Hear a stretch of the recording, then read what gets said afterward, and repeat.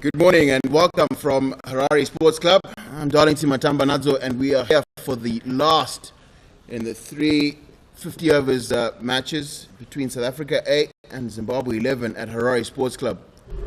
Everything to play for today.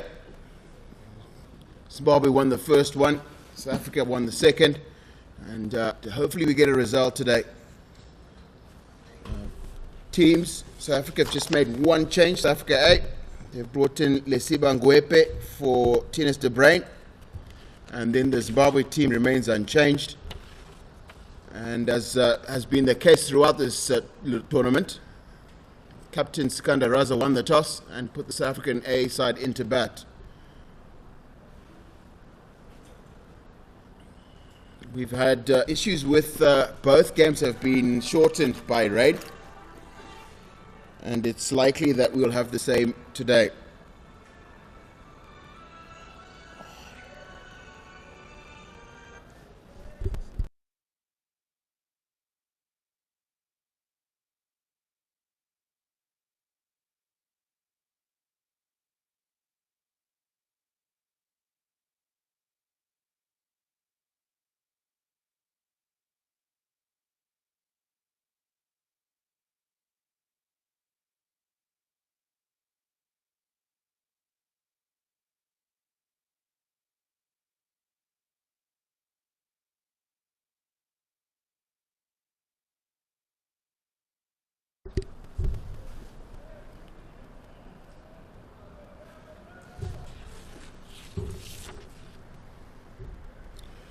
Batter on strike is Tony Dezorzi, and batting from the city.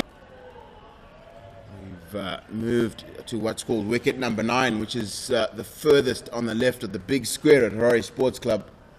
So we're going to have quite a short boundary to the left of your screens as Tony Dezorzi is standing, and a really long one on the right of your screens.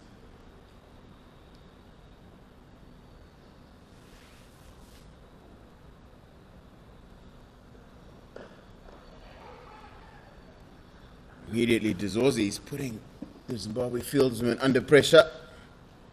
As soon as he's got it into that gap, he's called quite quickly and early. And his opening partner today is Ryan Rickleton. Looked good in the second ODI.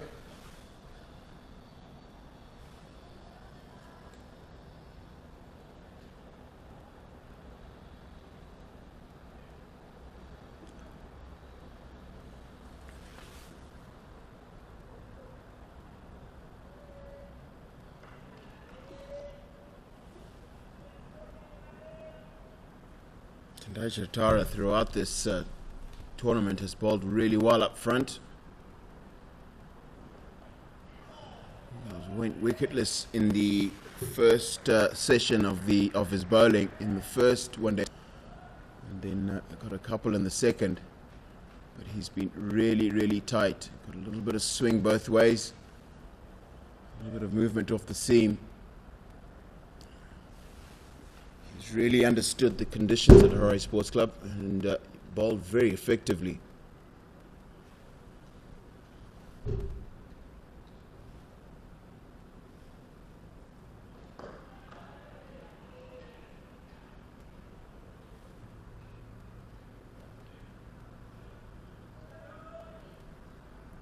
You see a little bit of intent from Dezorzi as well. As soon as he hit that, saw him take a couple of steps down the wicket, just to make sure that if there is any chance of a quick single there, he's already in motion before he calls his partner Rickleton through.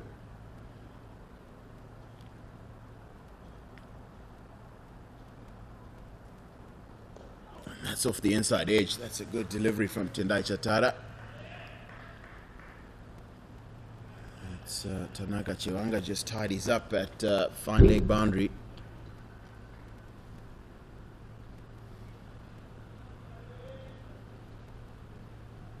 We expect that Chiwanga will be taking the new ball with Chatara, as he has done so far for the first two games. And he's bowled quite well and quite quick in patches. Doesn't really put together I suppose, a match-winning performance for the Zimbabweans. So they're just 3 from the first over of the morning, and South Africa A are 3 for none.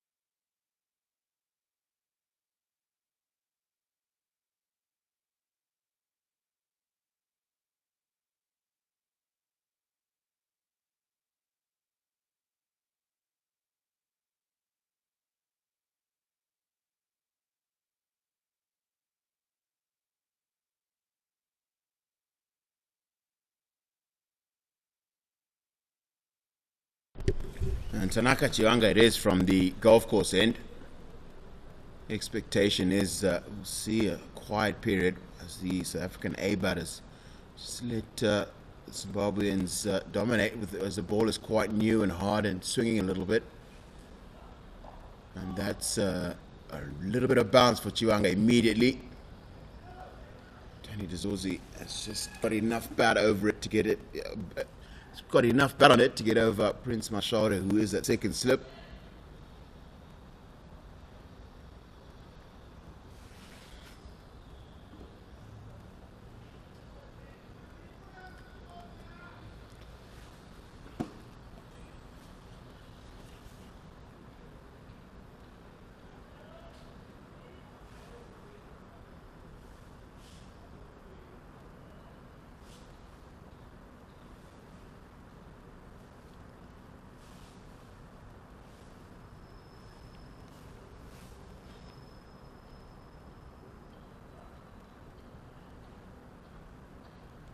But it's gotten through.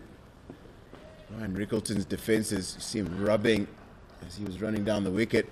He's just hit him above that thigh pad.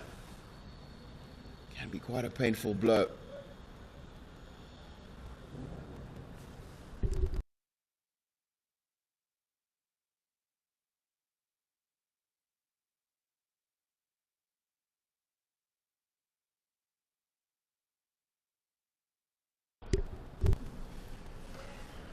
An air ball called as Tanaka Chiwanga oversteps.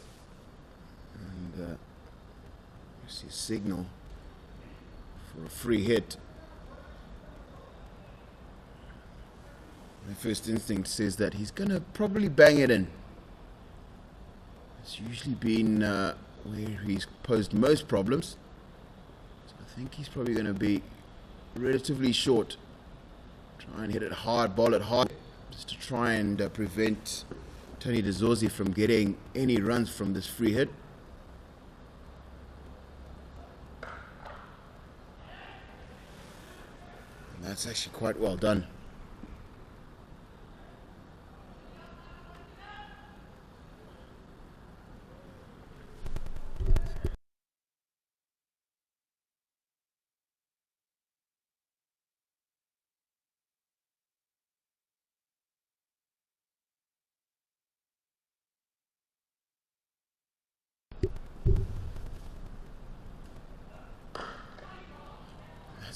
Quite a good shot that from Tony Dezorzi.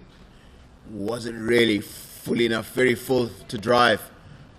He's shown really good hands. He's just waited for it to come to him and just punched it for 2.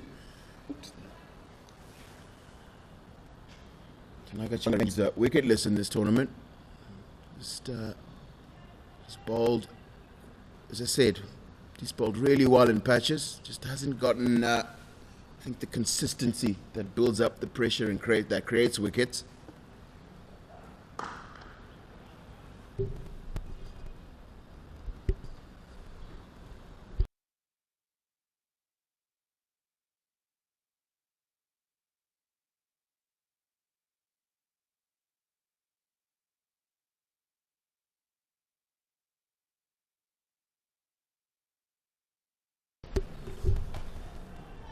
Forgive me, I haven't introduced my partner in the combox, Larry Kurirai. Really important game for the Zimbabwe 11 today, and obviously for South Africa, right? Yes.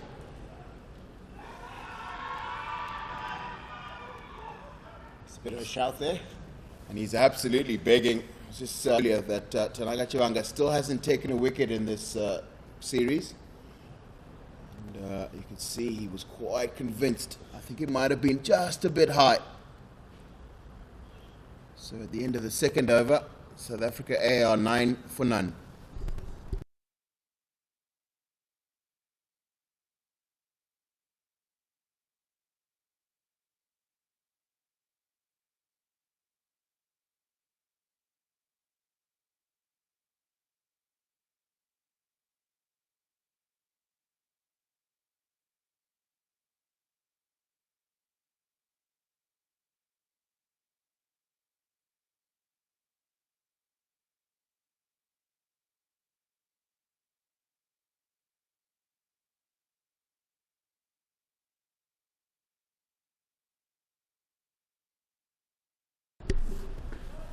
See Tendai Shatara outside edge again.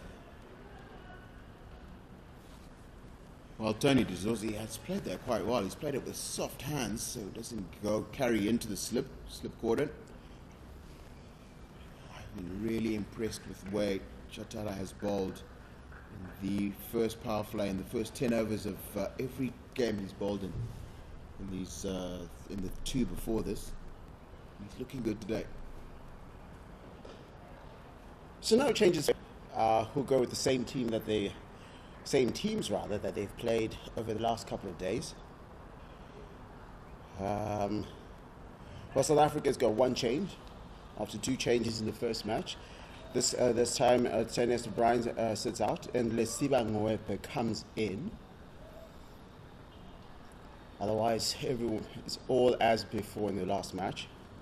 At the crease right now being Ryan Rickleton and Tony Dizosi. Rickleton impressed in the match before. Very important innings he played. Set up that win, in my opinion. Everybody will remember, is likely to remember Reza Hendricks. He got 102 in that match. But equally important was that 60-odd that Rickleton scored in that innings. He was very patient when he first got to the crease. And this game, particularly when the spinners came on, saw him hit over long off and long on at least once each.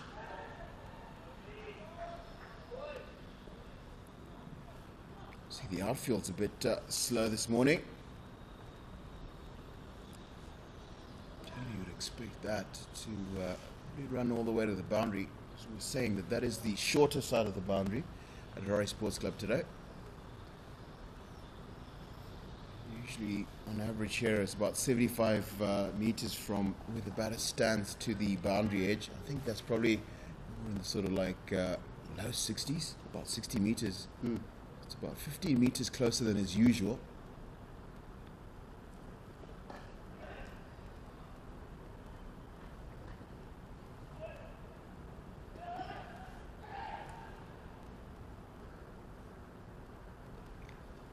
Long chase for Wellington Masakadza allows Rickleton and Dizosi to run three. Ball was in the air for a little bit, just a little too far away from Masakadza.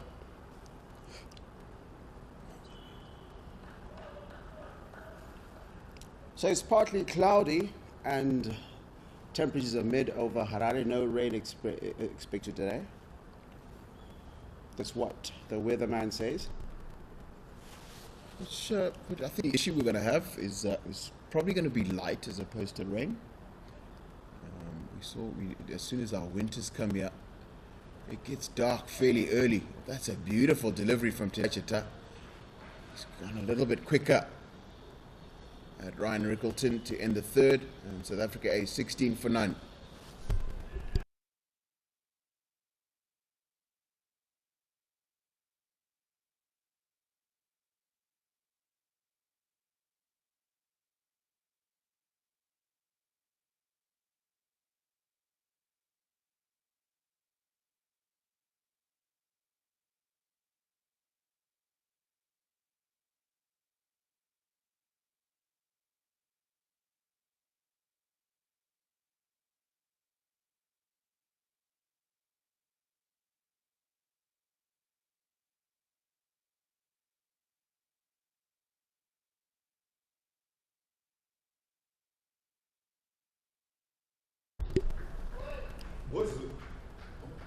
That's a beautiful shot from Tony Dezorzi.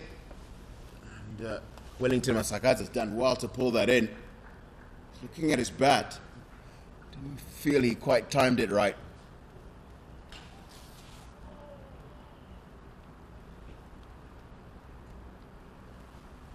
It's just let it come to him. Use the pace. Tanaka Chianga just to get it into that gap. So in the last over, we're talking about how the rain was affecting the second match, but not so much in the first match. But because it's winter, it's creeping into winter time at this time of the year.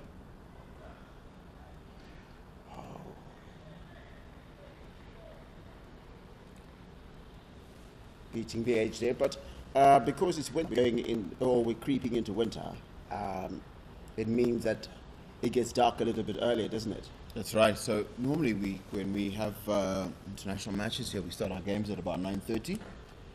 This one started about 15 minutes early. And I think just to try and get those in that sweet spot where you have as much sunshine as possible, but late enough in the morning that a lot of the dew that's overnight dew is managed to evaporate it. But I think, yeah, again, we're probably going to see a Duckworth Lewis result. We're going to lose a few overs towards the end of the day today, probably because the light goes quite early in this time of the year.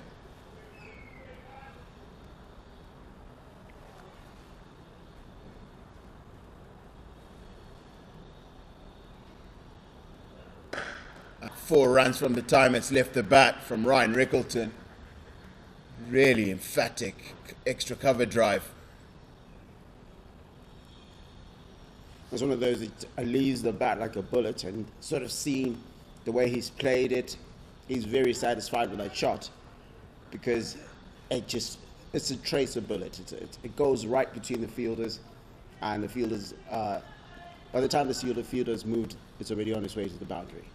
That's, I think the interesting thing for me is that we didn't see many shots like that early on in the first two internationals that were played here. I think this might just be we saw the one wicket was used for the first two, and this is a fresh wicket that's been used for the third one, and it might have slightly different character. As I say that, we see one really fly and get past the outside edge. I think the first two had a little bit more assistance for the seamers, particularly in the beginning, in the first morning, which is why as soon as Sikandar Raza won the toss this morning, he put the South Africans into bat, just trying to make sure that whatever assistance that the seamers have, Zimbabwe his seamers will use.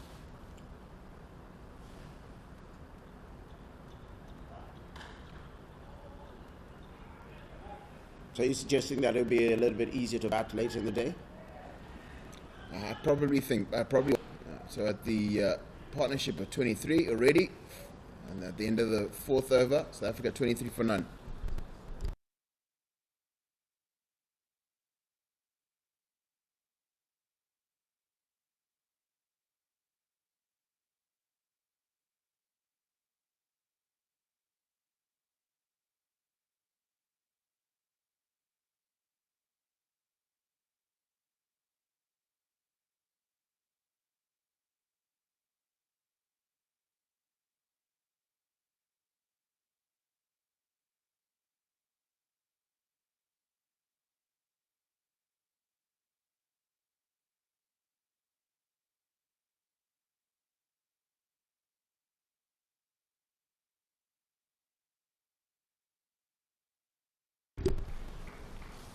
Tony Dezorzi, 15 or 14. And Rickleton, sedate 6 off 11.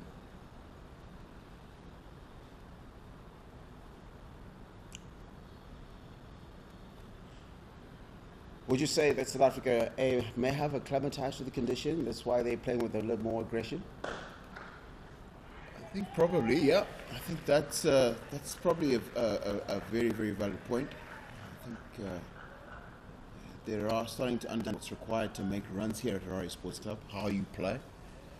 I think in the first one day international in particular, they were still sort of feeling their way around. And I think that's why you saw 3 quick wickets fall to Donald Tiripano as he came on as a first change bowler. And I think now you can see that the openers have a much clearer idea of how they should be playing here. Looks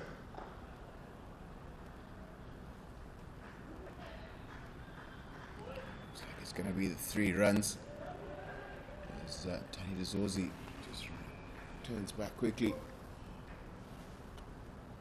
Good communication, Rickleton and Dezorzi. Run really, really well as a partnership.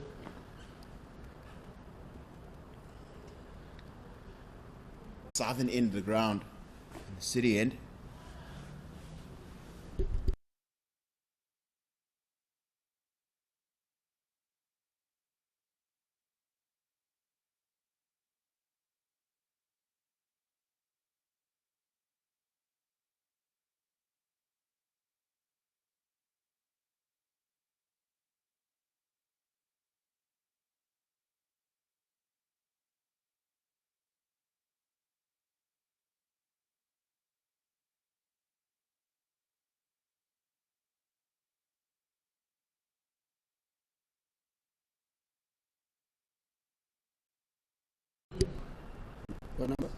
So that's Milton Shumba, and he looks like he's leaving the field. Should bring. It looks like he's limping off the field. He's played 2 really important innings for Zimbabwe 11 so far in this competition. Both of them in the 40s. Both of them have been not out. A real shame if he's not able to continue.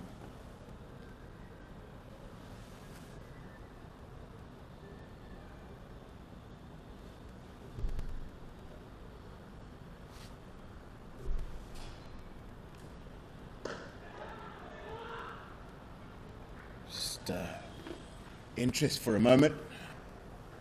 There's Ryan Rickleton. Hit that in the air. It was in the air for a little bit, but he's found the gap. Then it's raced away to the very short boundary, square on the wicket on the offside.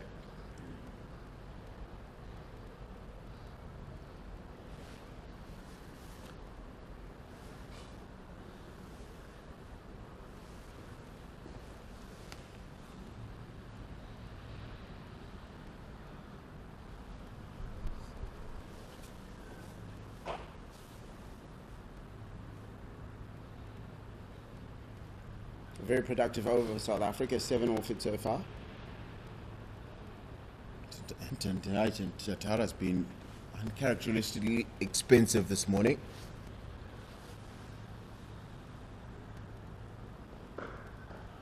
It's a good one to finish. The 5th over, 30 for none.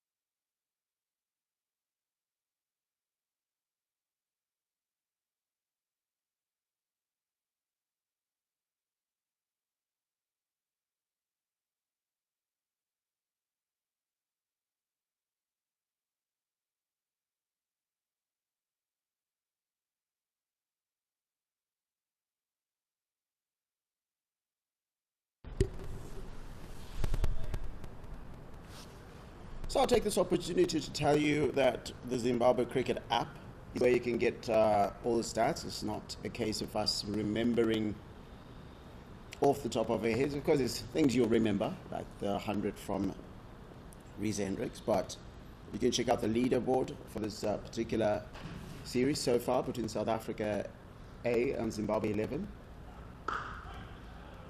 And of course, you can see scores as they happen, so you can follow the scores there.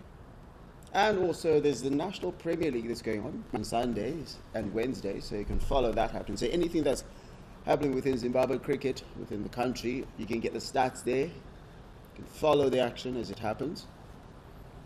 You can get it on the iStore as well as Google Play.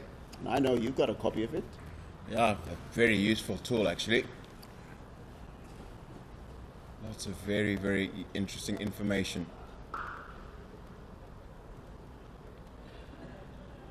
Intent is very different today from South African batsmen. We've seen they're 30 after 6.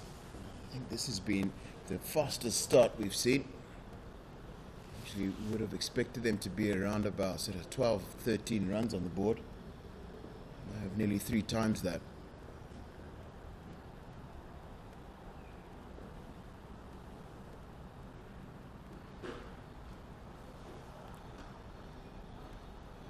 So again, the South Africa have taken the opportunity to mix it around a bit, get more players involved. Do you think South Africa, Zimbabwe could have gone with that? I know you've been speaking a lot about the fourth seamer, but going with the same team? Well, I think it makes sense in the level in that that's the team that won the first game that the Zimbabwe 11 won. And it makes sense that if you've got a winning combination, you stick to that.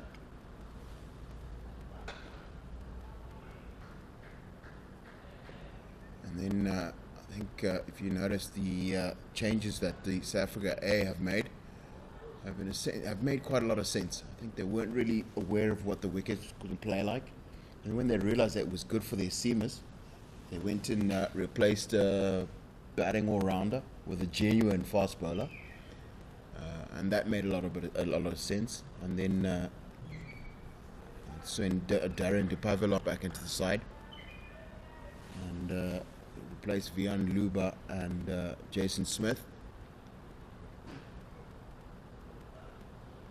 That's another beauty from Tanaka Chivanga. That's the end of the 6th. 32 for none.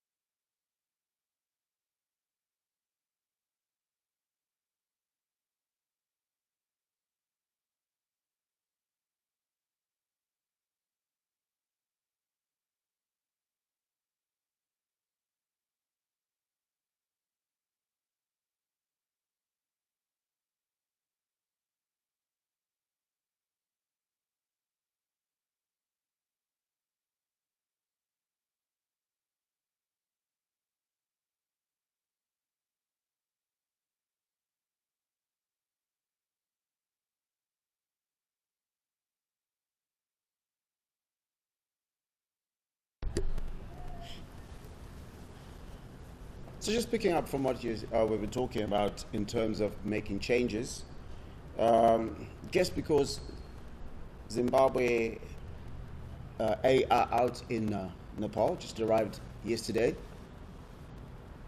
A lot of the players, Zimbabwe's player base is spread a little bit thin at the moment in terms of who they can call for A side and Zimbabwe, isn't it? Yeah, very, very definitely true. The thing is, I think you've got a lot of guys here, like, as you say, Tanaka Chivanga's not really played much red ball cricket in the red jerseys. And that's good for him to actually have an extended run in this competition. Because we think that, at least I personally think, he's really definitely one you want to have in the future. Because he can bowl really, really quick. And of course, with the tours by Namibia to Zimbabwe next month, and then Afghanistan coming to Zimbabwe in June, you want to get guys like Tendai Chatara with as much fitness and as many balls sent down the other end as much as possible. Absolutely right. And then the other thing that we know is that Prince Mashaure has got 49 in the first international. Hadn't played a lot of white ball cricket in a very, very long time.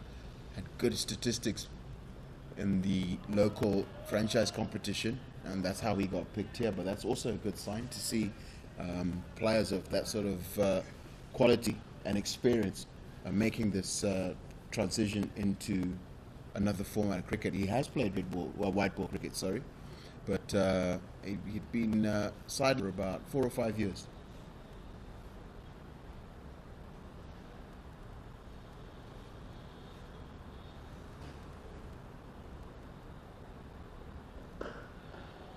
And then the other very interesting thing for me is that we saw Takuzwa Nashikaitano, who made 50 for a very, very long time on his test debut last year against Bangladesh. And we're seeing him given a chance in white ball cricket. A chance. He actually earned this chance, the right to be here. I've made a lot of runs in franchise cricket, and as did Kevin Kasuza, who's typically been seen as both of them have typically been seen as openers for test match cricket. And it's good to see that we've had these these improvements and guys being given opportunities to express themselves in a different format of cricket, and probably continuing into even shorter T20 later in the series. So at the end of the 7th, 34 for none.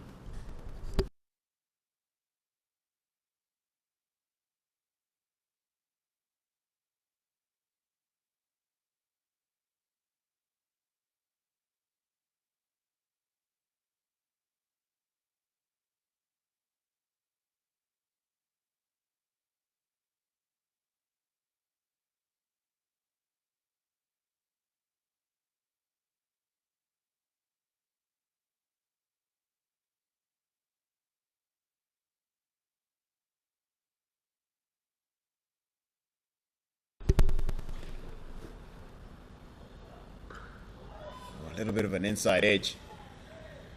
Had his heart in his mouth there just a bit. And was playing that onto his stumps, which Zimbabwe would have gladly taken. Yeah, and it's interesting. Appeared to be playing with a little bit more freedom today, the South African A batters.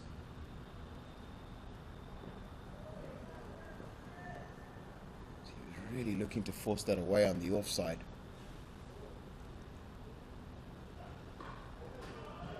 It's a very good response from Tanaka Chiwanga. So looking at Tanaka Chiwanga, what would you call his wicket-taking ball? I haven't seen him in the domestic season, because you can see he has action. He maintains a good line, but I just don't see which one would be his wicket-taking ball. It beats the edge quite a bit. So for me, the combination of it is a combination of two deliveries. We saw the last ball he bowled at, and around about that length, a little bit straighter though. That's usually where he gets it. He gets quite a lot caught behind, caught behind, because he normally takes swings the ball into right from the left-handers, and then in domestically he bowls a pretty good Yorker, combination of bouncer and Yorker. And those have generally been his assets.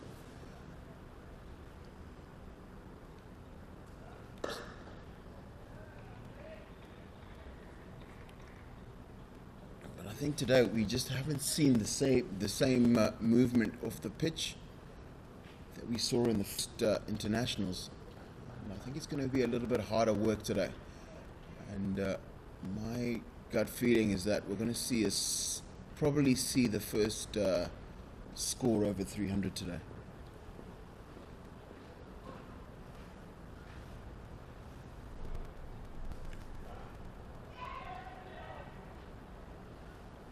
A little bit of excitement. Must have been an inside edge. Fell short. We were talking also about the makeup of this side. We see kneeling at the top of our screens there is Richmond Mutumbami. Also had been out of the setup of the Zimbabwe one-day side, the 50 overs team, and he's again on the back of a weight of runs. He's forced his way back into contention, and we know that Reggie Chakava was listed for most of the franchise competition, one-day competition. And it's important to have options and to develop them. Make sure that if an injury should happen, you always want to make sure that the people who come in and replace your key players have been playing a lot of very, very high quality cricket themselves. So after 8, South Africa are 35.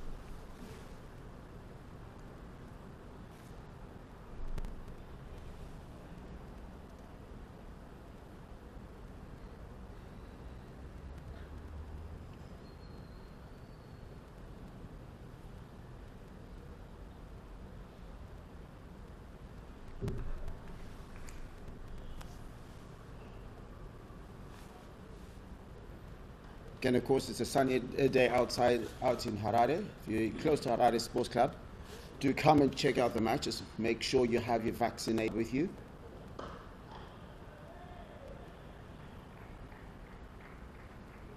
And if you're not vaccinated, do go and get vaccinated so you can come watch some great cricket.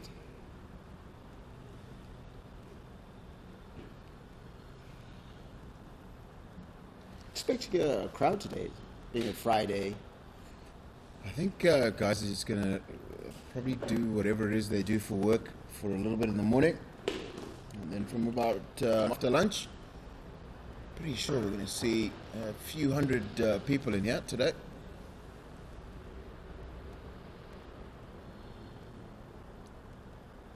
And then there's the usual crowd that's in the area around the Centurion on Friday afternoon. I think it's going to be busy and it's going to be quite loud later in the day.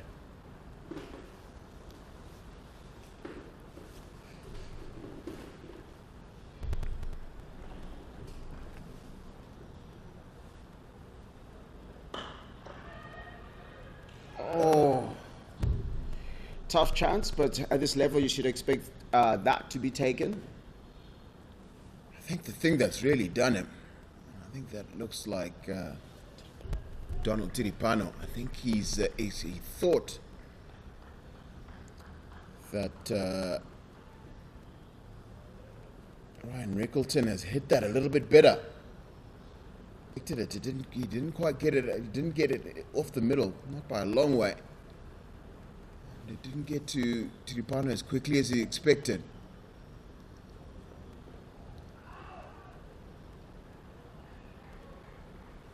Just a couple of those balls, even that one from Tendai Chatara, which cramped the batter up just a bit. And we saw the other side, Tanaka Chivangi almost chopped it onto his own stumps.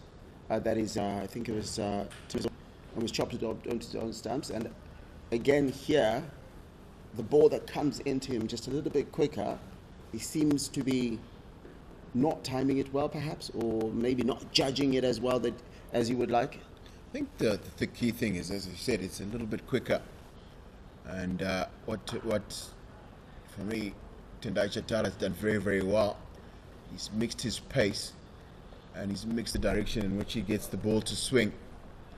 A couple away from the left-hander and then changes his pace and gets on to come back in. So at the end of the 9th, South Africa are 38 for none.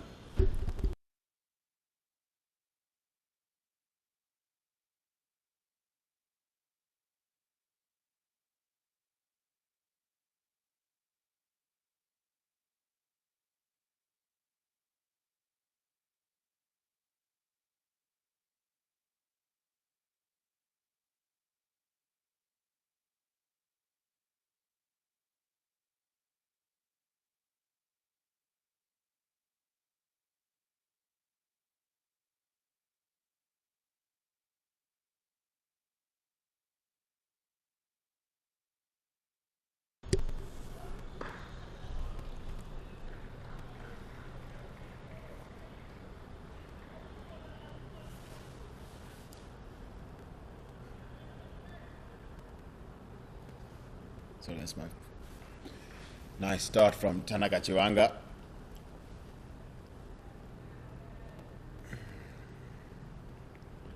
Into his fifth, economy 3.6. Quite good. I think if you look at this tournament, or rather the series so far, Tanaka Chiwanga has been very good. And it's when he has, it's when he's had his first change that I think he struggles just a bit. Yeah, no, I think I saw the incident I remember most was in his second spell in the second international, where it had been a really, really horrible day. It had been raining, and it was, I think it was around about 11 or 12 degrees that day. But most of us Zimbabwean guys who play cricket in Zimbabwe aren't used to playing cricket with temperatures that low. I think you just need to make sure you keep yourself warm throughout the game, because it's very, very easy for your muscles to tighten up and lose that flexibility. And then coming onto ball after that can be very, very difficult. That again is a beauty. That is a really quick delivery. You see Richmond Mtumbami collecting it above chest height. It wasn't off a very short length.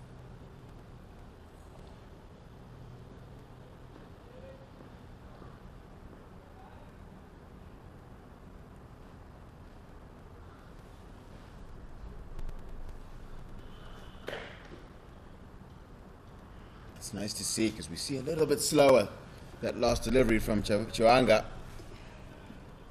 After the really quick, shorter delivery, he's thrown it up and bowled it a little bit slower.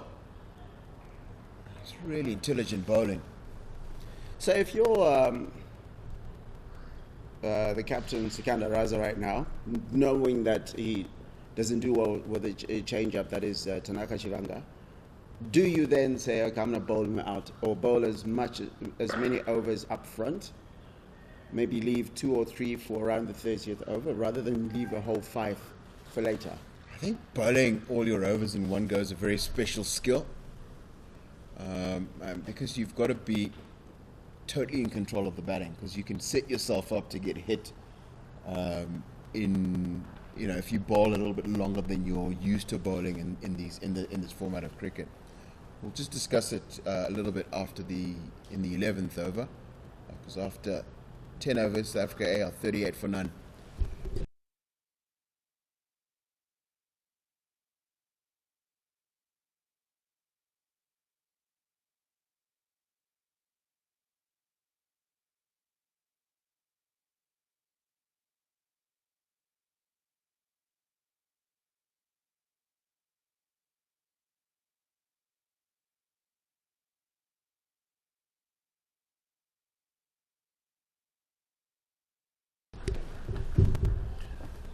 Rickleton swings that away to the leg side. It's going to get just the one from it.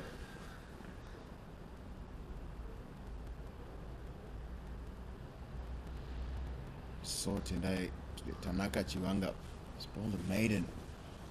It's 5th over. Often the temptation is to just try and give him one more, especially if a bowler can bowl that. As the power play is just about... the first power play has ended. You can get one more from him. Very, very good idea.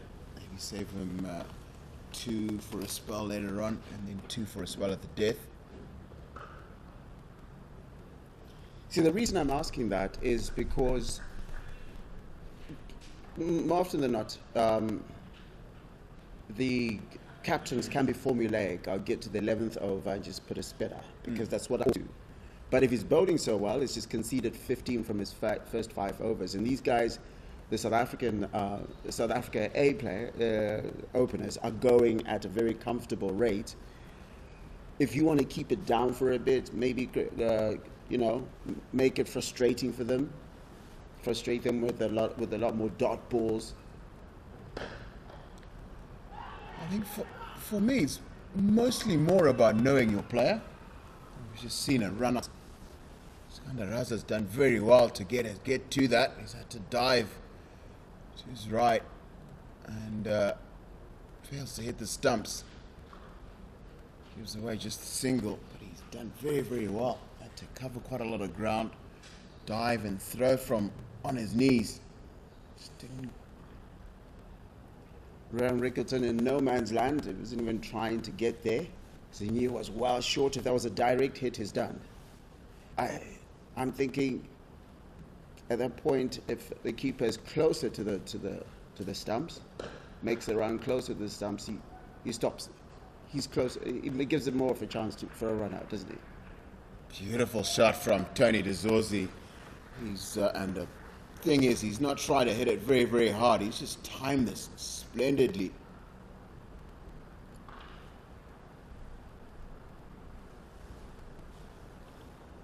We were talking earlier. I think it's about knowing your players. If you want to say to Nakachiwanga ball one more here, you've got to know him well enough to know, is he going to be able to do it? Because some bowlers want to bowl their 10 in 3 spells. Some would prefer to do it in just 1, and then others would want to split those 10 overs into maybe 7 and 3, something like that. So it's just a question of how well Skandaraza feels comfortable. It's the first really short delivery we've seen from Tendai Chatara. Attempted bouncer, just didn't have that extra spice. Suggests that this wicket's really, really, really turning into quite a good batting surface. And looking at it, it's been an uncharacteristically expensive first 5 overs. This was from Tendai Chatara. And this over, it's got 8 off it so far. And 8 is all, well, it's not necessarily all they'll get, but 8 is what it is. And out is 11 overs, South Africa A are 46 without loss.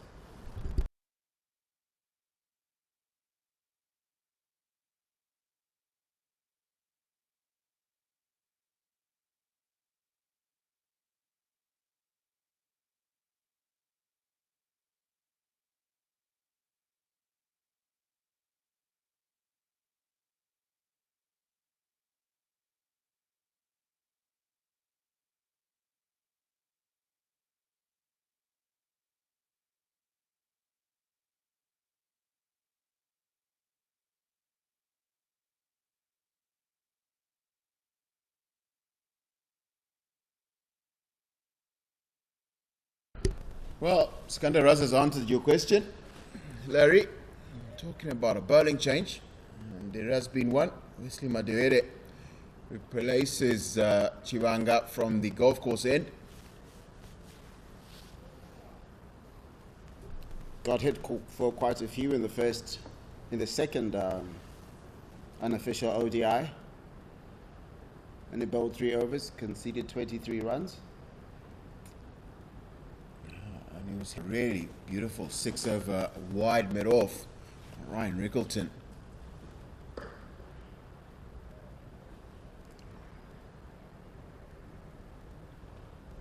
And I think, just watching, Tony Dezorzi is going to be looking towards Car Corner, which is a relatively short part of the ground today.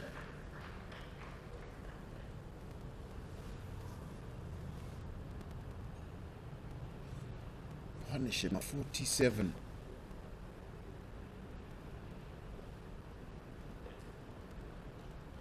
And that's a beautiful shot from Ryan Rickleton. Beautiful reverse sweep.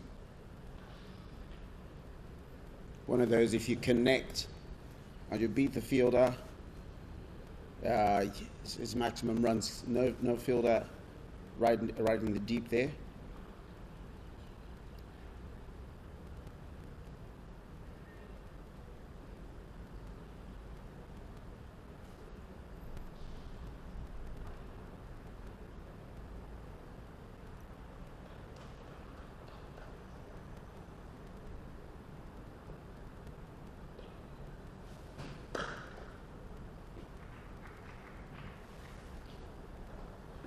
It's really clever batting. Just make sure he's got his boundary for the over. Just make sure you share the batting with your partner. Ready, 6, 2 balls to go. That's the area. I think when we see some running, run well, get the 2.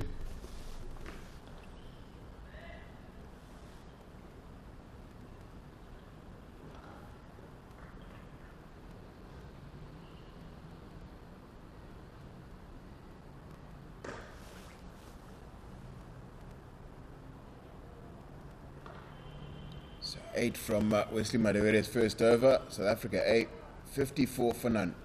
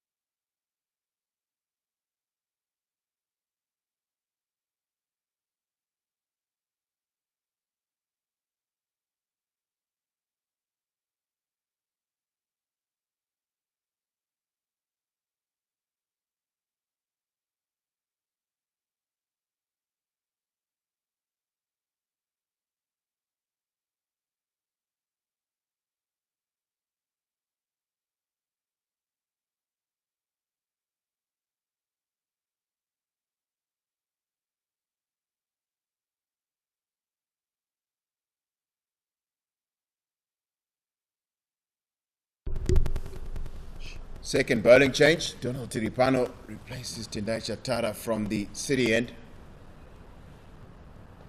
Had an amazing first spell in the first one-day international where he took 3 wickets in about 15 balls.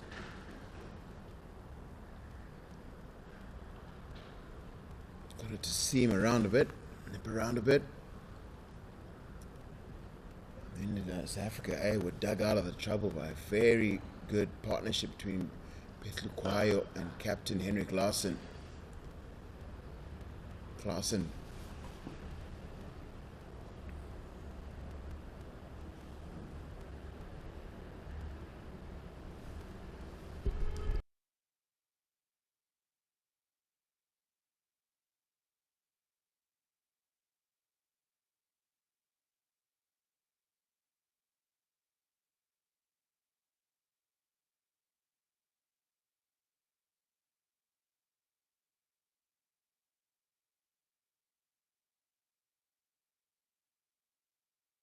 And that is a huge 6. Okay, just not as huge as expected. It just went really high. That's a really long part of the ground that we saw that. I think we're using the wicket farthest to the east at Harare Sports Club. And because of that embankment, you can't really push the boundary much further out that way. And so it always tends to expand out towards the west of the ground. And that's a really, really long hit. I think that's about 85, maybe even 90 meters from where Ryan Rickleton is standing. And just talking about how well he bowled in the first international, and I think Rickleton is just saying to himself, I'm not going to let this guy settle. Can't let him do to South Africa what he did in the first international. Perhaps this is a sign that the South Africans are going to go after him.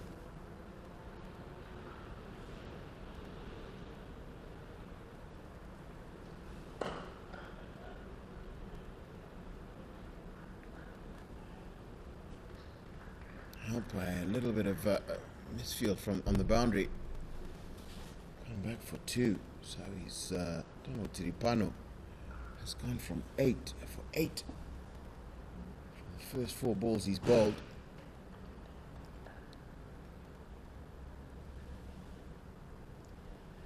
Mind you, looking at it, the last 2 overs have both gone for 8.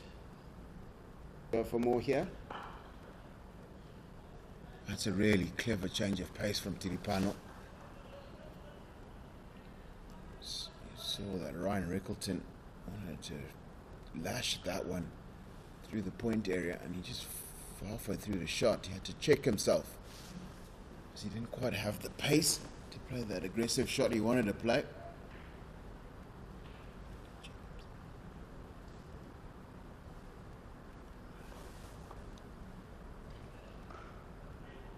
Another change of pace, a little quicker to end the... I think they still want to end the 13th over. South Africa 62 for none.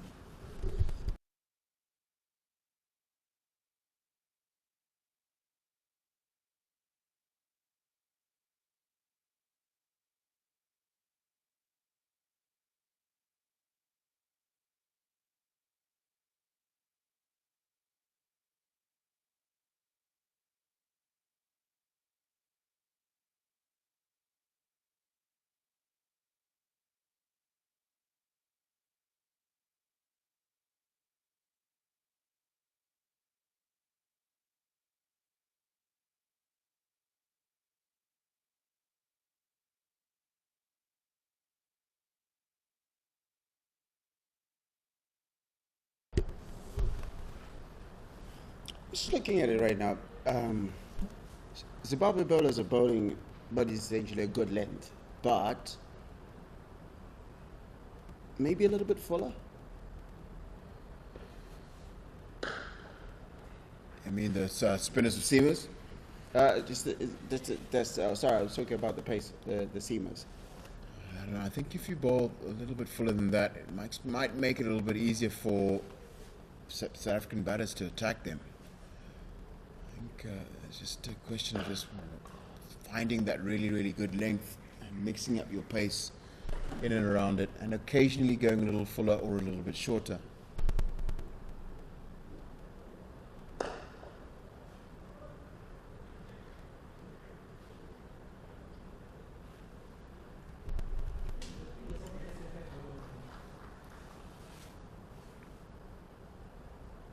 Captain Sikandar Raz's got his work cut out today.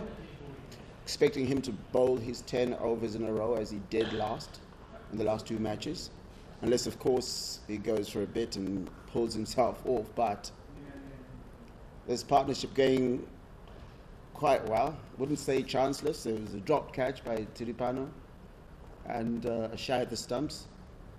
That would have certainly had Ryan Rickleton out. But other than that, these two batters have played very well.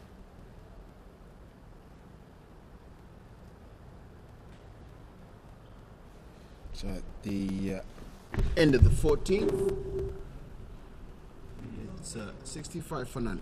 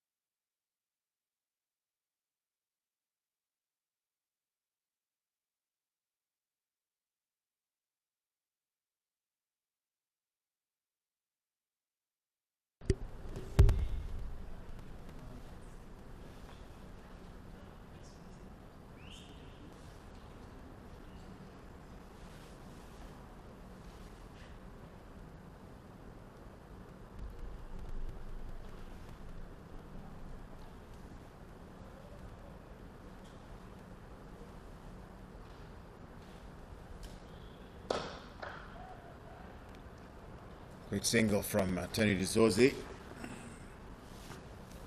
Wait, look what a long way to Sikandar Raz's left. He knew that there was he'd be able to get that onto his right hand to throw it in.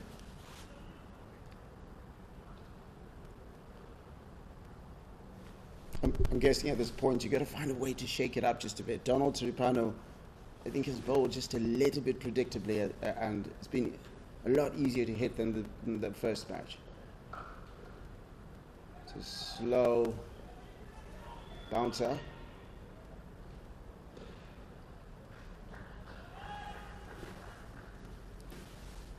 And Ryan Rickleton comfortably completes. Run back there. 2 runs, rather.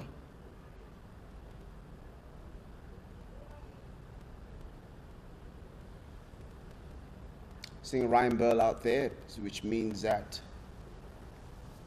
Milton Shumba is still out after his tumble while chasing a ball at long on.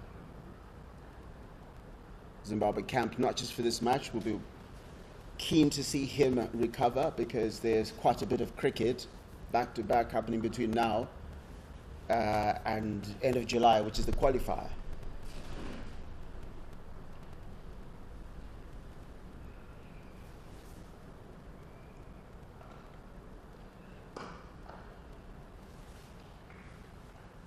Kind of the sort of line in length that Donald Tiripano want to bowl more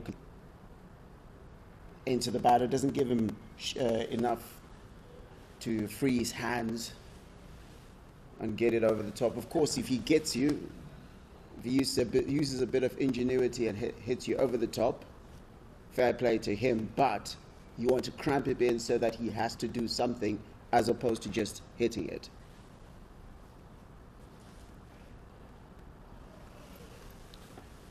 Very good change of pace from Donald Tiripano to end the 15th over, and South Africa are 70 for none.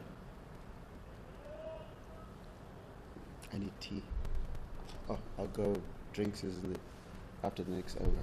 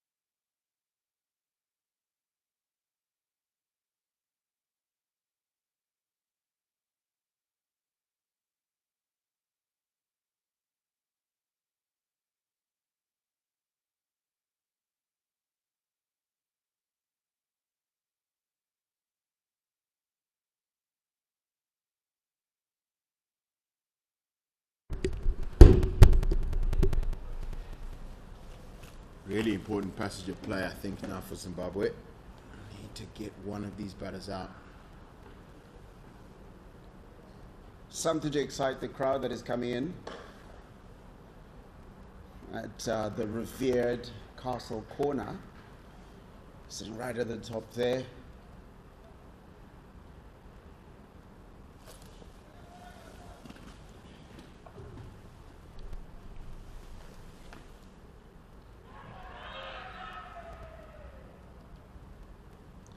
Shout there, not sure he had an edge on it, but I've certainly excited the keeper and the bowler, Wesley Madevere.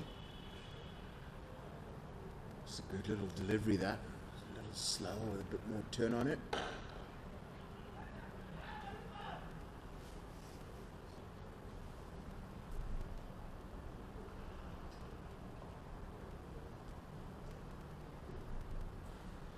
Wesley Madevere, like any typical spinner, just quickly going through his over right there.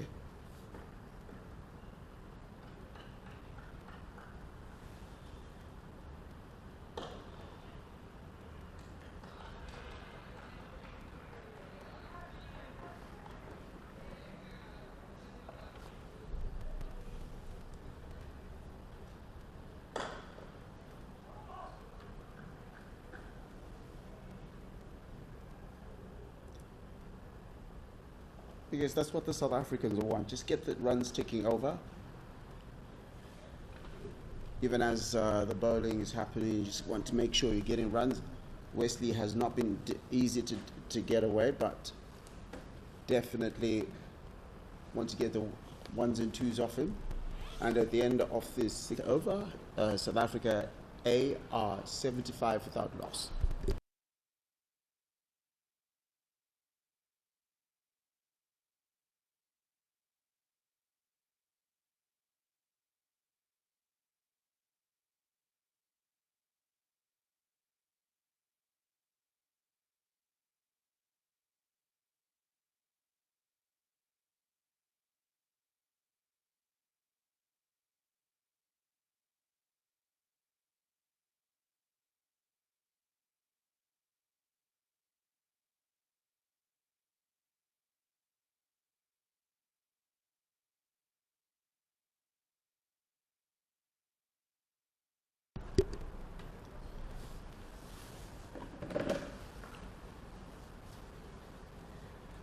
from the South African perspective, this is a good game for them at the moment.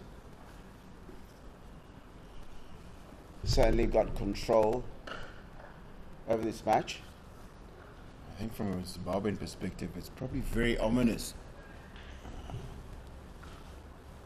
Games that start with really big partnerships like this can go south very, very quickly. They create a platform from which there's got a couple of few guys in that South African lineup who can really hit a long ball. If you give them a platform, it means they can go right from the beginning. That's probably going to be called wide. Just going to reload that. But that said, I mean, I've seen so many times, not just at this level of cricket, but even at higher levels of cricket, when you have a big partnership, often, sometimes what happens is the next couple of wickets fall down, one after the other. Maybe it's a combination of you having sat down for too long, because you need to really psych yourself up to get into into a match. But I've seen it so very often that you have a big, that's a beautiful shot right there from Ryan Rickleton. Just slapped it. It was asking to be slapped. Really good shot, that.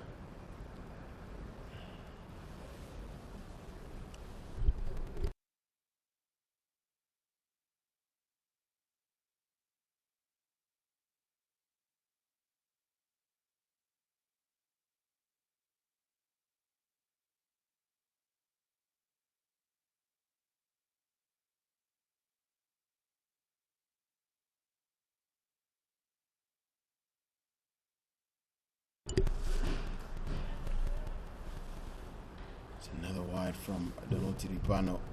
It's the second one already in this over. And for a player of his experience, he'd be very disappointed. He's got 8 and over right now. 8.14. Certainly Zimbabwe need him to keep it tight at the moment. Run rate not quite running away. It's about 4.97 at the moment. It is 4.97. But, like you said, if the platform is set, the other players come in with a lot more freedom, because you're not having to make up for a slow start. For the loss of lots of early wickets. And it's always ominous when you get a really, really good start. Partnership of 82. Sikandar Raza interested in that just for a wee bit. No, it's actually Wesley Made. That's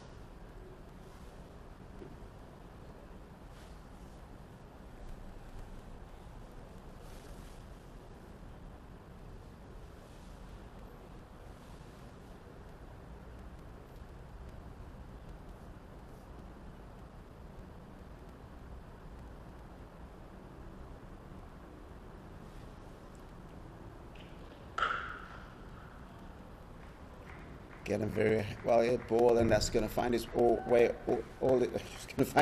to the boundary. Just no chance of getting to that. And at the end of the 17th over, South Africa A are 88 without loss.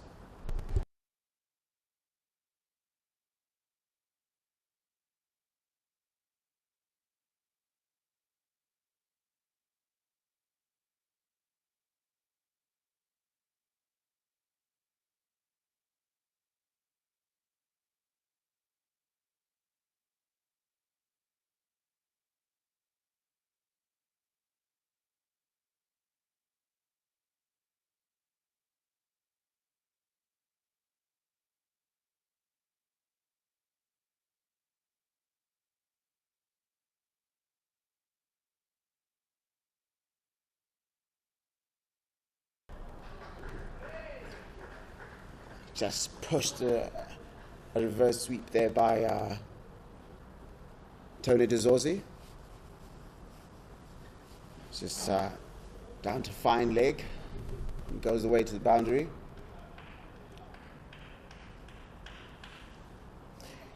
So for Zimbabwe, have they caught themselves into a lull where they're just sort of going through the overs? Do you think they're really trying anything here? It's flatness. I think it's called being flat. If you listen to them in the field, in the first sort of 5, 6, or 7 overs, there's quite a lot of chatter and between the fielders themselves, and it's gone quiet. It's been quiet for a little while, and that's often a bad sign because it just means that you're starting to go a little bit through the motions, and you're not communicating to the rest of your teammates. It's just gone a little bit too quiet. Well, the other thing I was noticing is that we saw the first reverse sweep was played by Ryan Rickleton, and then we see Tony DeZorzi play a reverse sweep today, just in this over. And then we saw Tinus de Brain play a reverse sweep. And so it seems to be something that is a part of their team ethos, where you see that three of us are playing that reverse sweep, which is a very useful shot to have because it forces a side to always have extra fielders behind square if you can play behind square and if you can play that shot. And it's something I've noticed that throughout the series we've seen South Africans sweeping on both sides of the wicket and using that reverse sweep as a team, not just individual players, but as a team. It seems to be something that they worked out as a very useful shot to play in this format. So just 6 from Wesley Madawere is over, and 94 for none. And then we'll be back to you in about 5 minutes as the teams will take drinks.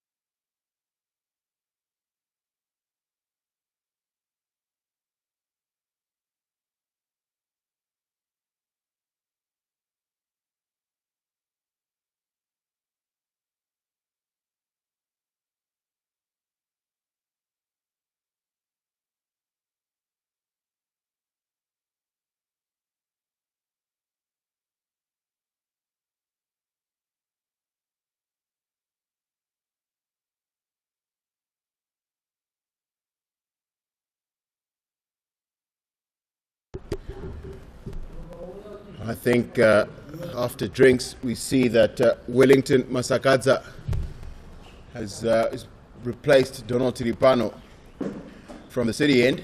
I think that's a forced bowling change.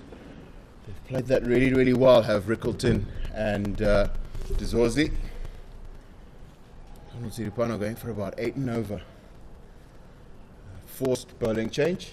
And there's been a forced change in the commentary box for the first time this morning. Tinashe Chimbambo. Morning, Darlington. Southern bowlers have had it tough this morning. Different wicket from the ones that we saw for the first 2 games. Absolutely, and this looks like a belter. We might be in for a very interesting game here. 2 South African openers looking very set and dominant. Ryan Rickleton.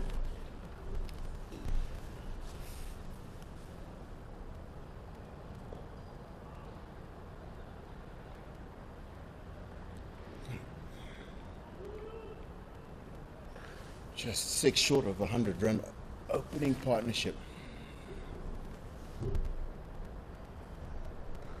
That's a really good sweep, and it's gone to the left of Tanaka Chiwanga. He's done very well to keep it in the ground, keeping it just down just to 2. That's really good fielding, Chiwanga. Yeah, very good fielding from the big man, big fast bowler. They don't like throwing themselves around, but in this time around he does, and does very well. Saves 2 runs for Zimbabwe.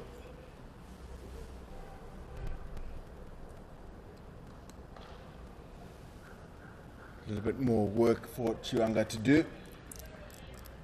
So a little simpler.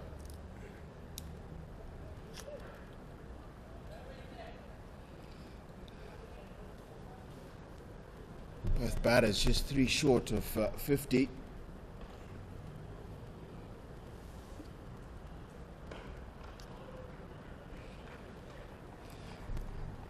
That's a much better line. That's about where Wellington will be willing to pitch most of his balls.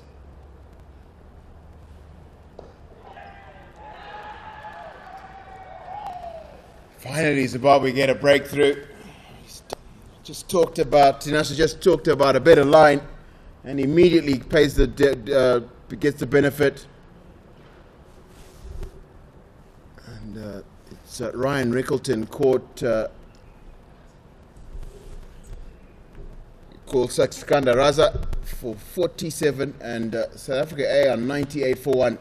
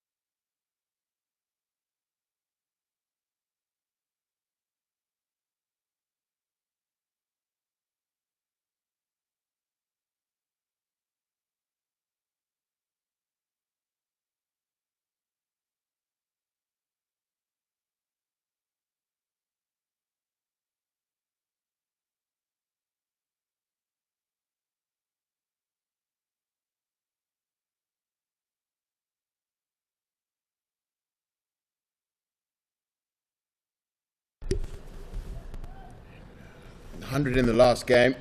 New batter in, Reza Hendrick.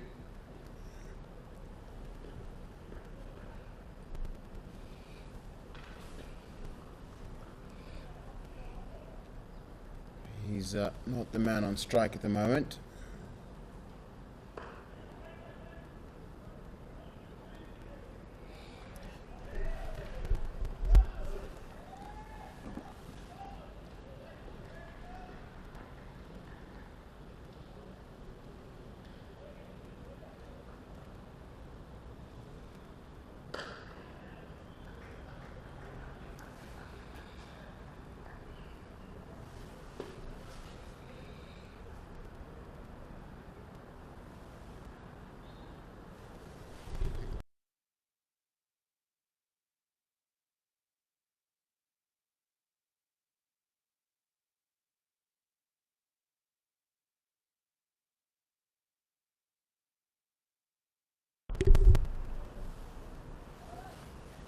99 for 1.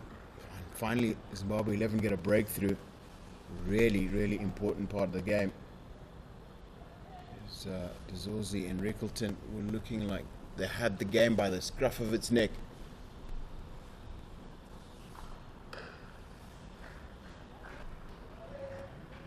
That brings up the South African A's 100. 101 for 1 in the 20th over. Yeah, very well done by the South African batters. The two experienced top order batters, Rickleton and Dizorzi, doing the business. 99-run partnership before Rickleton missing out on that 50 milestone. What I liked about the way that the South Africans have batted today, they've done so without much of a fuss, without risk, and credit to the Zimbabwean bowlers as well. They haven't really let them run away with the game, even though they didn't take any early wickets, Darlington. I think the key thing there has been the way that Skandar Raza has he's made 4 changes so far, 5 changes, used 5 bowlers. And I think as soon as somebody looked like they were getting a little bit of a tap, he took him out of the attack. We saw Donny Tiripano struggled a little bit, got out of the attack early. We saw that normally we know that Ndai Chatara likes to bowl usually 7 or 8 in his first spell and then just have 2 at the death. We saw he bowled 6 today. So that's usually 2. That's probably 2 less than he would normally have bowled. And I think that's just really, really good captaincy. After 20 overs, South Africa 103 for 1.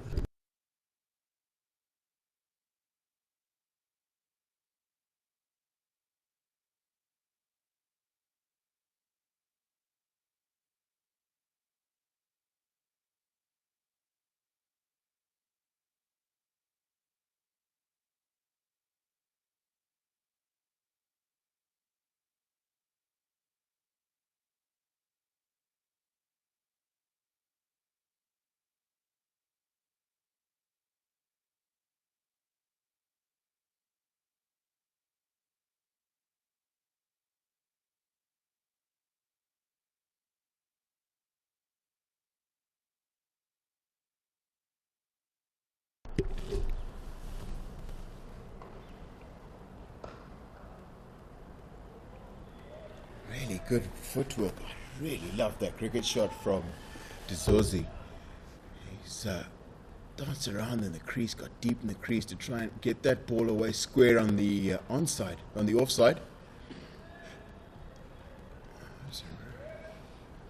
This has been an inspired start, though, by Wellington Masakadze, who in the last couple of matches has really struggled to get going early on. And since today, he has gotten his lines and lengths much better, and rightly so. He's been rewarded by the prize wicket of Rickleton. I'd like to see, especially that option you're speaking about, Dizorzi getting deep into his crease, trying to open up that offside. I would like to see how Wellington deals with that. Him coming around the wicket obviously is a ploy to try and make sure that the South Africans only score from one side of the wicket. Oh, that's a nice, slower flighted delivery.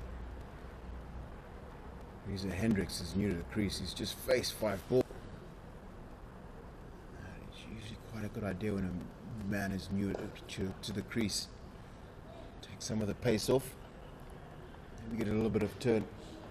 So at the end of the 21st over, 104 for 1.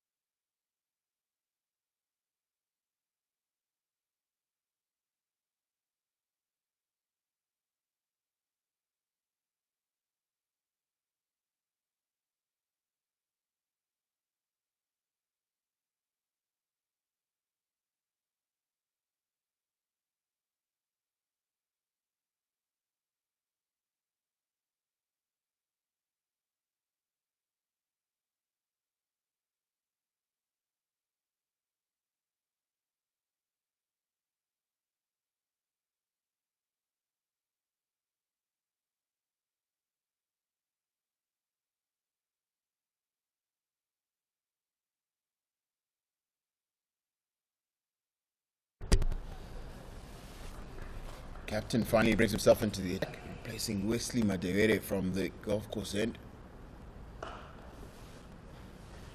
Throughout this series, he's been very good at finding those breakthroughs. And that's Tony Dezorzi's first 50 of this series, of just 67 deliveries.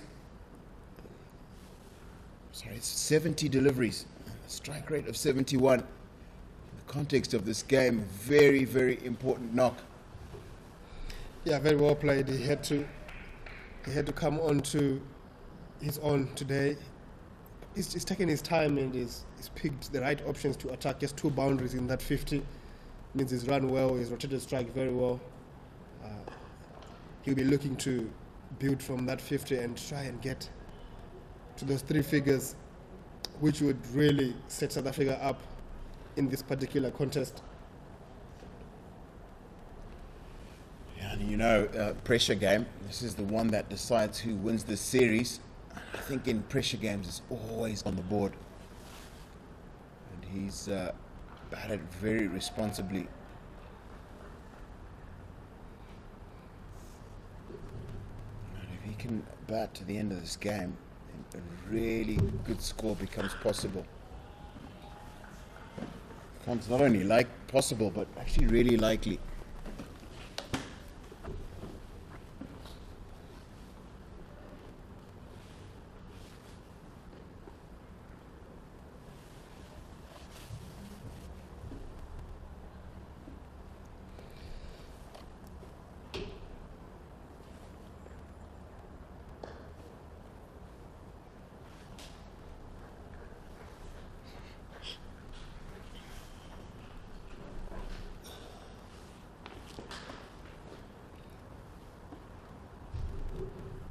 A 106 for 1.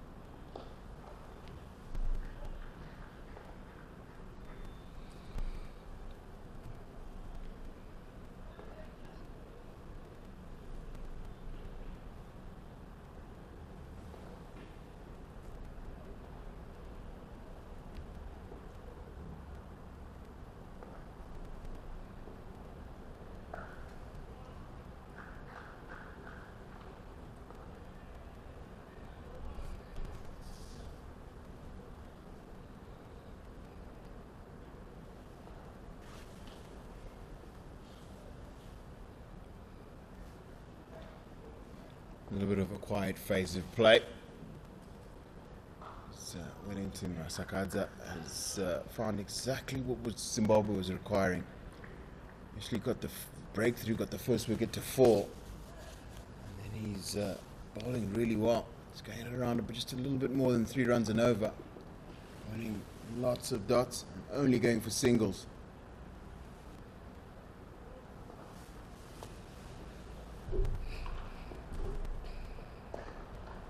Yeah, you always speak about wickets being the best in keeping the run rate down, and Zimbabwe have found it to be exactly like that. after 23 overs, South Africa A 110 for 1.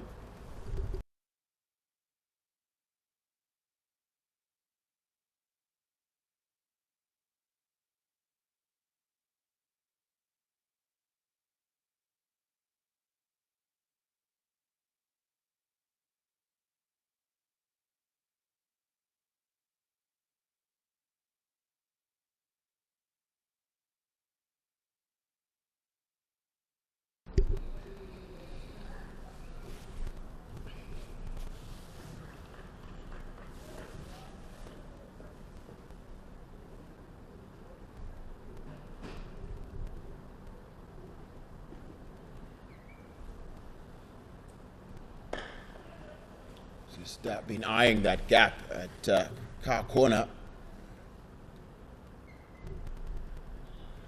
It's Tony Dezorzi.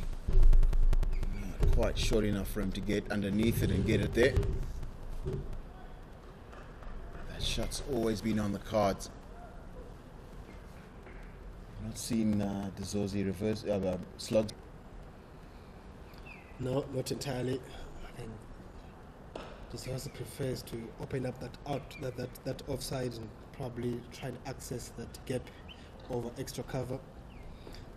He's more classical like that. He likes to play those type of shots. But with the field that we've got at the moment, he might be tempted to get on that one knee and heave it over that straightish mid wicket.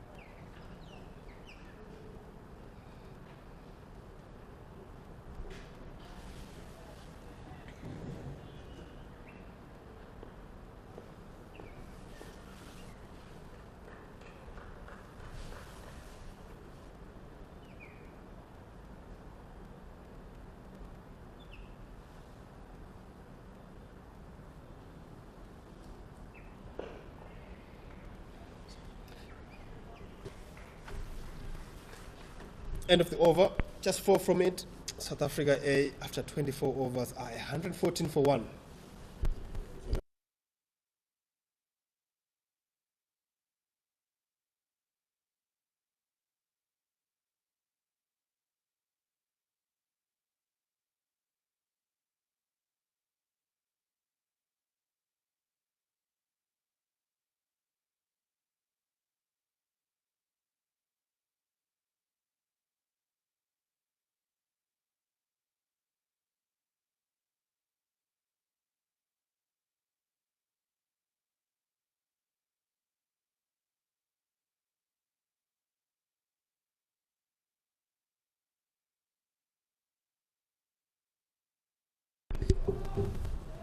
Reza Hendricks has got it quite a long way behind square.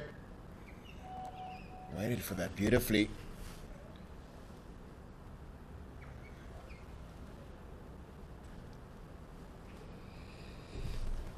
Yeah, he waited for that one nicely and obviously aided by a fumble by Ryan Bell in the deep. Picks up 2. Good start to the over.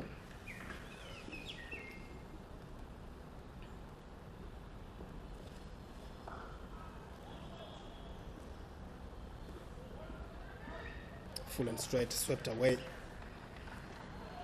Very good sweeper of the ball is Hendricks. He will feel like he missed out on that particular ball. He wanted to get it a little bit finer than he managed to do in that particular delivery.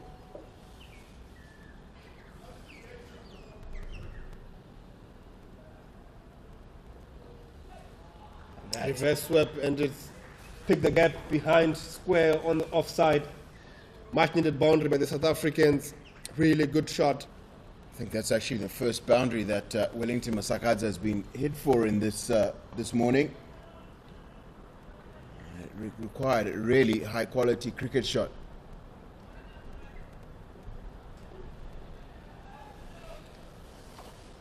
realizing the line of that particular delivery.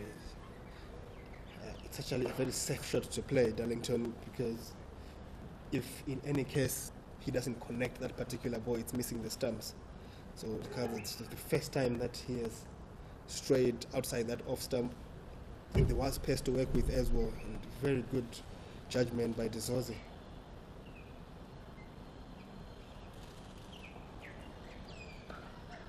And then another really good shot. I don't think that was wide enough to actually, he's made that shot by deliberately getting leg side of that ball. That's the 2 boundaries in this over. It is quite a good spell. It's suddenly become quite expensive. Already 10 off this over, 11, and still 2 balls to go. There have been some really quality cricket shots. It was a quality cricket shot, Darlington. Enough pace to work with from Wellington, and he just had to make sure he makes good contact and picks the gap. And he did so with ease.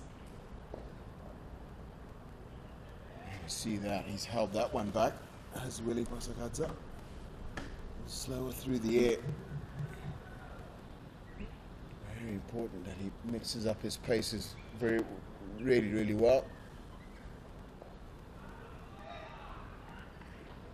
And that's a really good single. It's gone straight to Prince Mashali's right hand, who's left-handed, to end the 25th over, 126 for 1.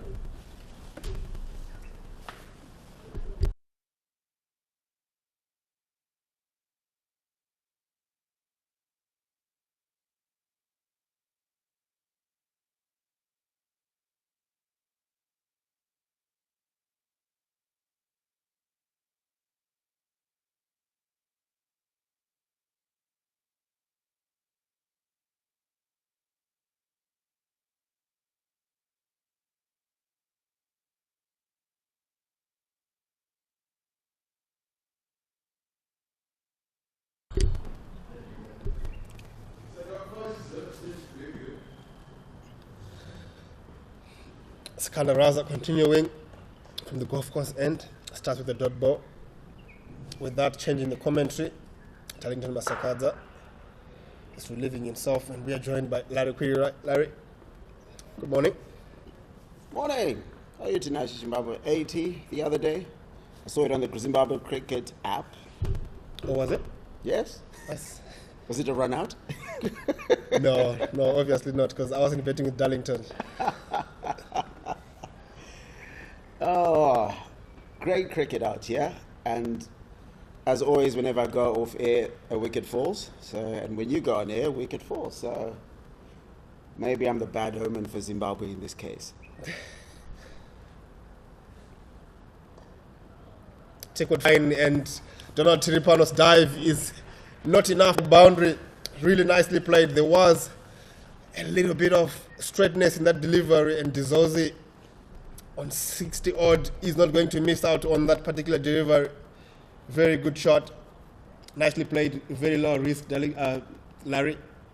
A very low risk shot because, and you've seen that they've sort of picked that up today because they've played a lot of those shots past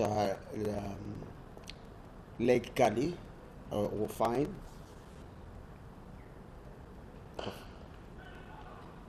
Lake. So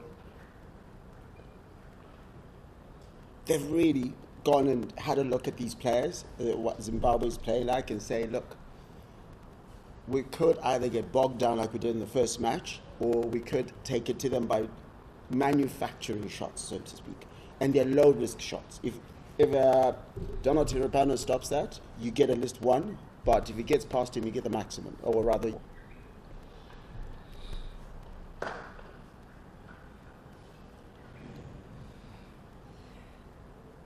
And I always remind people the weather is looking great today. We don't expect any rain according to the weather forecast today.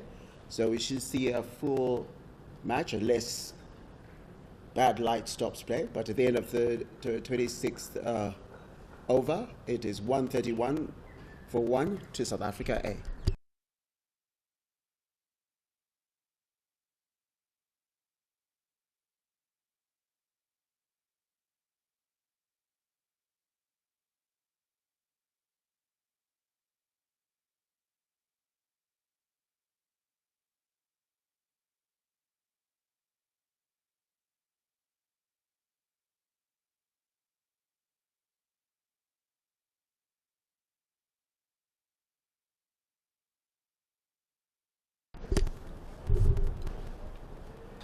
Masakadza continues. He would like a better return than what he managed in the previous over. 2 boundaries. I'm sure Wellington will feel a little bit more comfortable bowling to Rikuton. Obviously, as I say so, picks it over mid-wicket and 1 bounce into the rope. What a very good cricketing shot. No fielder in that deep cow corner region. Excellent cricket. Absolutely excellent cricket, because what he did there is he saw the vacant area. Sort of, I think Wellington became just a little bit predictable in terms of what he was bowling. You know, he bowls a couple of short balls and then bowls a little bit fuller, and he just picks him off from there. Goes again, and there could be a catch. Taken! Oof. Couple of juggles by Kevin Kasuza at Kaukwelleg. Wellington Masakadza wins that battle after being hit for a boundary in the previous ball. The experienced Reza Hendricks will have to walk back. Yes, that is it. That was kind of one of those testy situations where he thought, oh my God, is he going to drop it? But Reza Hendricks, who made 100 in the last match, has to go. And so after 26.4 overs, is 136 for 2 to say.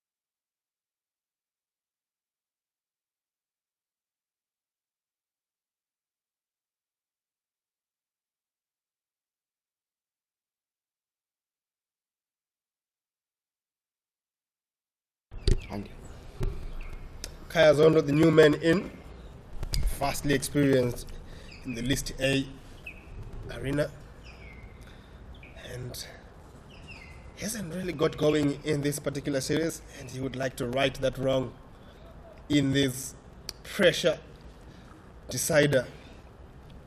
South Africa A, after a 99-run partnership, have been reduced to 136 for 2. Wellington Masakadza with both wickets. 2 for 25. He is now after 4.4 overs.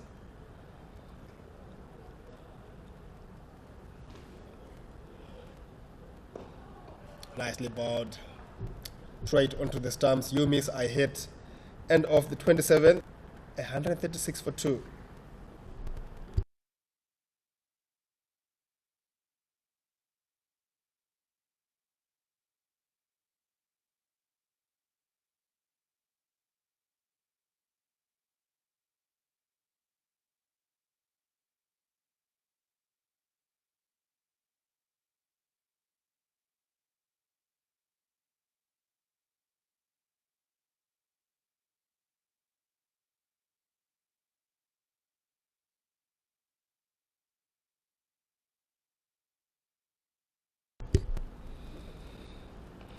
Edged. Streaky runs that should run away for 4. Shatara in pursuit, and does so unsuccessfully. Welcome boundary to De Sozi. There was a chance in there. A slip maybe could have helped. Richmond Mutumba miss. It was just not enough to stop that boundary. Larry? Yeah. It's one of those, if it sticks, it sticks. If it doesn't, it doesn't. Probably if it goes into his hand, he gives himself a chance, but edged. It's a thick edge, so they took it away from the keeper. Well, the positive thing for Sikandar Raza is he actually did Dezozi in that particular delivery, and you will be confident that he might end up getting the prized wicket of the opener, who's batting very well, get the single down to long on.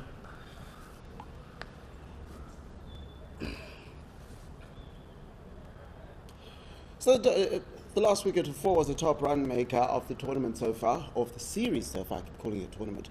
It's got 134 runs in 3 innings, averaging 67. It's got Andile Petluwayo, who's got 114. Third, Ryan Rickleton, 110. And the first Zimbabwean on the list is Sikandar Raza with 98. We'll be hoping to increase his runs. He's batted very well so far in this series. Yeah, slight change in the field. Sikandar Raza deciding to bring the fielder at deep square into the ring. Probably just trying to make sure that the new batter, Kaya Zondo, stays on strike for much longer.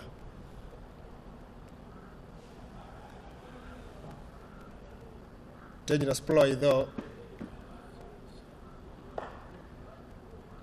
Full and straight. Quick in the air, that particular delivery. He does that very well. Is Sikandar Raza, his change of pace.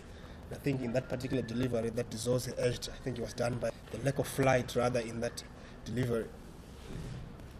And it's all in that action that what we call the Nareen action, where the batter doesn't know what's going to come at him. So it creates a bit of mystery into what sort of delivery you're going to get, and so therefore he's able to change his pace and the type of ball he delivers, isn't it? Well, you say so, and my teammate down in, my former teammate down in South Africa is actually asking me on our group, and that is a lovely shot to work for Ryan Bell. Unsuccessfully so with a dive and goes away for 4. What a shot by Dezozi. Just picking up that width, that full and wide, and makes sure he makes good contact and beats the fielder in the deep. 4 runs to end the over. After 28, it's 146 for 2.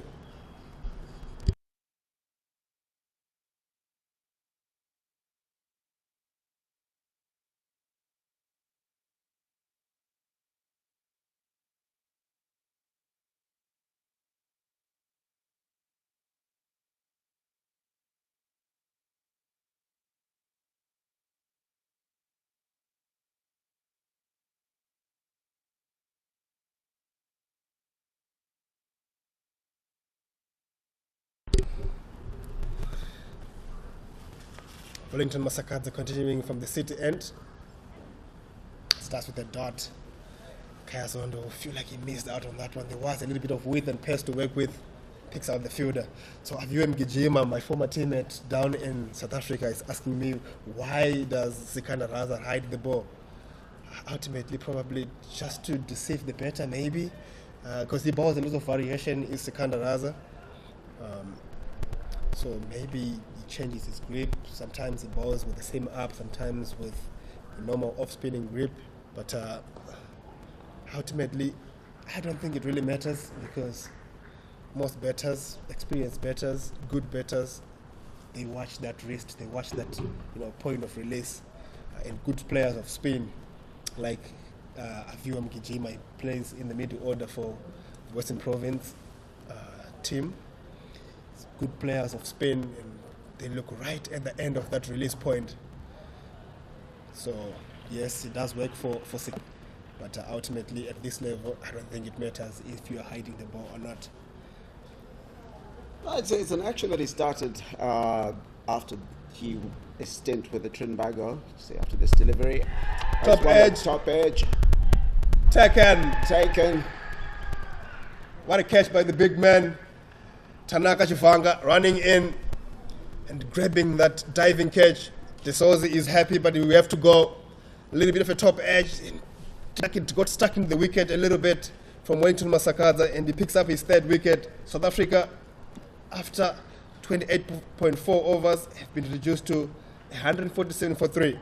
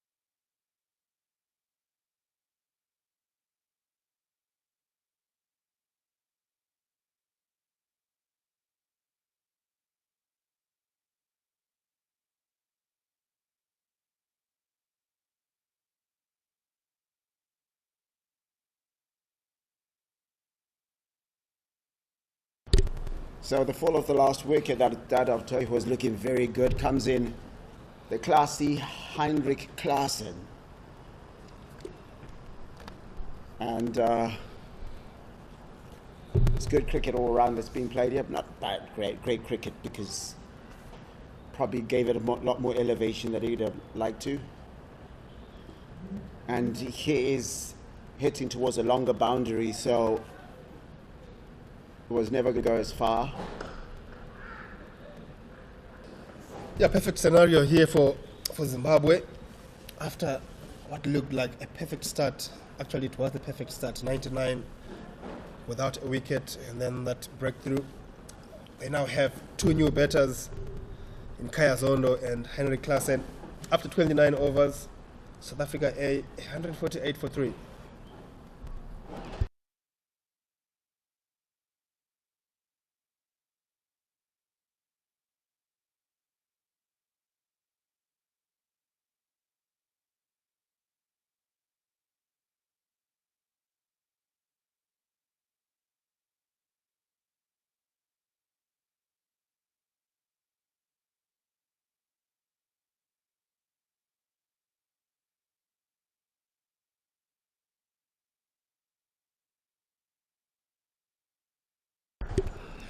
So going back to that Sikandar Raza hidden ball scenario, sort of changed his action after a stint with the Trinbago Knight Riders when they won, not this last Caribbean Premier League, but the season before.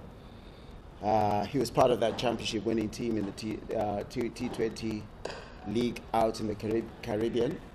And I think while he was there, probably picked up that habit and said, look, what can I do with my action? Just even before, he was just doing offies and just throwing some vim.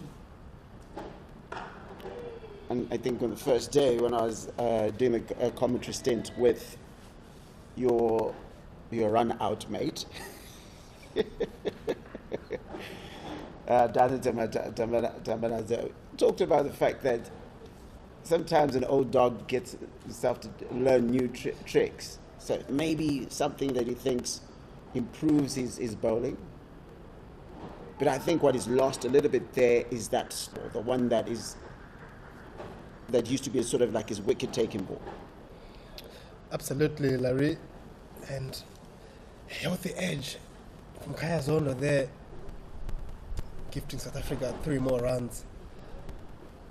But Sikandar Raza will be very encouraged with the way that he's bowled to Zondo.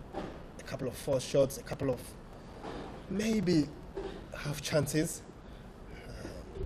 And we're speaking about that grip that has deceived Kaya Zondo, a couple of deliveries before that edge was shaping up to sweep, and managed to bowl it fuller and quicker, and Zondo with his good eyes was able to adjust very late. So, but that all these variations makes an interesting battle of wits. You know, these two guys at the crease at the moment, Klaasen and Kundo, very experienced, very talented, and Raza as well, very talented. Single and chance for run out.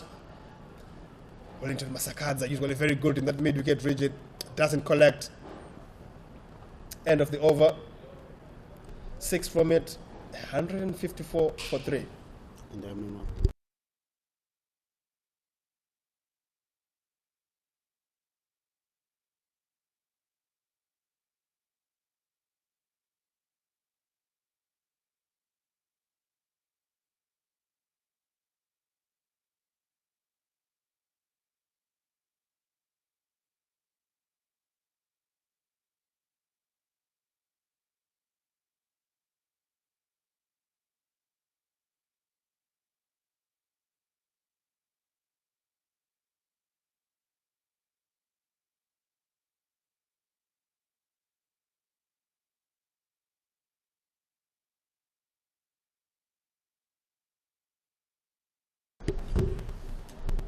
Just seeing some really good communication and running between the wickets, between Kaya Zondo and Heinrich Klaasen.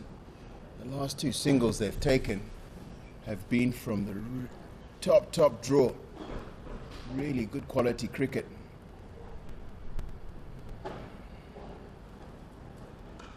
Welcome back, Darlington Matabanazo. A sight to bring me back. Just really love to see when batting is done well. There's just been this almost an awakening. We're seeing a lot more aggressive running between the wicket since Heinrich Klaassen's come to the crease. And we've also noted that Zondo hasn't got any runs yet in this series, so he's not under pressure as such, but he knows he's got to make a contribution today. Quality player, been around, played a lot of cricket in franchise cricket in South Africa, and reads the situation really well. At least should. So, how important contribution from him will be today. That's a really good shot. And it's gone all the way. It's a little boundary. You've still got he's got really solid contact. Little bit of width from Wellington Masakadza at the end of the 31st over. And South Africa A 162 for 3.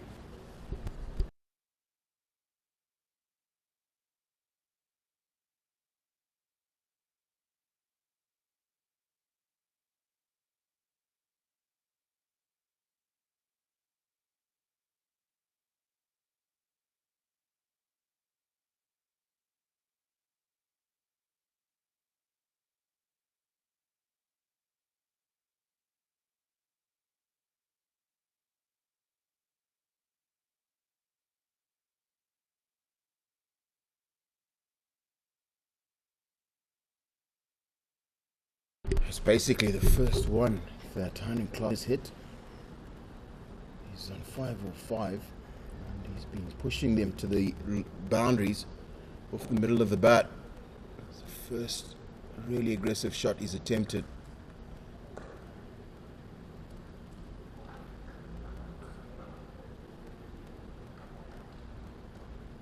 I guess what's kept the score ticking, even as wickets have fallen, is the South African batters really have had some good running, hitting into the vacant areas. I don't know, and they've just been very good at making sure that very few dot balls, making sure that the slightly better deliveries are manipulated into gaps either on the offside or the leg side. And as much as possible, they hit the sweepers.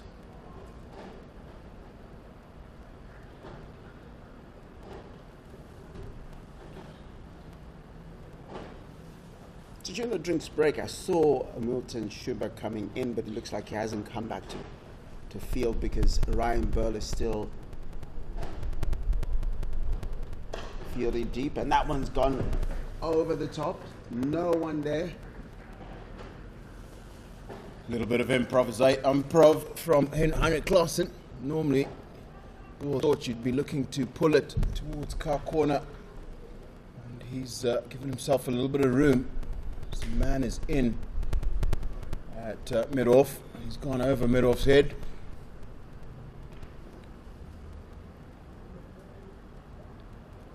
I stand corrected, so I've just noticed Milton Schuber is this. I'm wondering who Ryan Burl is in for.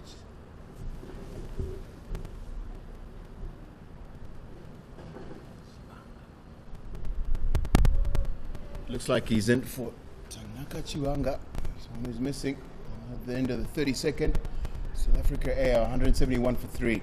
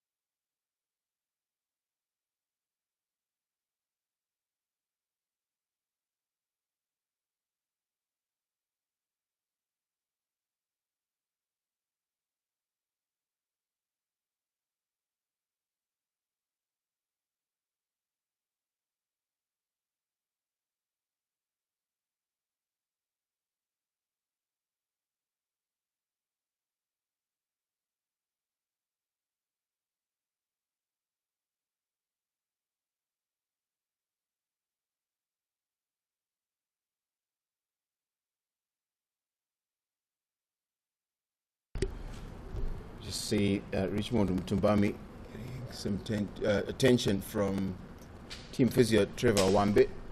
So it looks like he's probably just getting a little bit of spasming in his back. Just getting a little bit of help stretching it out.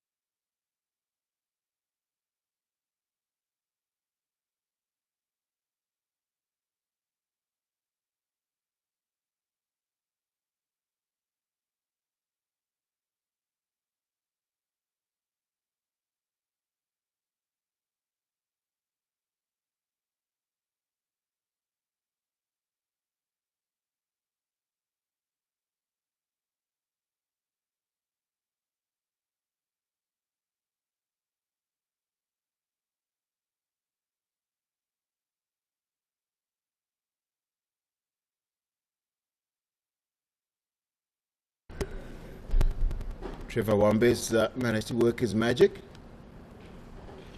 And, we'll see Richmond Mtumbami continue.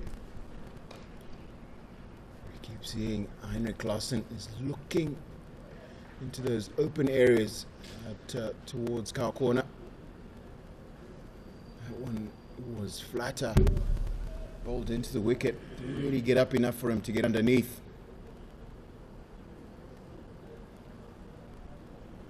Masakadza is 3 for 6. His 8th over, really well.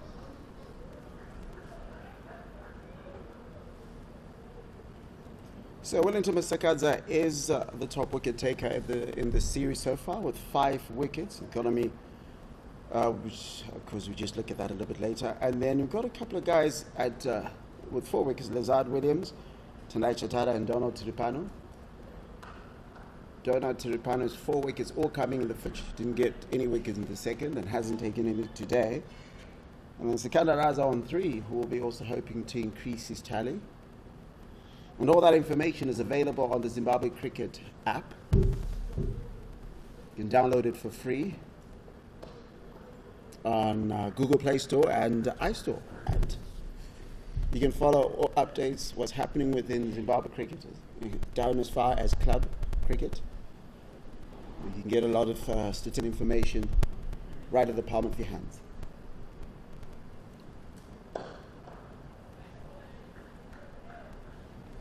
Really good set so far from Wellington Masakadza.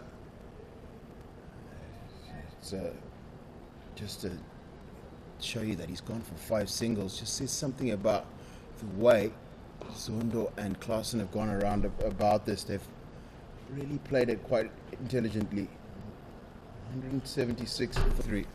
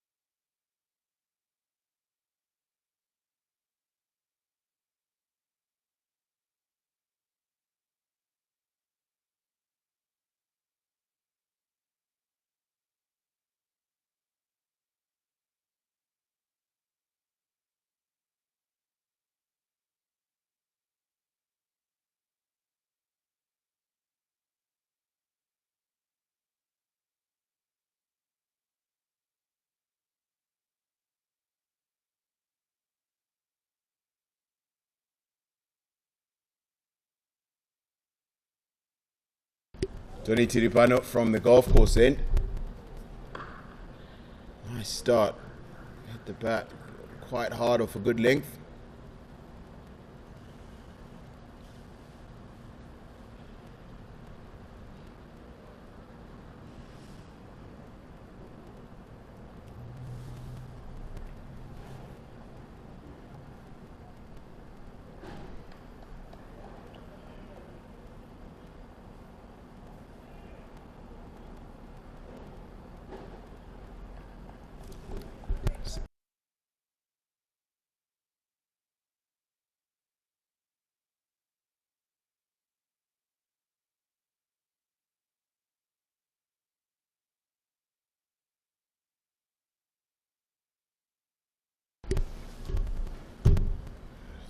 Good cricket again from Kaya Zondo. Initially, Klaasen, I thought that there was a single on. Zondo was called to send him back loud and early.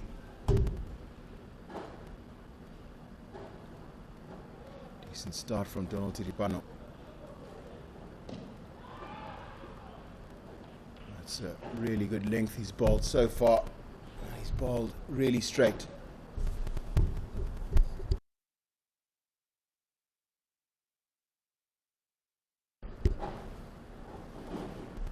Bowling really straight. You see he's got 4 fielders inside the circle on the offside, and that is why he's having to bowl right at the stumps. Sure that they can only find their runs through the onside. It's a really good idea. Slower bouncer. It's really difficult to get more than just one off.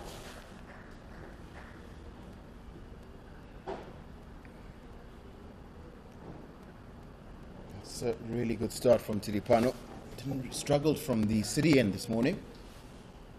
He settled into what I think looks like a really nice rhythm. He's bowling now good length, and he seems to have a really clear plan about how he's going to proceed. Just try and maintain some level of control. You see, and mixing up his paces. Last one we saw was a slower bouncer, and then this was a fuller, slower ball.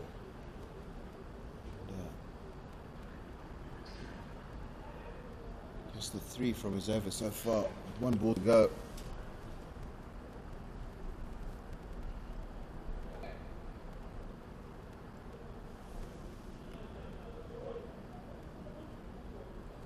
And that's good finish.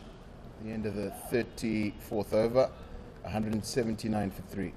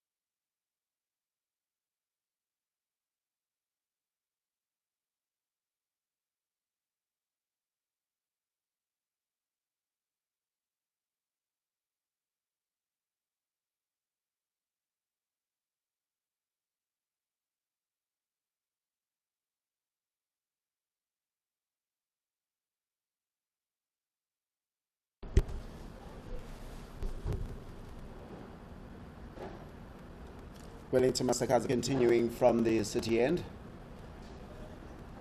Bowled very well today from his 8 overs.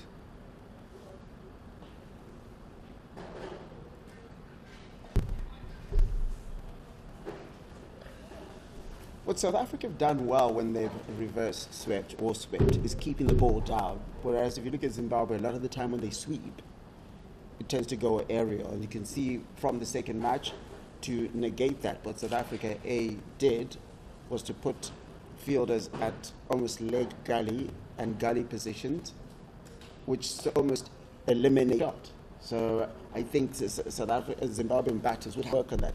You keep the ball down, get a little bit wider, and your chances of getting a boundary, especially if it's really fine, a lot higher.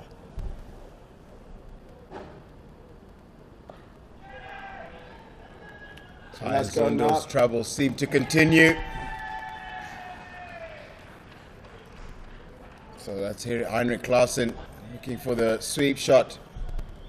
The wide open mid-wicket region, and he departs for 17 of 14.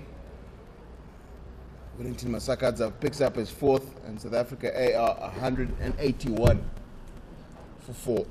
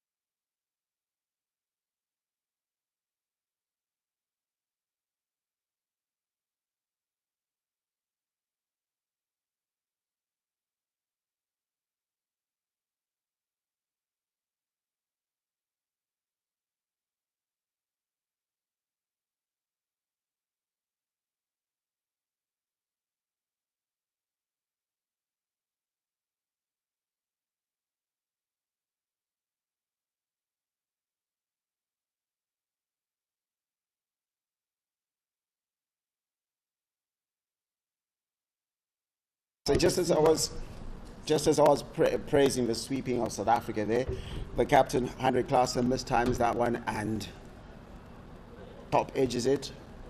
Delivery was just a little bit short of length, perhaps. Yeah, I think that he's going to be disappointed with himself. Didn't really go at it enough for me.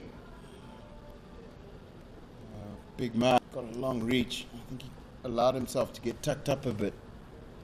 The key thing, I think, when you're sweeping is get your hands as far out as you can. And that brings Ngwepe to the crease. First outing in this tournament. We've seen him doing substitute fielding, and is pretty good at. But this is his first start of the tournament, and there's a quickness about him in the field that suggests that he's going to be lightning quick between the wickets. Him and Kaya Zondo running together could be quite interesting.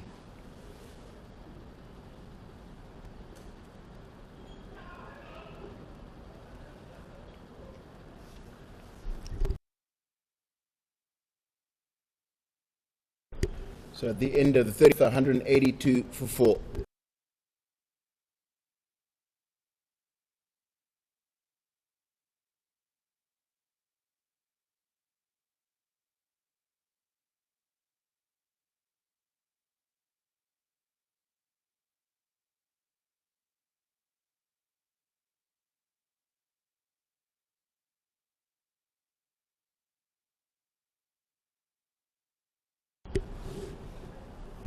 And just to take us into the final session, this little beginning of the end of this match is Tinashe Chimbambo. Harry Kurirai has gone off to get a queen cake.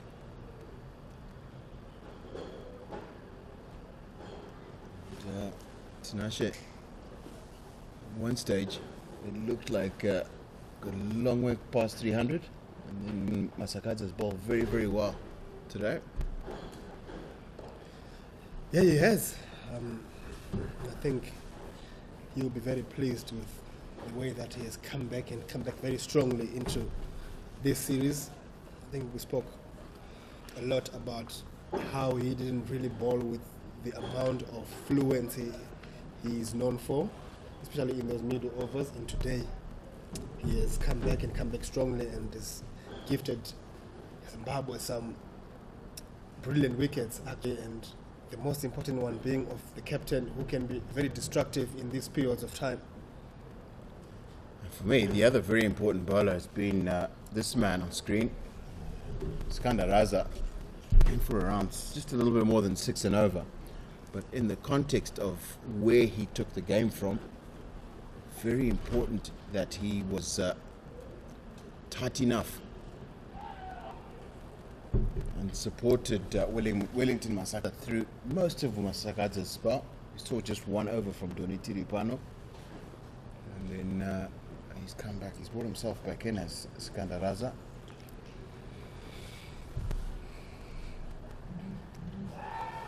Yeah, very clever bowling change as well from Sikanda.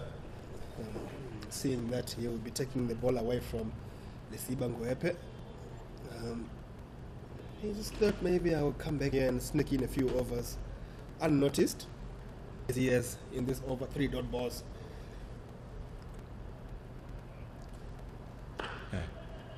Benefits of being captain, you can always bowl at the new batter. Yeah, when it suits you. Yes, and this is actually very tactically very, very astute play. Very, very smart play.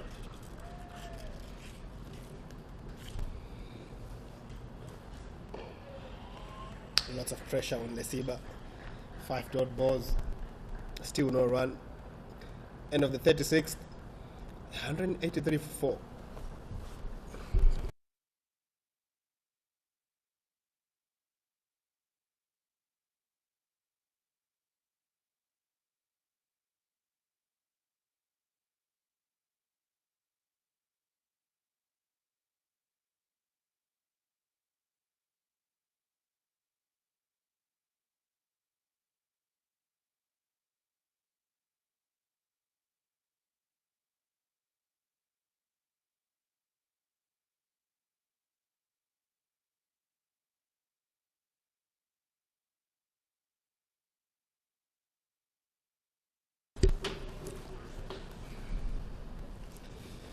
Very muted LBW shout.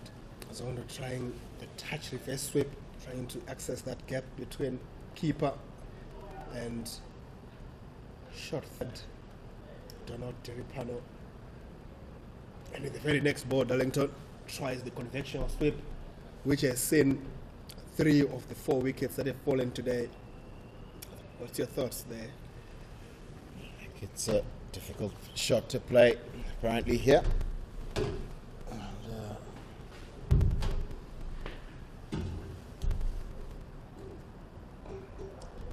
I think it's mostly a sign of the fact that Mazda's been varying his pace really, really well.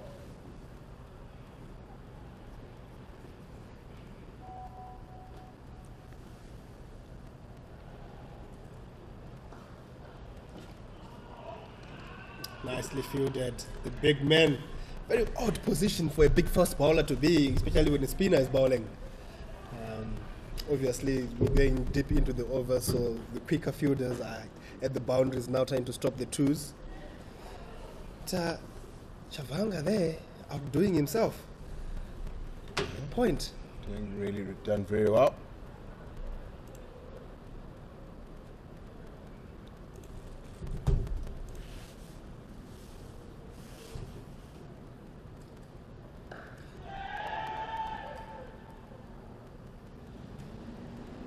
Only something I'm seeing here is that every time Masakadza slows it up a little bit, he's getting a little bit more bounce and a little bit of turn. At the end of the 37th, 184 for 4.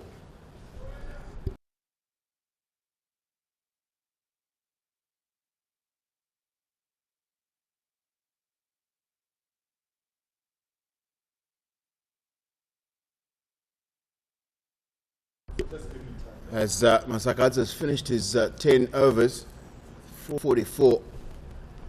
I'm going to take drinks and see you in about 5.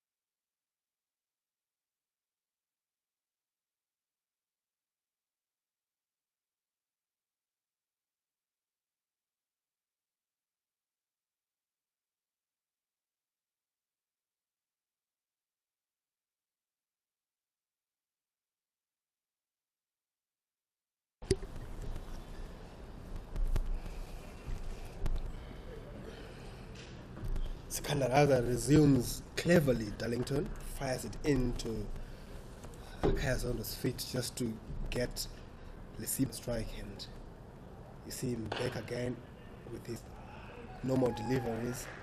He's trying very hard to make sure that Lesiba faces the bulk of his deliveries, which is a very clever ploy. Very right, you are, Tinashe. And really has brought this scoring rate all the way down. And it's a premeditated sweep from Gwepe. And it's on 3 for buys. Just, hit something and it's really bounced.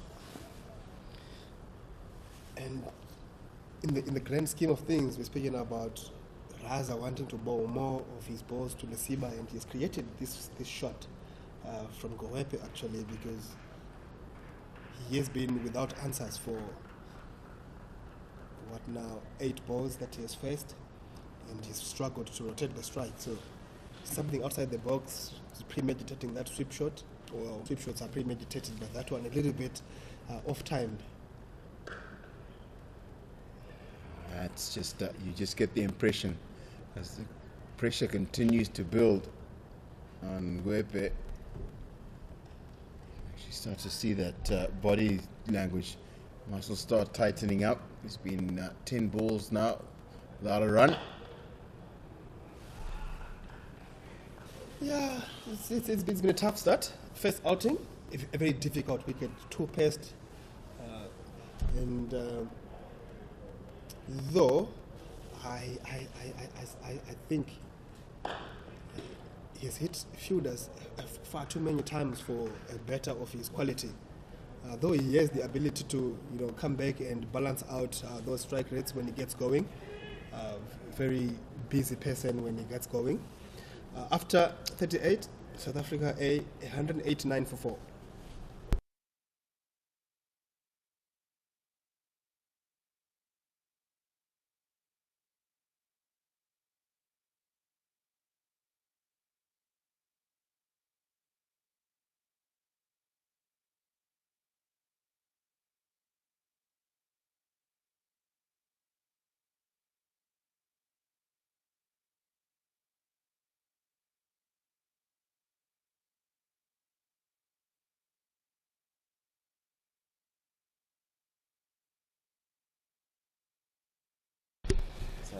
I think the same possibility. Donald Tiripano is back into the attack from the city end. He's about to start his 5th over. 28 runs from the 4 that he's bowled this morning.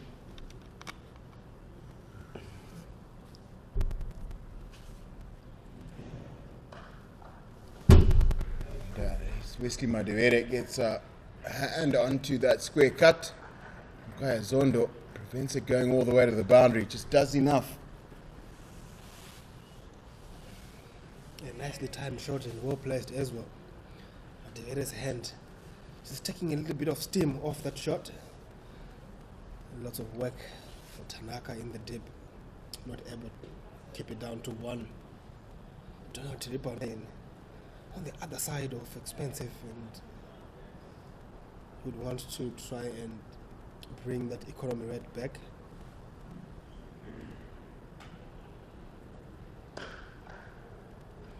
This time around, it's on the other side. He will pick up an easy 2. This is very good batting and very good placement from Kaya Zondo.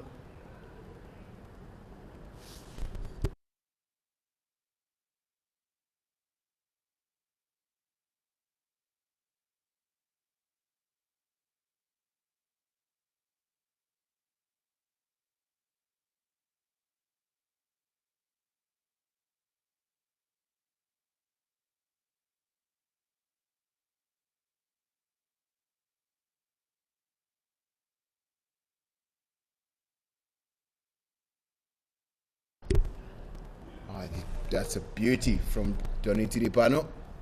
It's past the outside edge.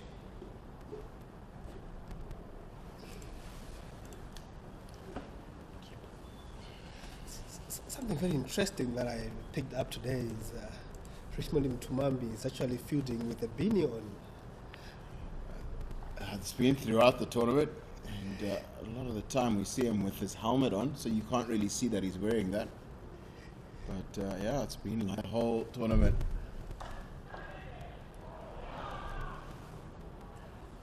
That definitely has to go down as a drop chance.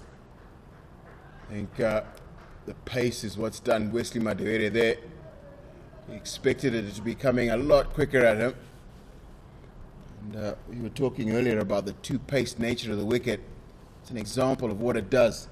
Sometimes when the pace is a little bit quicker, you nail it and it goes quite quickly to fielders. And then the other time, it just sort of bobbles up towards them. If you don't time your jump absolutely right, you just don't get those catches at over your high head. And that's a really good single. We were talking earlier, Zen, this is the other thing we spoke about, how quick these guys both are over the ground when they're fielding. And running together should be very, very good. Absolutely, and Kaya Zondo has started to pick up from what would have been regarded as a very slow start, and I'm speaking offline with a couple of his teammates, and they speak about how slow he bats as he gets in, and usually the days that he doesn't get to kick on and get the runs sort of put the rest of his teammates, his batting partners, into a little bit of pressure. Ngoepe gets off the mark with a cracking shot. That is a brilliant shot. Lesiba, who gets off the mark and finishes the over in brilliant fashion. And that brings up the 200 for South Africa 8, just 4 down. And that's the end of the 39th over.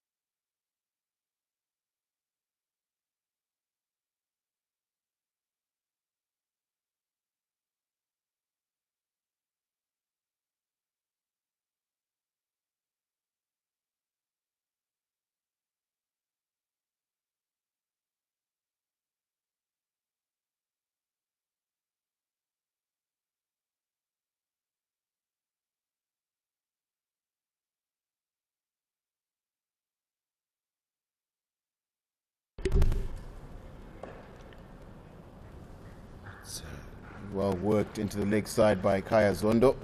Just brings Ngoepe on strike.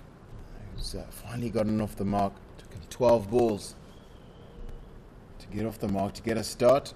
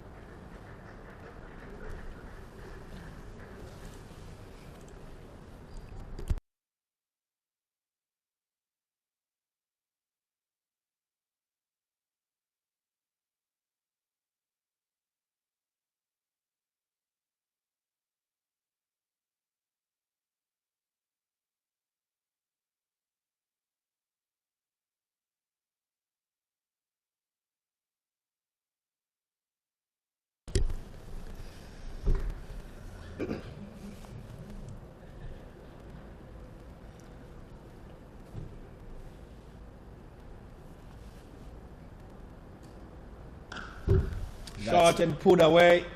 6 runs. That is Lesiba Ngoepe for you. He's those shots in his repertoire, and he's able to catch up on those runs. What a shot. What a boundary. Tellington. Partnership now 28. A really, really good shot. It was a bit on the short side, but you still got to put it away. And he's done it in style. And the quick single to keep rotating the strike. That's the key thing, is every single time that one of the Zimbabwean spinners has bowled a good ball, invariably they turn it into 1 run. And it's just about communication, quick calling, And then soft hands that allow you to get that ball in with the angle, the shape of the ball into gaps on the offside and on the onside. Yeah, absolutely. And it's worked very well for South Africa today.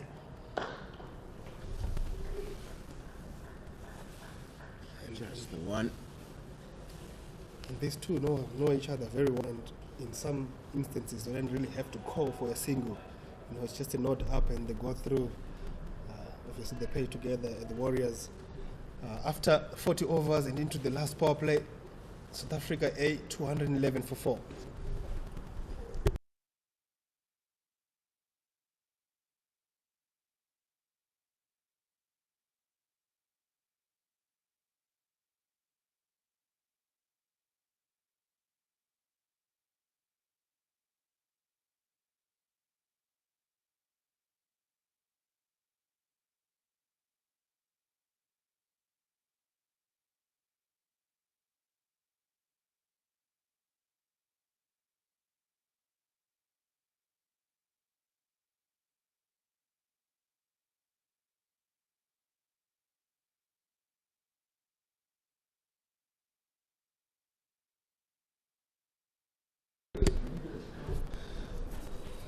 Change of bowler from the second. Chatara comes back.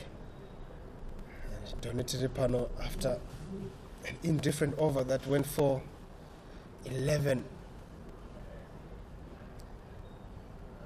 is halted. And with that change, there is change in commentary. Larry Quirrell joins me. Larry, 211 for 4 after 40.1 into the last power play. 6 wickets in the hat for South Africa. Where do you see this inning ending? Well, 300 is definitely barring a miracle or some really devilish bowling by Zimbabwe. The most dangerous bowler is done. That is Wellington Masakadza. So what it means at this moment is some of the bowlers that Sikandar Raza still has at his disposal have to bowl out of their skin, and they haven't really done that well. So it's going to have to be a change in something. Certainly, Donald Tiripano has been expensive, and Tanaka Chivangi, you don't know what you get with his second spell. We've always talked about that. Probably doesn't warm himself up as well as he should be, warming himself up. But we're on for a good game. Zimbabwe will be well aware of the fact that DL become an issue, not because of rain. We're not expecting any rain today, but light is going to be an issue. Yeah, I was just about to question your met skills here, because we're starting to get some clouds building up. Hopefully they don't result in rain, because you gave us quite an absolution and said you don't expect rain today, Larry. Well, it's the Met Department that said it. It's not me saying it. And if you look at the clouds are pretty high up. So you don't expect rain to be a factor.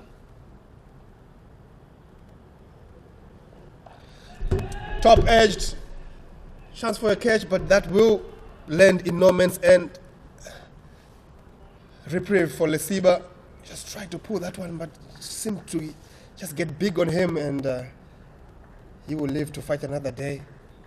And there's clouds building up slowly but surely over the ground.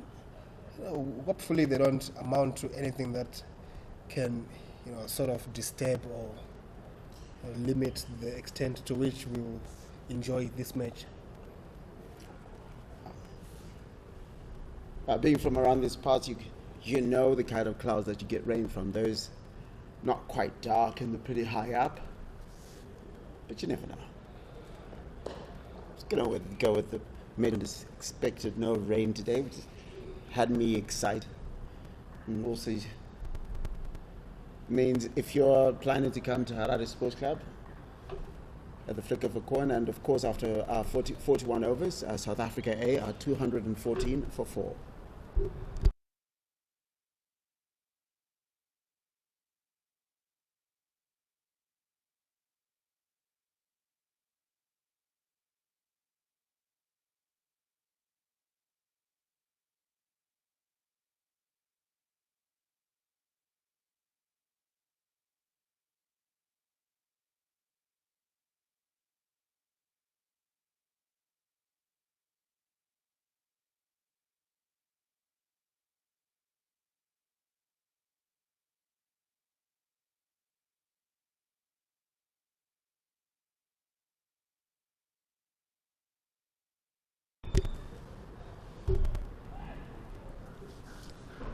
Sikandar about to complete his full portion of 10 overs. We then started talking about cumulonimbus and your geography at O level and trying to tell us about how rain works and things of that nature. Tinashe Zimbabwe. It's so funny, eh? It's so funny. Like my best grade in A level, in geography, and I never did anything with it. That was the last I saw anything to do with geography. But it's quite interesting here the way this match is poised itself. 215, 216 for 4 now after 41.2. Zimbabwe starting to just get going here. 14 of 18 deliveries, 1 boundary and a maximum. If he gets the full quota of this last 8 overs, we might see something in the north of 70, which will be very interesting in the grand scheme of things. I think we have seen one successful chase and another one which wasn't quite so. So it will make this series quite interesting.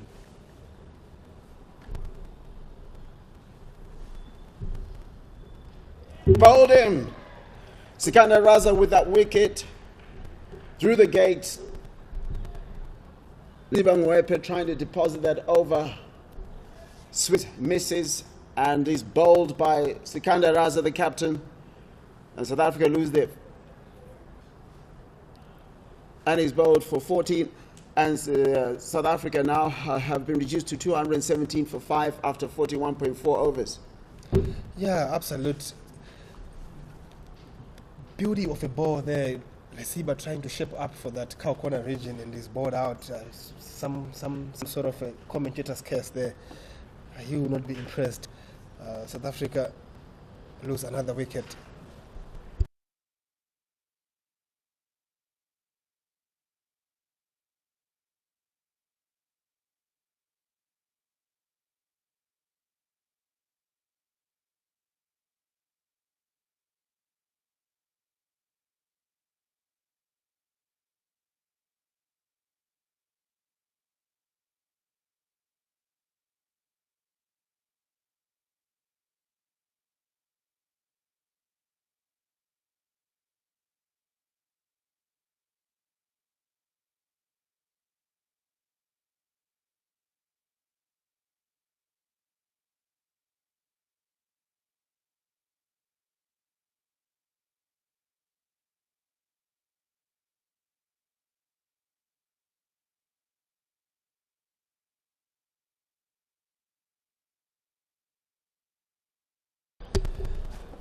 Newman in second on the run scorers chart, and Lephehlukwayo comes in after the dismissal of Lesiba Ngowepe, bowled by Sikandar Razabat.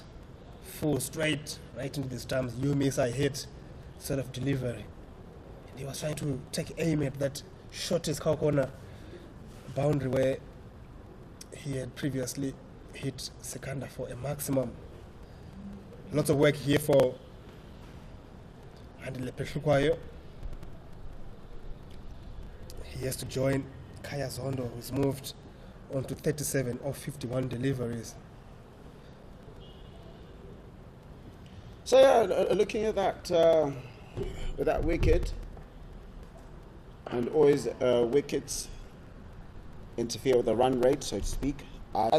South Africa A at the moment about 5.19, and the projected score is just 260 if they go at the same rate. Expect with Andy Lephehlukwayo in that they will increase the rate at which they get wickets. Certainly showed his ability. Oh, what a misfield there. The sort of thing that upsets a coach no end, riles up the coach. No pressure at all. And at the end of the 42nd over, 219 for 5 for South Africa A.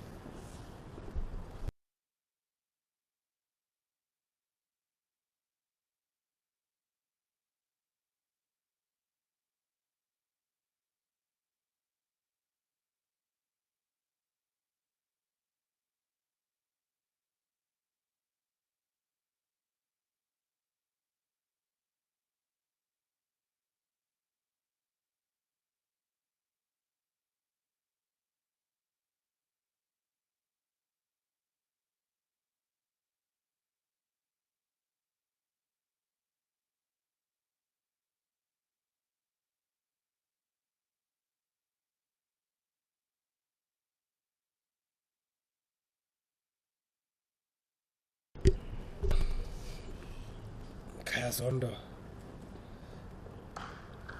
cuts upishly. Just one bounce to Wellington Masakata in the dip. Got a very good connection there, and you can see the way he opened his bat very late onto that contact. He was trying to get over that point region where Wesley Madera previously dropped in. You know, with that connection, there was a chance that he could pick up more than just one. But he moves on to 38. Tendai Chatara, not for 32 in 7.1. Spot very well in patches is Chatara. He will be disappointed that he's without a wicket.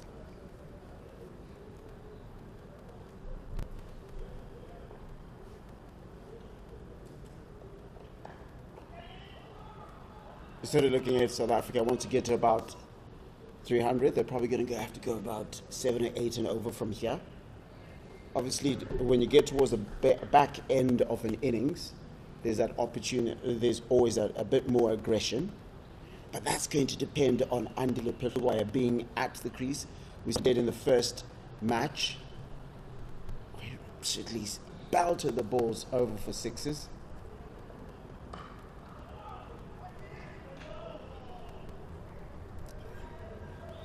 After a period, there was a period during the first 15 or so overs in which Zimbabwe's heads sort of dropped, and you could see they were not as chirpy. But it's amazing what a few wickets do for your confidence, and laying a bit flat because they needed something of pick me up. They're suddenly quicker to the runs. You can see the fielding that's taking place. There's more intent. If it goes over the top, heads are not dropping. There's more intent. Yeah, it's amazing what a couple of wickets does to a fielding team. But what's more important is the fact that more often than not, when a team is actually on top and batting very well, you always want to put 2 wickets to whatever score they have. And at 99 for no loss, 2 wickets later, the South African innings sort of started and Zimbabwe got away in. And when we were looking at, at 99 for no loss, we were looking at something north of 280, probably 300, if, those guys had continued in the way that they were batting. And now they have to try and fight to get to 260, and 270 becomes a very good score in this instance. One from this over so far, which is what the doctor ordered for Zimbabwe. 1 run conceded by Tendai Chatara, who is as much an important bowler in this particular Zimbabwe 11 side as he is for the senior side, Zimbabwe proper.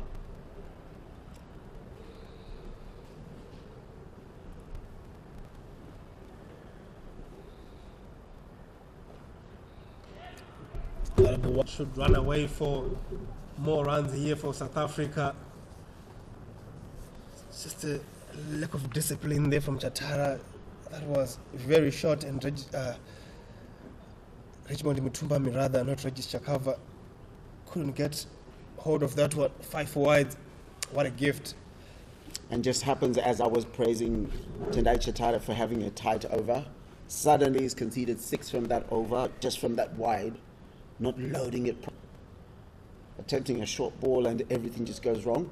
And if you're young at home and wondering why, because it was a short ball before that was sort of allowed to go by the umpire. Let's have a look at this delivery.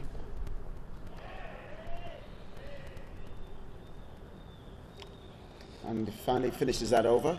Yeah, very lucky to get away with that one, because Andile Pletwaya, and you can see he's still inquiring with umpire Stanley Gogwe, because he didn't duck at that one and it went over his head. Should be a wide, and he will live to fight another day.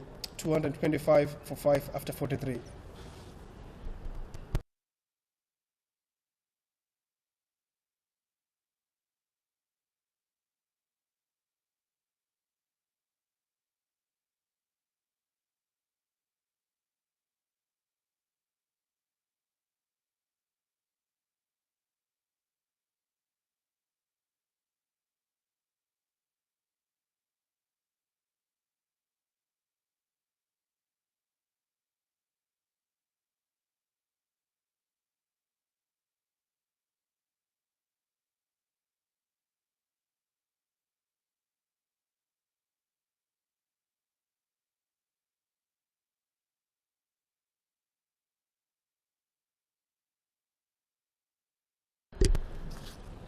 The return of Wesley to the bowling. Got hit for 8 in the first over that he bowled, so back here. You'd be surprised that Milton Shumba has not bowled in this particular series. Pretty handy with the ball. Every time I've seen him take it in domestics. Do you think at national level they don't trust him as much? I think it's a bit of both, but ultimately, if you look at the spinners that have played with Wesley Madewere now again looking scantily to umpire Gogwe, he's not entirely happy with that wide. But if you look at the options that Sikandar Raza has, he's got himself who's gone for 1 for 55 in his 10, and Wellington Masakadza who's gone for 4 for 44 in his 10.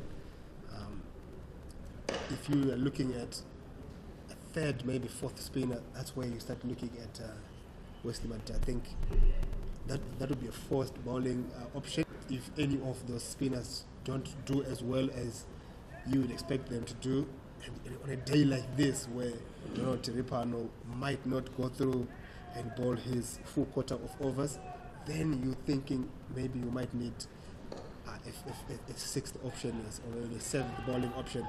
Chance for 2, but very good fielding from Wellington Masakadza, as he does so oftenly in those deep fielding positions, especially in the death.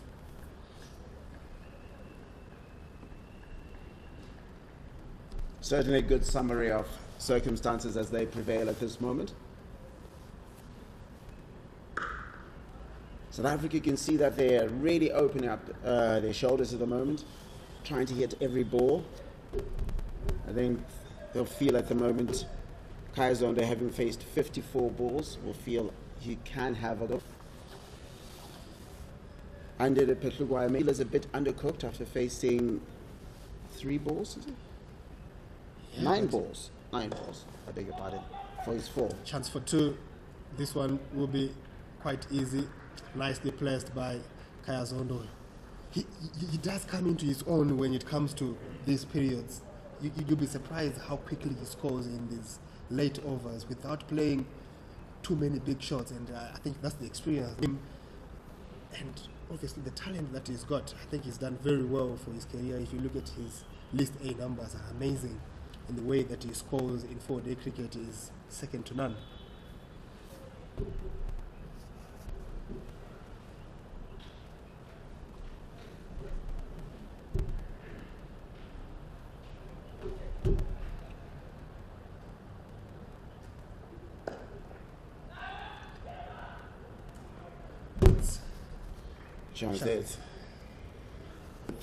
So 7 off that over, and South Africa have moved on to 232 for 5 after 44 overs.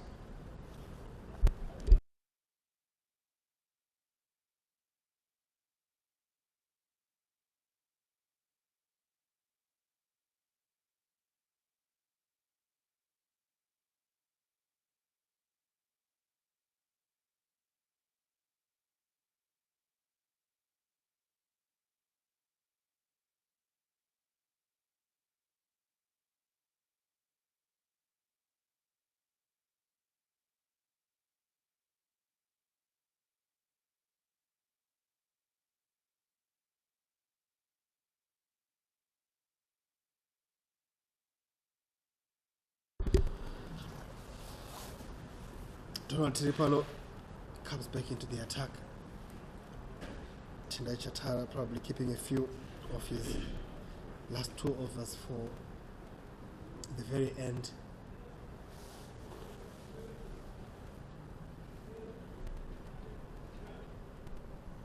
Fine leg in the ring. Tendai Chavanga, fine leg in the ring, and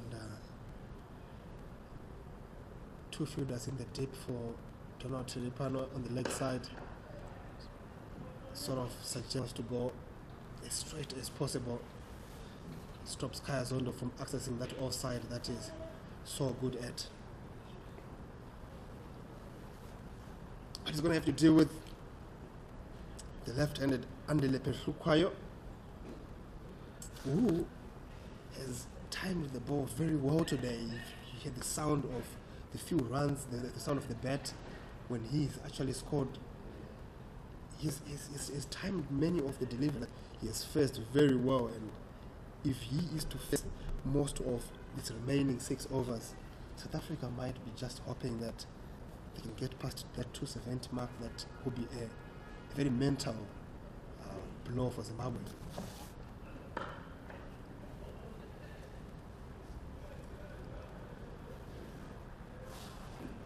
So as looking at this moment, I think they're looking at Bjorn Fortuin to come in if his batters were to fall, but South Africa's fortune rests heavily on these two batting right to the end, because once under the Petlu wire overseen, if he gets going, he can hit them for 6. It'll be seeing like a beach ball.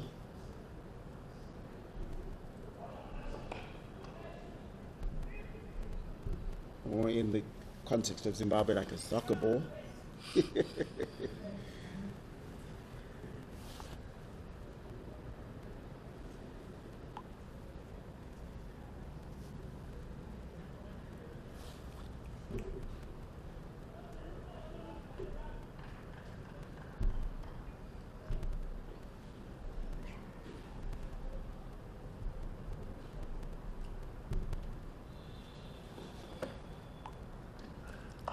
Shot pulled away, should be in the gap. Just one though. Very good work from Wellington Masakata. The Zimbabweans have sort of figured out how they want to bowl to Petlukayo. I think we saw in the previous over against Chatara a couple of balls flying over his head, and he's just thinking that maybe he's not as lethal with that particular delivery as he is anywhere else. Obviously, for lack of resources, we don't really have a wagon where we see how much is his strike rate against that particular short ball.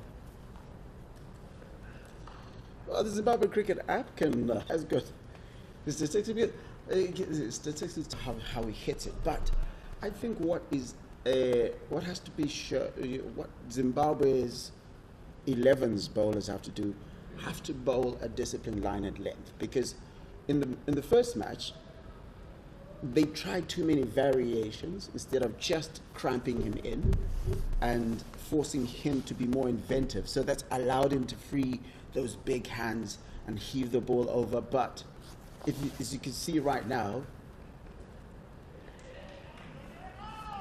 again that short ball, and this time around, umpire Stanley Gobe rightly calling that wide. But also a very dangerous ploy, because you are bowling a short ball to a left-hander with your fielder at 45, that fine leg in the ring. If he does attempt to go over it, any top edge results in a couple for Petlukayo.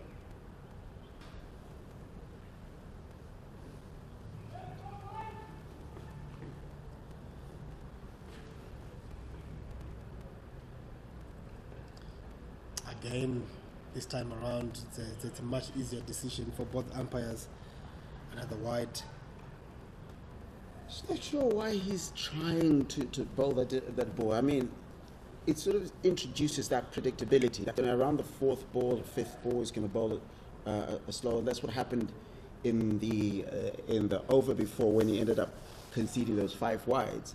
That that at the short ball isn't going to come any earlier in the over.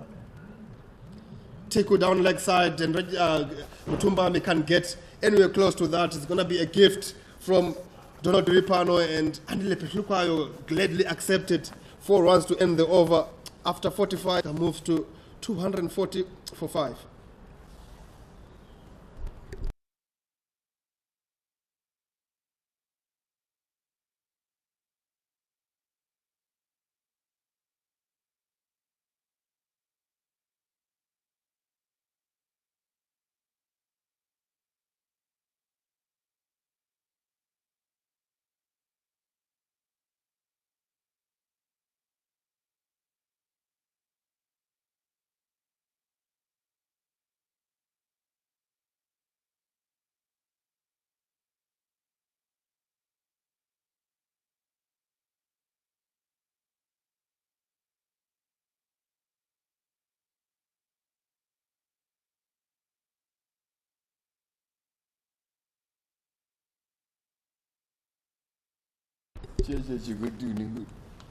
So the return of Tanaka Chivanga, and with a change in bowling also comes a change in commentary, and Dalin Tamatambanadzo joins me as we get to the end of this innings.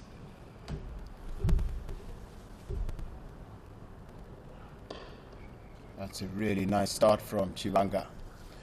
That's a really good length. I think that's not a bad ploy here. Hitting the top of the splice, hitting the bat on the splice. I see somebody ground. That comes with just bowling wicket to wicket. So it's going to be out. It's going to be a bit more interesting because we've seen Petlukwaya hasn't really got one away yet. So just 10 of 12. I think he'd want to be more around about sort of 16 or 17 of 12.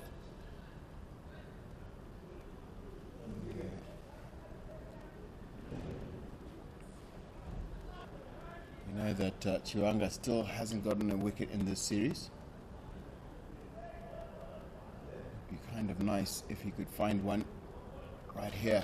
Something that would break this partnership from the Zimbabwean perspective. Would be very, very good.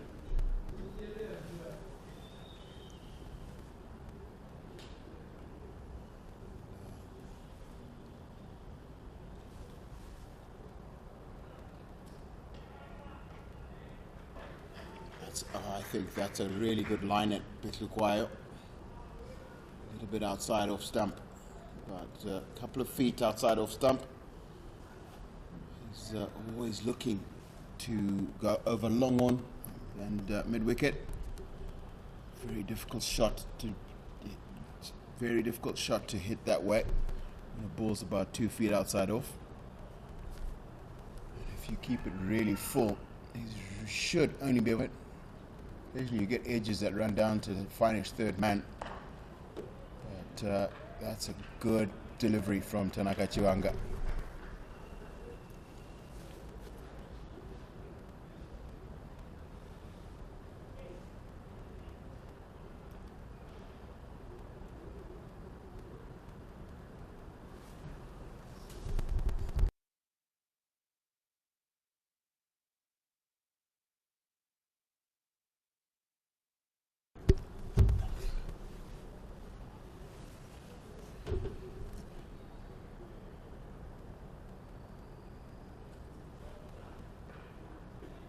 And that's a really good shot from Kaya Zondo. And, he's looking to ramp it over the keeper. He's gotten that very important boundary. Takes him to 51. First fifth competition, first real score of this tour. It's been in good time. 61 balls, and that takes South Africa to 250 for 5 in the partnership. Now 33.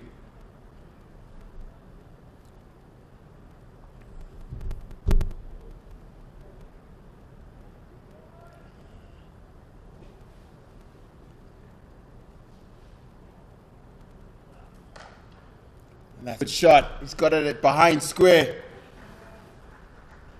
And, Tanaka Chivanga's overs now starting to look really expensive. He started well. Two of the first three deliveries, and he's been hit by Kaya Zondo for 2 boundaries. Tinashe Chimbambo earlier was saying the thing about Kaya Zondo is how good he is when he's in. Takes a while to get started, and you see his run rate, his strike rate, around about 88. Spent most of this game in the 60s. And he's found he's probably going to be just the one from it. It's 11 of Tanaka Chivanga's over, and South Africa A are 254 for 5.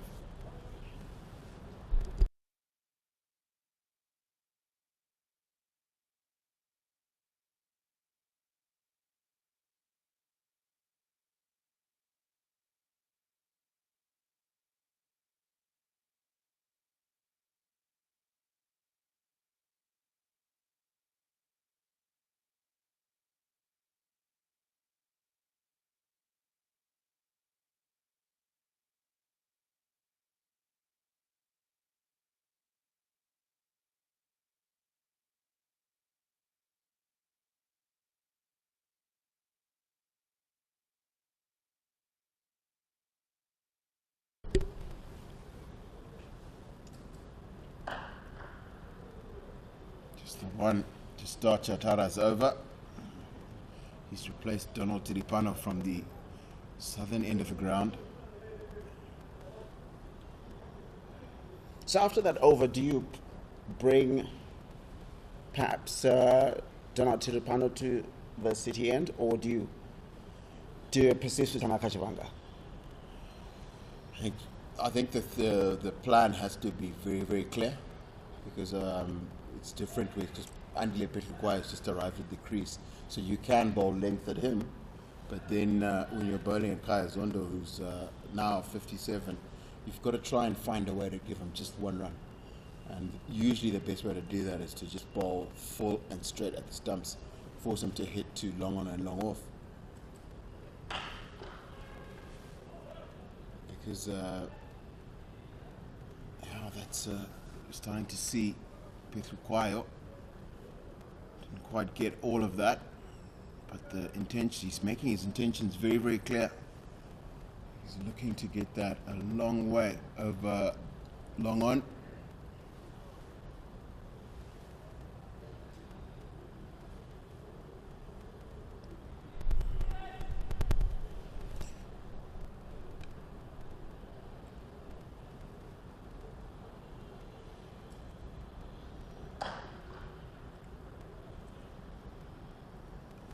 We see Kaya Zondo looking at umpire, I know Chubby, is that him? At square leg. Just thought that might have been above waist height. Just asking politely. Polite inquiry.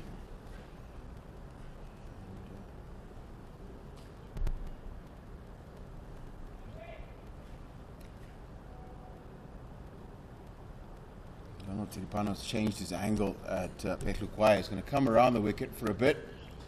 Keep that ball outside off stump. There's the pull shot, and he's found the gap. Really good shot. Looking at his bat suggests he doesn't think he really got all of it. He's done well enough. For the first time in this match, he's starting to see scoring at a runner ball.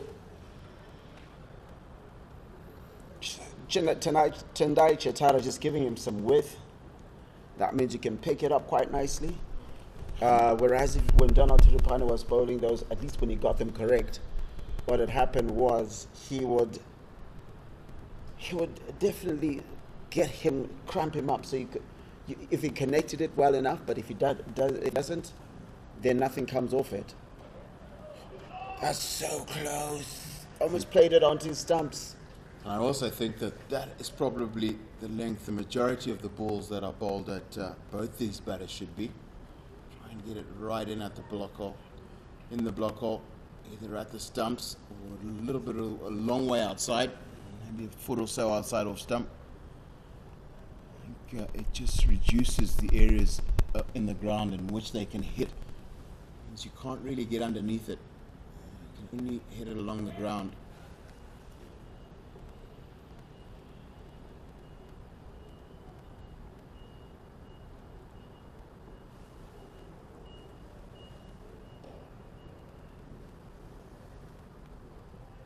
Well wide. There's a column that Zimbabwe today will be very disappointed in after quite a lot of discipline earlier on in the innings. Quite a few extras that they've conceded.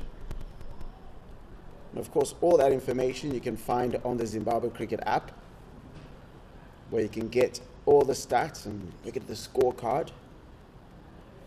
Looking at 11 extras conceded as wides, 1 no ball, and 7 leg byes, so 19 runs conceded.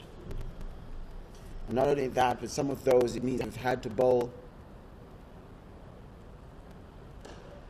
quite a few more balls than you had to. Just remember the 1 wide going for 5, which means that essentially you're looking at 6 extra balls that have already been delivered. There's an extra over that has been conceded by Zimbabwe. And the end of the 47th over is 264 for 5.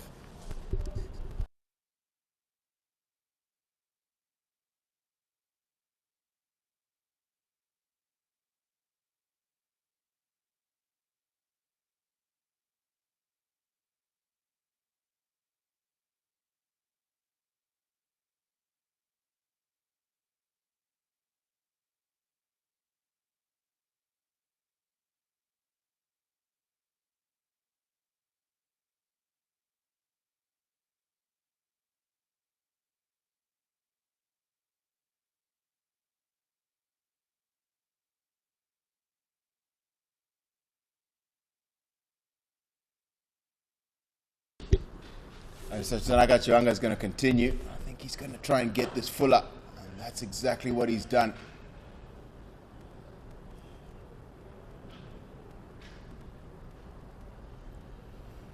Sekanda Raza backing his man after conceding 11 in that in the first over that he returned. So it's getting their young man with say 17 balls to go. South Africa looking maybe another 30 runs. That will take them to 295. Very ideal would be another 30. And getting them is going to be the real trick, because both Chatara and Chiwanga, as a pair, have bowled quite well. You are going to get a boundary every now and again when you bowl at the death. The key thing is to make sure that the plans that you and your management and captain have come up with,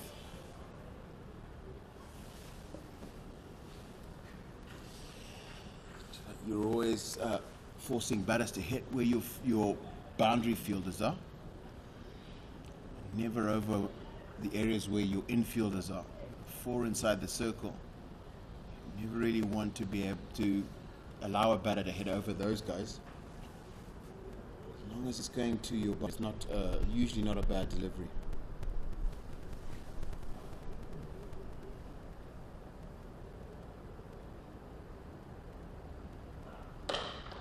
That's a length ball, and Beth requires on it. He's got it out the ground. He moves very smartly to 24 of 20 balls. See him shaking his hand. I think he's broken a bat. Probably really low on the bat.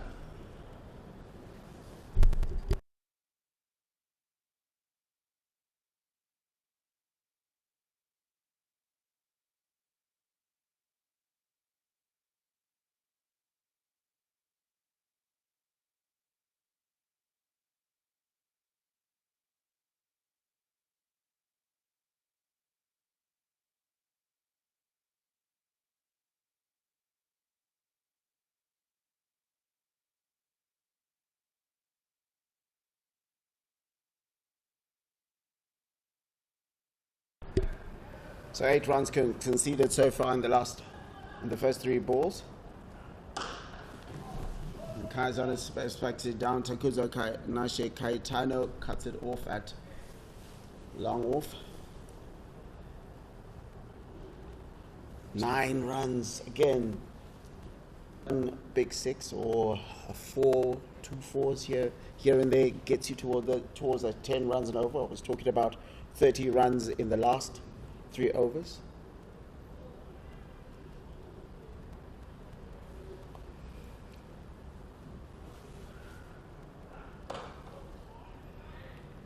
That's a good length to Zondo. You usually only ever get 1 from that. Again from the server, still 1 ball to go. We know that we can almost assume that if he misses his length, it's the length slightly wrong, the Beth Choir is not going to hold back. The hope here must be that he gets it into a place where Beth Choir can only hit it for 1 run. That's a good delivery. And that finishes the 48th over, 275.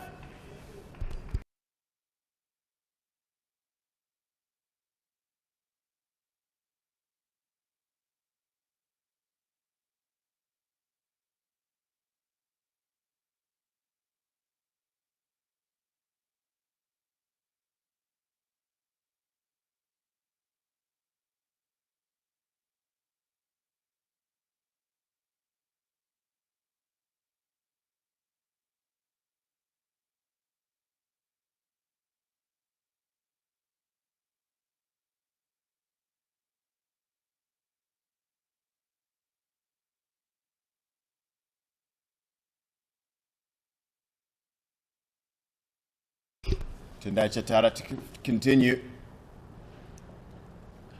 That's well bowled. He's seen Kaya Zondo looking to get the ball over. Short fine leg. And he's bowled it wide dump. And that shows the experience of Chatara, because when Kaizondo played that shot against Tanaka Chivanga, he saw the movement to play that shot, still bowl the same length. Tendai Chatara sees him and bowls a little bit wider. And that's well bowled. Got it in the block hole as Tendai Chatara, and a very good innings comes to an end. 60 of 68. Zondo bowled Tendai Chatara, and South Africa 174 for 6.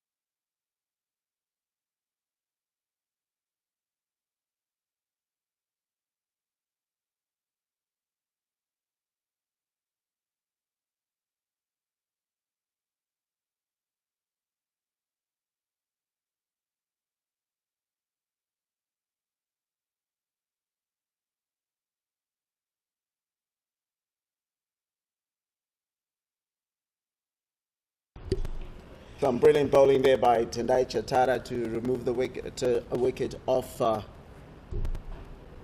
Kaya Zondo made 59 off 67 deliveries. He's out now after being brilliantly bowled. I was talking about earlier that experience that he bowls a little bit outside of off stump, and what he just done is that he pulled it back a lot more. So you sort of feel, I think Kaya Zondo premeditated that a little bit, expected another wide-ish delivery, and just bowled straight at his toes and bowled him. Very good bowling from Tendai Chatara. And what we are going to have is a slight delay. Some, I think you saw Andile Petlukwaya has been flexing his right hand, his bowling hand. Since the time he arrived at the crease, I think he might have. We have no information from the management. He might have injured something in that hand this morning, or in one of the earlier games. But, new man in is Bjorn Fortuin.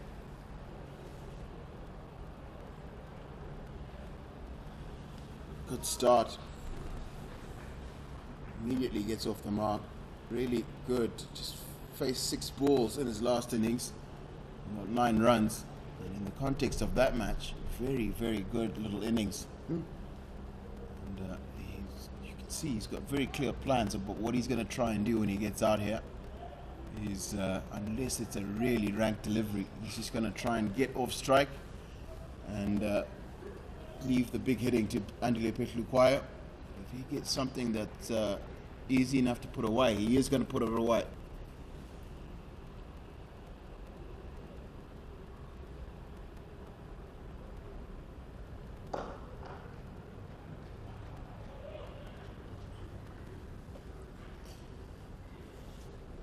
It's a great batting there, low risk shot.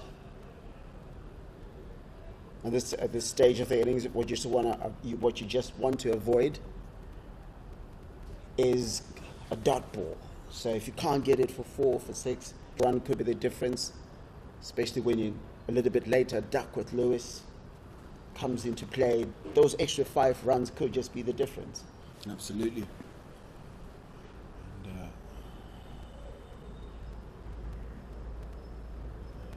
Make sure you also find a boundary in here somehow, and that's the boundary. It looks like I think he's hit it well enough as Bjorn Fortuin. Very good shot. Chatara has just missed his length by, and Bjorn Fortuin has got it straight and hard enough.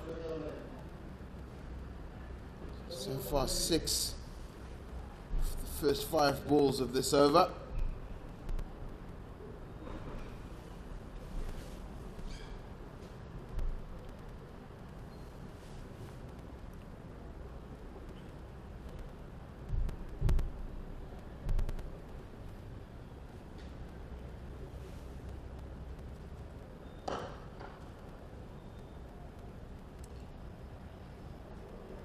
full length ball, just dug it out to end that over. So 7 runs off that over. South Africa A are 281 for 6.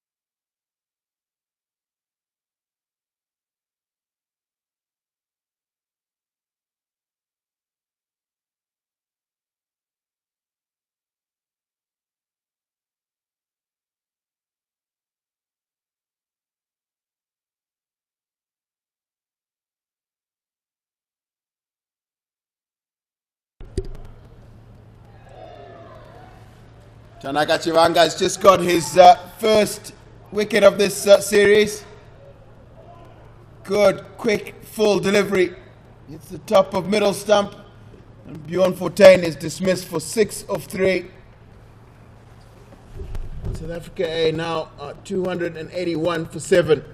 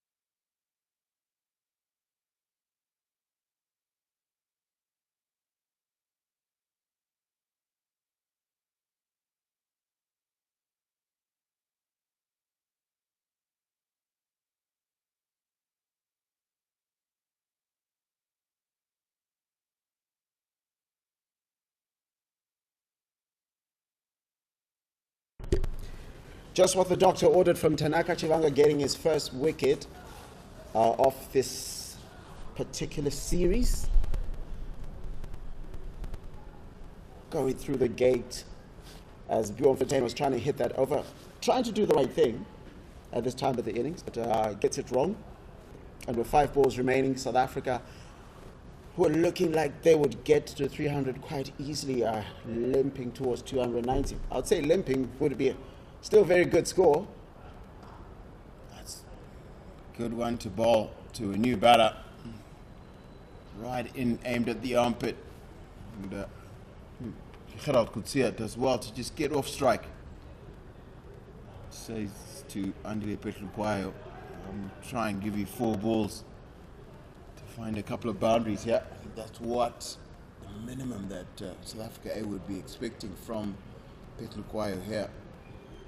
Can find boundary, a couple of 4s, 4 and a 6. Very, very useful. Get that score over 290.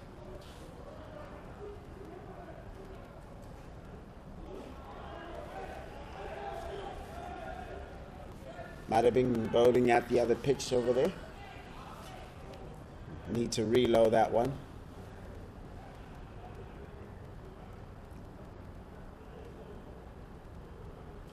South Africa won't mind that one. The score adds to the count.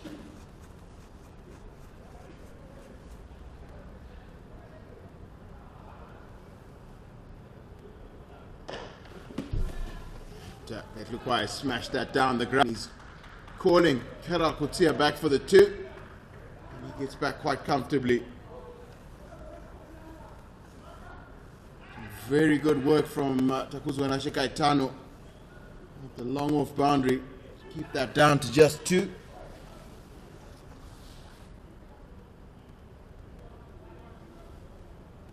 Does you find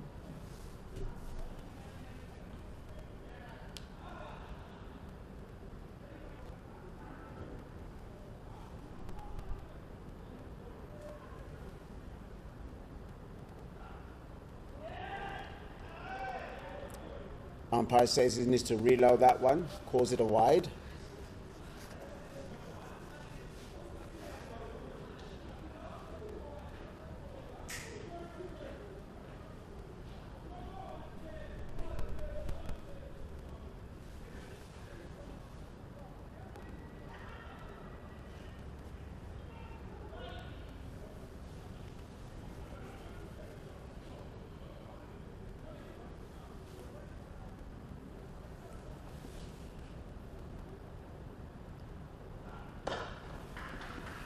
And Dilipetluai hits that, but Sikandar Raza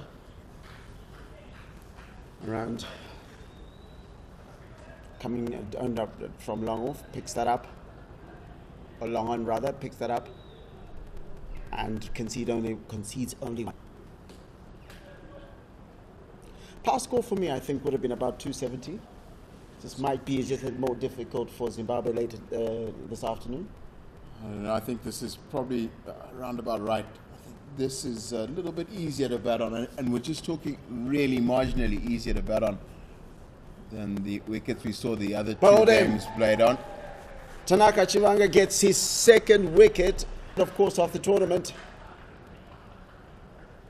Gerard Coetzee trying a couple of trick steps over. Does he play that onto his stumps a bit? It's just one ball to the face. I think that probably looks like Lazard Williams. It's going to be the new man in. And Tanaka Chivanga has bowled really well in this over. He's kept it full and straight. And he's earned rewards for that.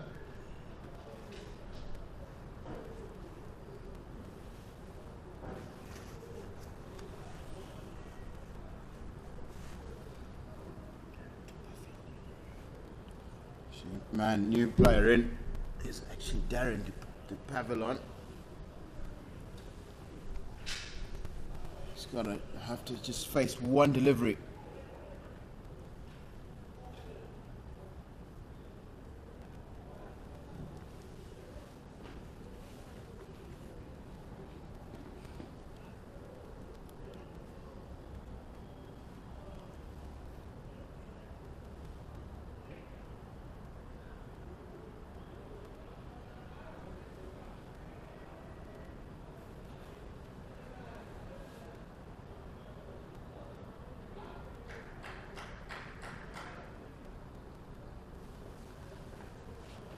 So this is final ball unless Tanaka Chivanga concedes an extra.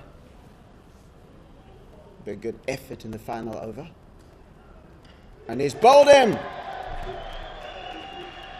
Tanaka Chivanga grabs 3 wickets in his final over to end his 8 overs with 3 for 42. And South Africa's innings ending at 287 for 8. A good batting effort from, or rather 287 for 9, I beg your pardon. A good batting effort from South Africa. South Africa 8, no less. So we see South Africa 8 batting. Key players this morning were 2 openers, 99-run partnership up. And then some good fight back from led largely by Wellington Masakadza, who took 4 for 44. And then Kaya Zondo got to 57. And Lepechlu Kwayo finishes on 27.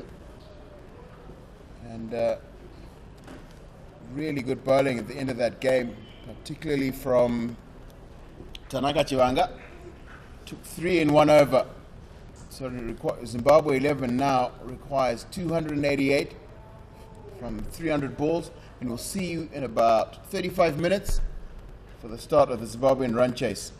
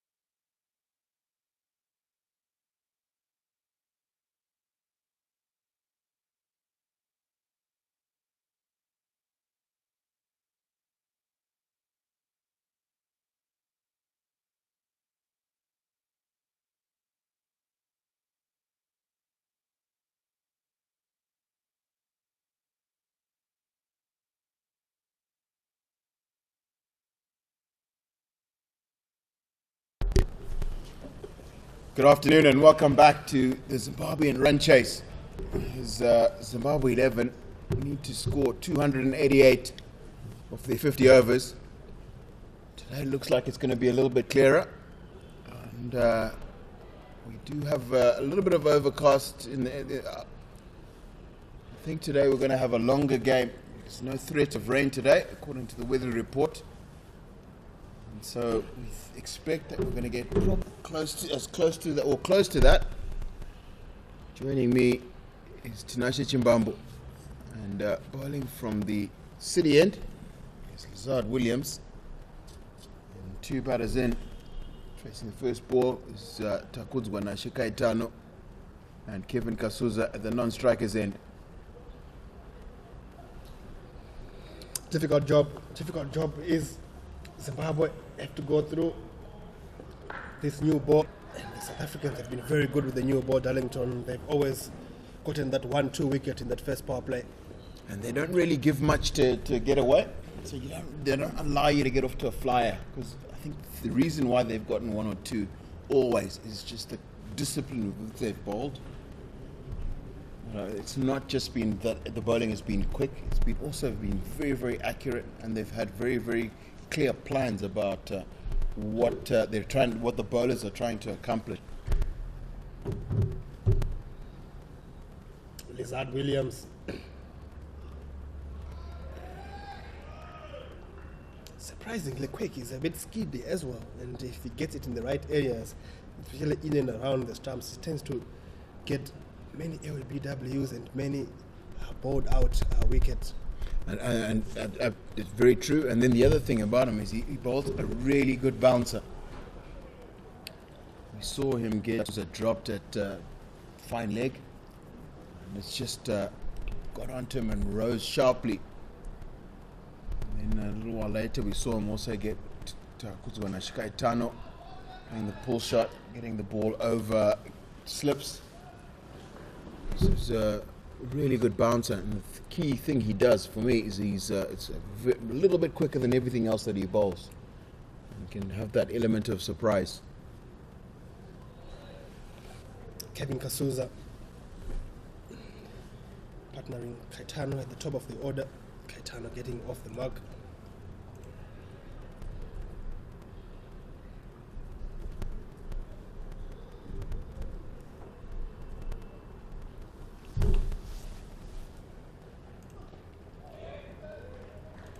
Nicely bowled. What I liked about Kevin Kasuza, that particular delivery, piece of footwork. See him clearly make an effort to get quite a long way forward. Other times in this series, his footwork's been a little tentative.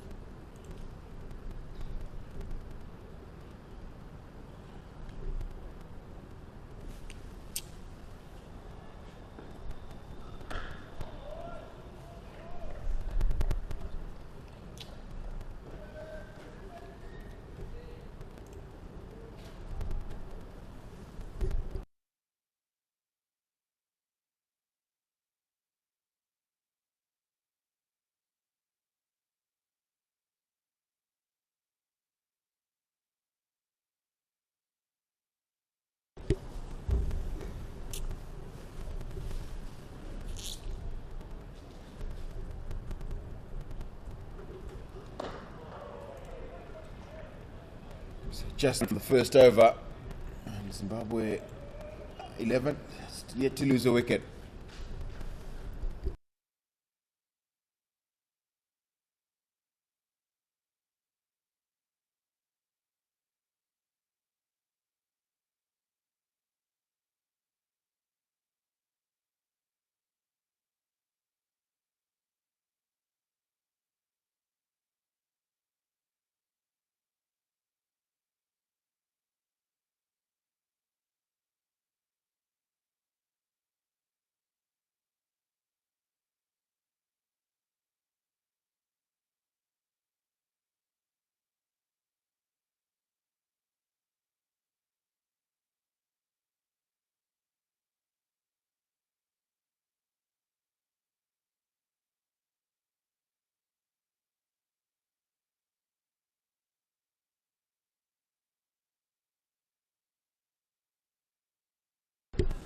Really attractive looking shot from Takuzwanase Kaitano. Always been a strong area for him. Really scores a lot of his runs in that area at cover, extra cover.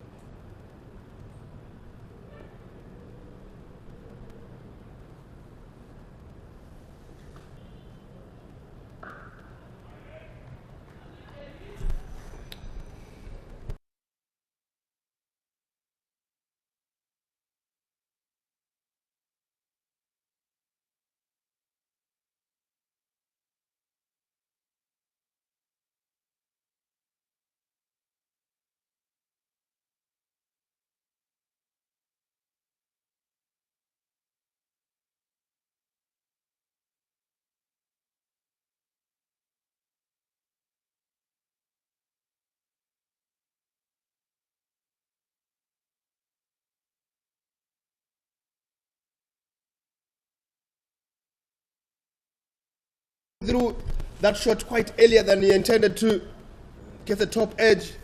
The leading edge is caught at mid-off. Zimbabwe lose one for the price of just one run.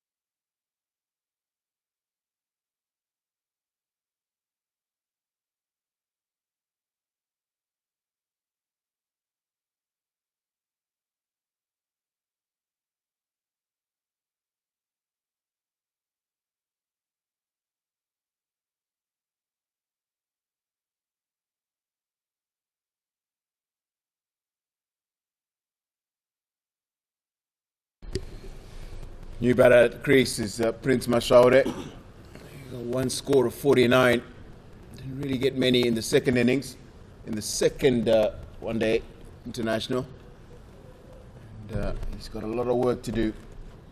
187 still required. And that is a peach first up from Dupavilon.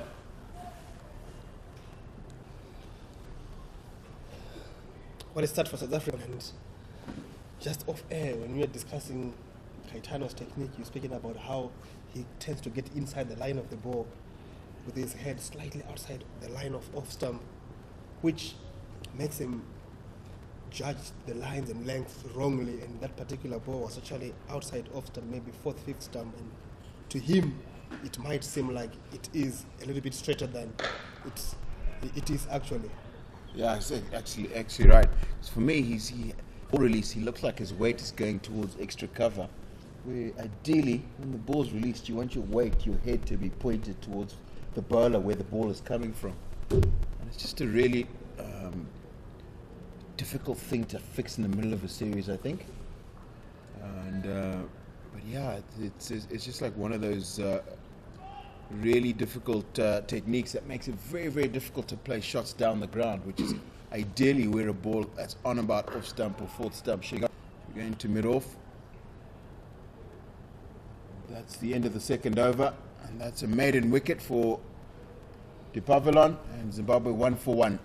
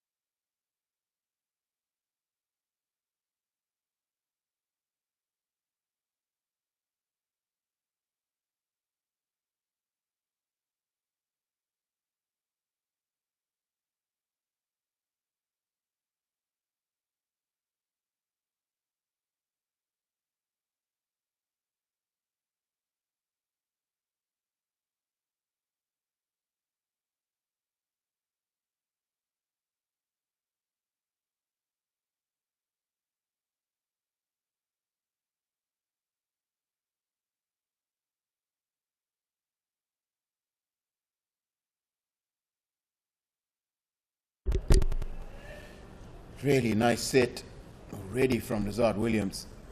He's just gone for the one run so far. All he's done to Kasuza is just bowl a good channel just outside off stump.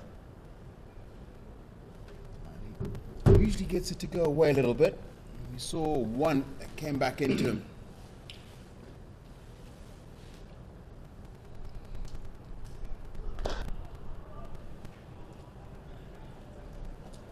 Very good bowling, and with that type of delivery and that type of length, we see Kaya Zondo in a sort of catching mid-wicket that's designed to just put a little bit of doubt into Kevin Kasuza's head, but ultimately, if he does go and play that shot through that mid-wicket region, if it's in the air, then it provides a real wicket-taking chance for Lazard Williams. That's right, and I think it's the thought. Kasuza is just a little bit off balance when you bowl straight. I think he's as bad as we said Chakuzo Nachi Kaitano is, but again he's also a little bit off balance when the ball is hitting the stumps. Doesn't hit through mid-on, but usually more through mid-wicket, and I think that's why Kaya Zondo is catching in that area. A lot of work to be done today. I think the key thing is they've just got to get through the next 4 or 5 overs without losing a wicket. That's the area there. Very strong in that area. That's where he's always usually looking to score most of his runs. Yeah, nicely played, Darlington. And this time around, he just waits for that ball to come to him a little bit, and with much softer hands, just guides it into that gap, sort of just helping it on its way, which is a much better ploy than usually trying to go at the ball. Does it come to you?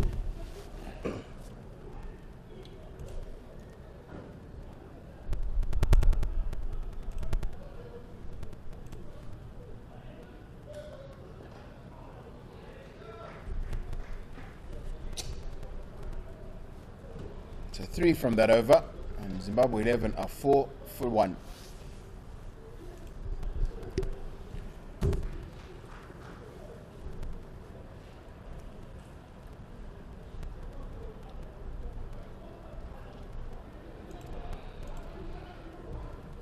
If I'm lucky.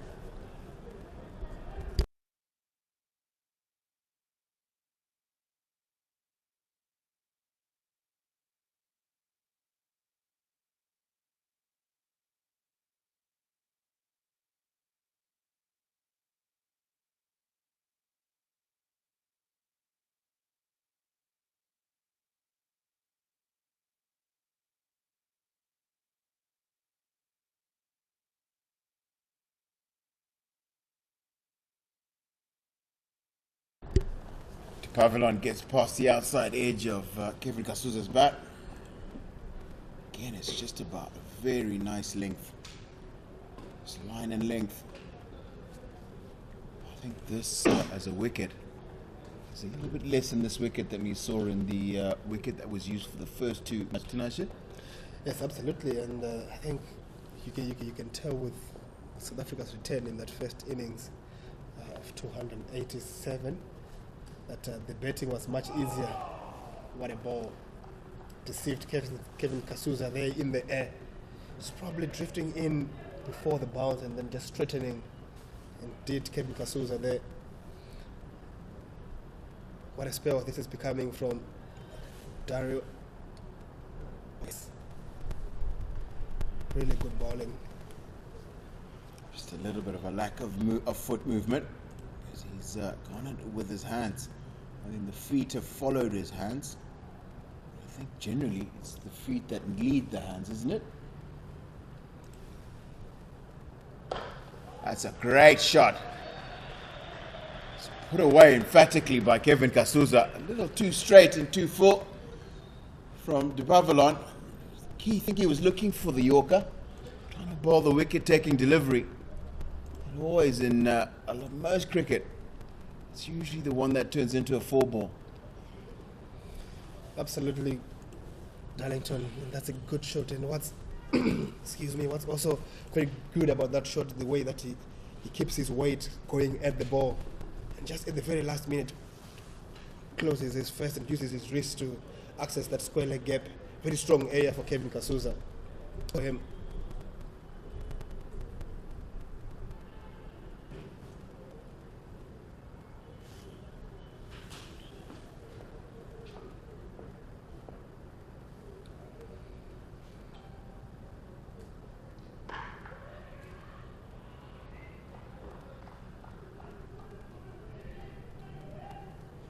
Very loud call of no from Prince Mashaure. Kevin Kasuza wanting to just ride that one and attempt a Disozi at square leg. Darlington often likes those type of calls when there is any chance of a quick single.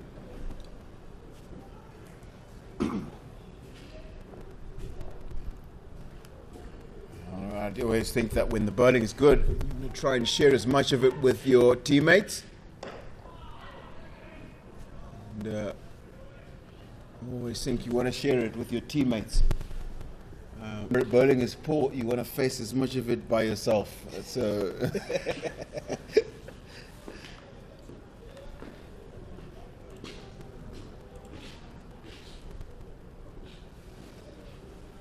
but this is looking like a really good surface to bat on.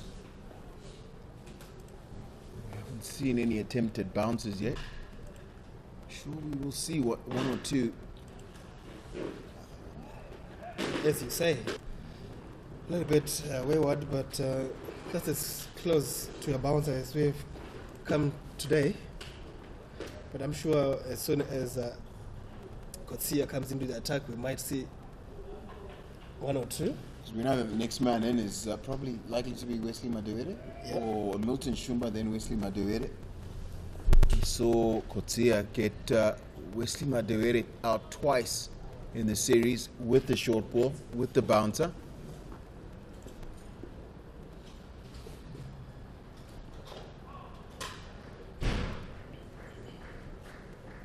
We also saw Kotsia hit Prince Mashaure on the helmet in the first one-day international. At the end of the fourth, Zimbabwe 11, 10 for 1.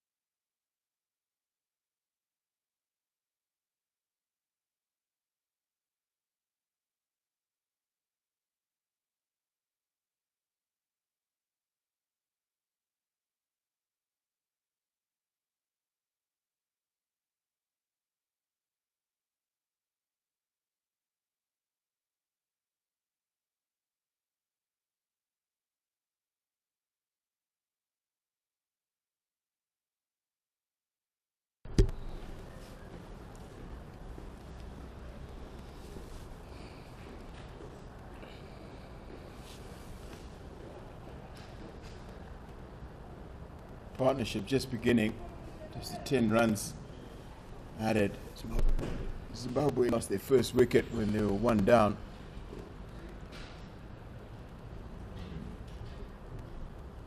Prince Mashaure, we've seen he tends to take his time to get started.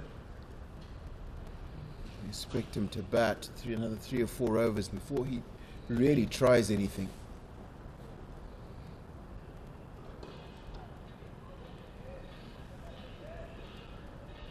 Very good ploy this from Lizard Williams to just come around the wicket from Mashaure.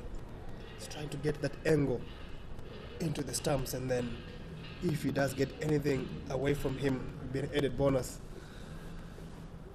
Just one slip in the gully. We did see him use this in the second one-day international, and he just does get a 1 or 2 just to almost angle in towards the stumps and then leave and go away towards the slips. I think we're going to see most of this over being about setting up that one delivery, because I think that's the one he expects to take most of his wickets.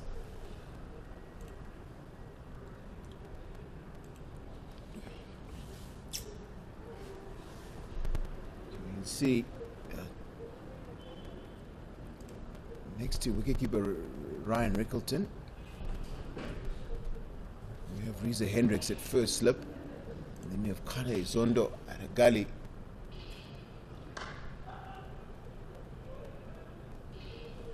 And we also have Juan Fortain, what to me would be a second gully on a very, very tight backward point.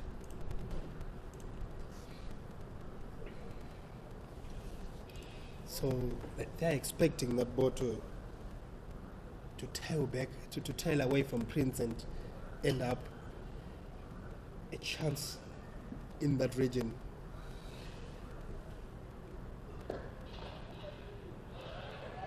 Run out chance. Ah, very close.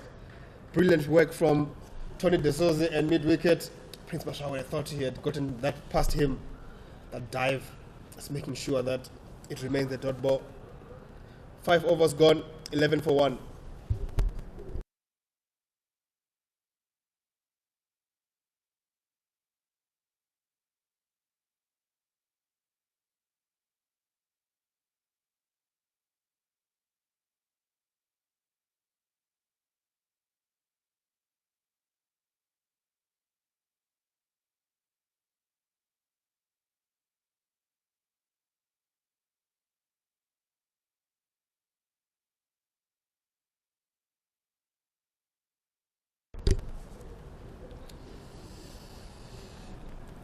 So Darren De Pavlon continues getting to his third over, opening without Williams. And at this point, South Africa were 30 without loss. Zimbabwe quite far behind with 12 for 1. And currently on a run rate of 2.4. The required run rate has already crept up to 6.13. Hello, Tinashe. Hello, Rory. Nice of you to introduce yourself. What a ball. That should run away for 4. Great work by Lizard Williams. He just stepped out of the real comedy of errors there from an experienced player of Lizard's quality. Gives Zimbabwe a boundary, a much needed boundary, Larry. And move on to 17 for the loss of 1 wicket. But you're speaking about the comparison of how Zimbabwe have started here in South Africa, having had that long partnership between the Souls with 99 runs. Zimbabwe's opening partnership just worth 1 Caetano. Just misjudging that one and leading edge to mid-off.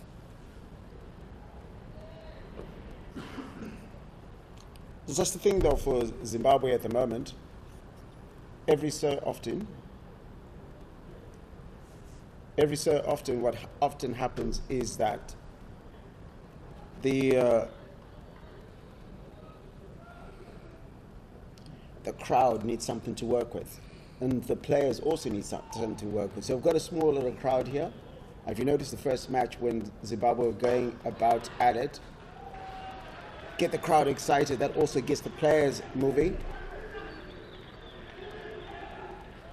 Great running between the wickets there. What a shot from Kevin Kasuza this time around, just going at the boy a little, getting that ball to pierce that gap in the mid-wicket, just the left of mid-wicket. And this time around, the crowd doing the calling. You're speaking about giving the crowd something to work with, and the crowd are actually cheering these guys on to go for 3, and they did so. Absolutely. And if you see what happens there, what you've seen the intent with Kevin Kasuza, he's playing at the ball. I think the other batters are sort of leaning back, allowing to come onto the bat. What a shot from Prince Mashawe. Beautiful shot there. What a shot from Prince Mashawe. showing the maker's sign there, straight as a ruler. It was there to be hit, and this time around, he doesn't miss out, gets off the mark. Is Prince Mashaure after 8 deliveries.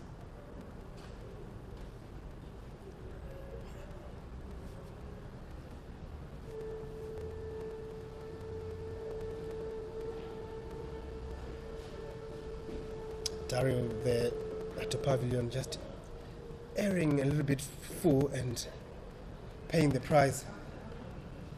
Absolutely.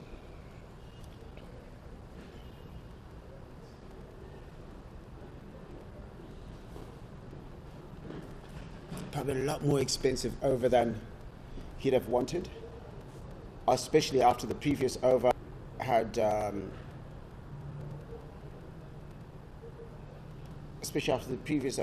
beg your pardon, was a maiden wicket over.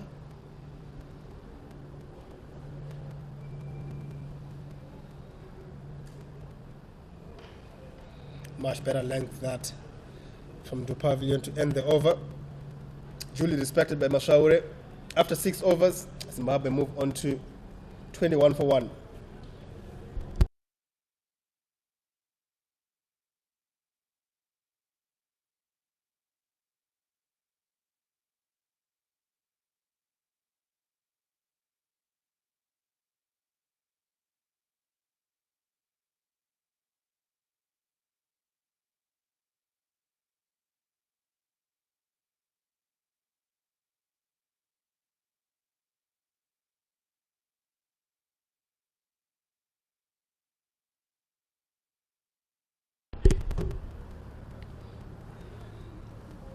Lizard William continues and just taking care of that fielder at mid-wicket. He's making sure that he's exactly where he wants him, Kaya Zondo.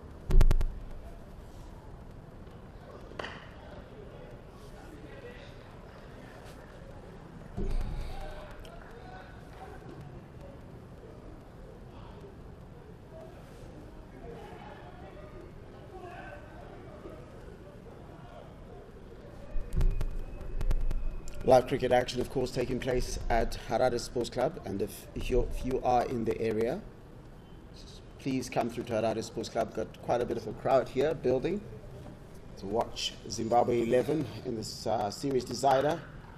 Zimbabwe 11 having won the first match by 5 runs. South Africa A winning the second match by 51 runs via DLS as well, after rain shortened that match. And now for the series decider, South Africa made 287 for 9 this morning. And in reply so far, Zimbabwe tentatively moving towards the target. Not quite confident.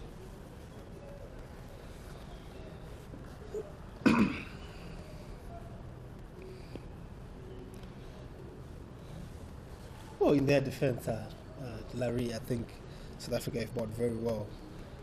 Bar this previous over by Darren Pavilion, which was a little bit wayward, a couple of full deliveries, a couple of wide ones down leg side. But Lizard Williams has been very consistent in that line, and he's been at it, hitting the stumps. The lengths have been perfect. And his field set actually tells you that he's been bowling very well, and the captain has actually decided to give him something to work with that short mid-wicket and a squarish, very square leg where Lesiba Ngoape is. But apart from that, I don't think the 3 batters who have been out there for Zimbabwe today could have done better. You know, I think they've gotten the runs that have been available. A couple of nice shots from Prince Mashawe down the ground and Kevin Kasuza off the legs. But apart from that, I think this opening spell has been exemplary.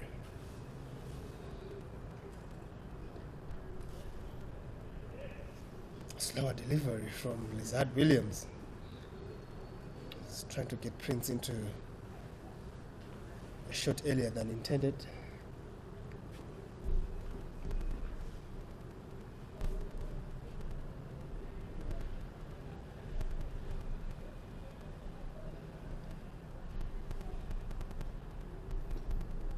partnership moves on to 21. Desiree Williams bowling the last ball of his over.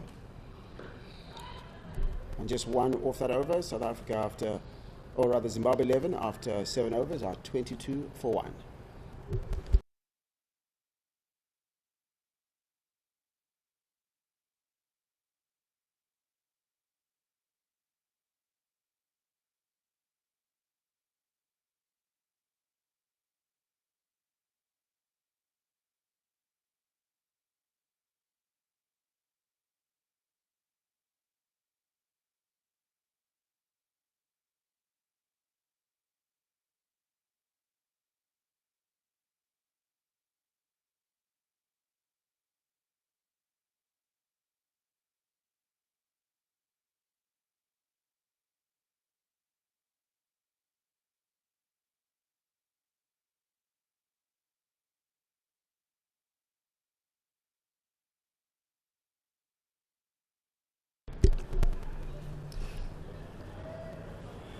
Nice and about from the captain, Henrik Klaasen, juggling his jokers.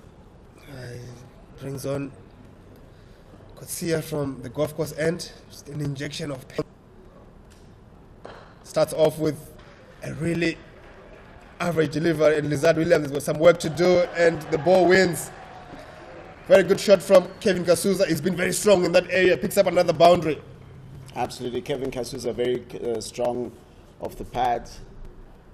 Just strays just that little bit. Kevin Kasuza played a similar shot earlier that went for a boundary. That was a bit uppish and a bit more square this time. Just behind the square area.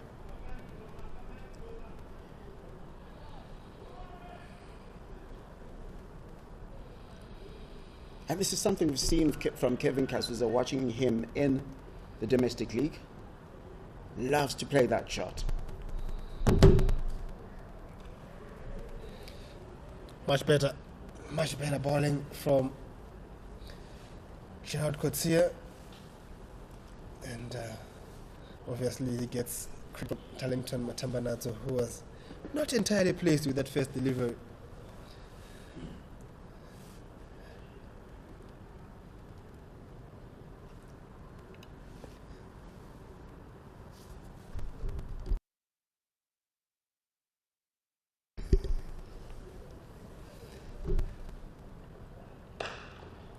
And another beautiful shot, square drive from Kevin Kasuza. Does that sort of, when you get onto a bowler like Gerard Kotsia, who's been very difficult for Zimbabwe to play this particular series, outside that back end of the overs of his second spell in the first match, they've found him difficult to play against. When you play this way against him, does that sort of give confidence to the guys coming later that he can be played? Absolutely, and I think obviously, like Darlington was saying earlier on, if the bowling is difficult, you want to share it around, and you see with the way that Kevin has started now, you hog that strike a little bit, and he seems to be enjoying his time at the striker's end, as evidenced by that no from Kevin Kasuza. Just refused to, oblige to that single, which might have been risky, but ultimately that Kevin Kasuza has assumed from playing those couple of shots will rub onto everyone in that changing room, which is very important at this stage of the game and is this stage of the series, especially as a decider.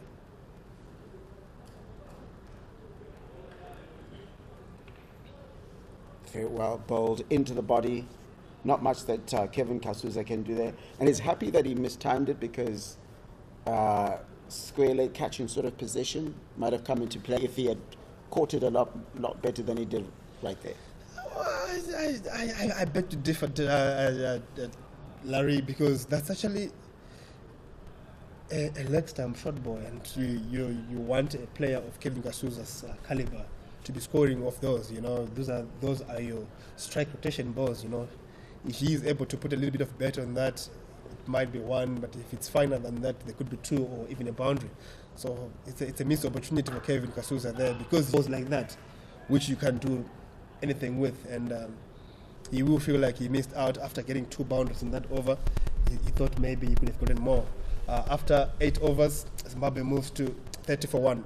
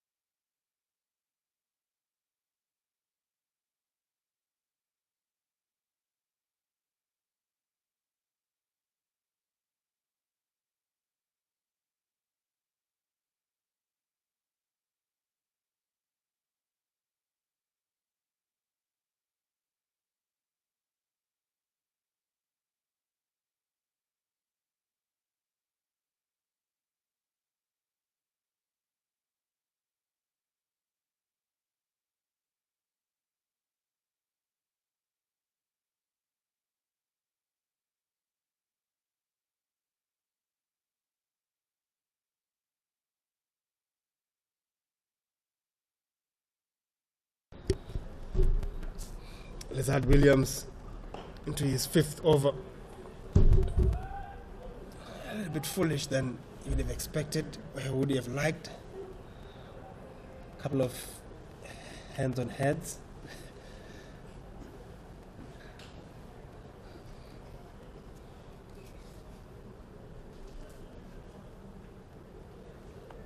Because you might as well call me Mr. Zimbabwe Cricket App at the moment. All those stats we're looking at, if you want to see what South Africa were at this point, if you check out the run rate, what all those sort of exciting stats if you're a nerd, a cricket nerd like me. You want to see all those stats, you will get closer to the game, find out a lot about what other games are taking place. Domestically, still 5 T20s coming after this, starting from Monday.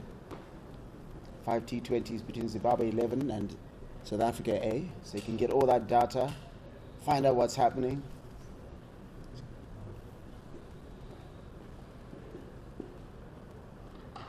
Shot, cut away. Runs away for 4. Very small gap between point, backward point, and cover point, and Prince Mashaure picks it up. It was a loose delivery and got the treatment it deserved. It's the kind of shot you want to see a batter play. It was short and wide. Deserve a bit of the punishment. And Prince Mashaure, 9 in his first match. You feel like he's left quite a few runs out there. In the second match as well, didn't quite make any runs, but he'll need more of those, and Zimbabwe will need more of those to keep up with the run rate. Fuller, straighter. Almost overcompensating, but gets away with it.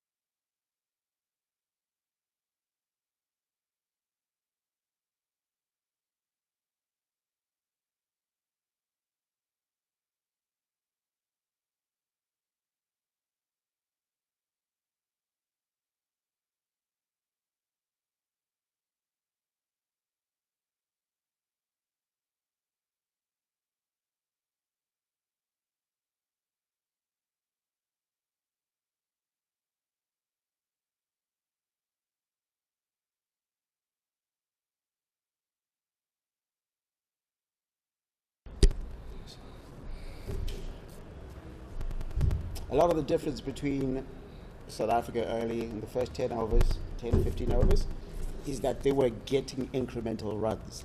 They're not conceding too many dot balls.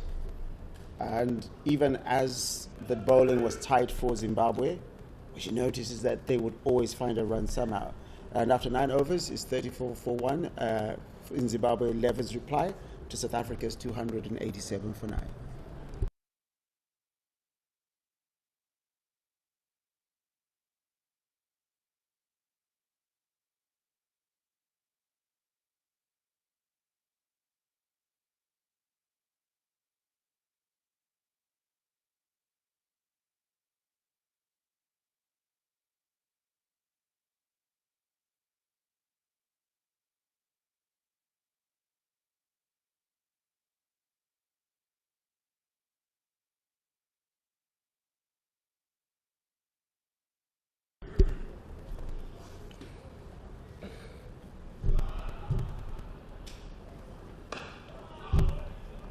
I could say just going in with a foolish delivery straight on, because Kevin Kasuza isn't playing positively when that ball comes out. He's not giving himself an opportunity to try and find a place where he can get 1 or 2 runs. Yeah, it's been a situation for Zimbabwe where they haven't been able to rotate strike as much as they would have liked. I'm sure it will get better. Like deliveries like those ones, they are angling into the body, and a player of Kasuza's caliber, and both these players who are playing at the very highest level for Zimbabwe, should be able to rotate strike from deliveries like those ones. But ultimately, I think Prince Mashawere earlier on was speaking of air, how he's been trying to access the square gap instead of just probably showing the face of the batsman and hitting that ball with the full face towards mid-on, to the left of mid-on, and trying to pick up singles, especially after boundaries.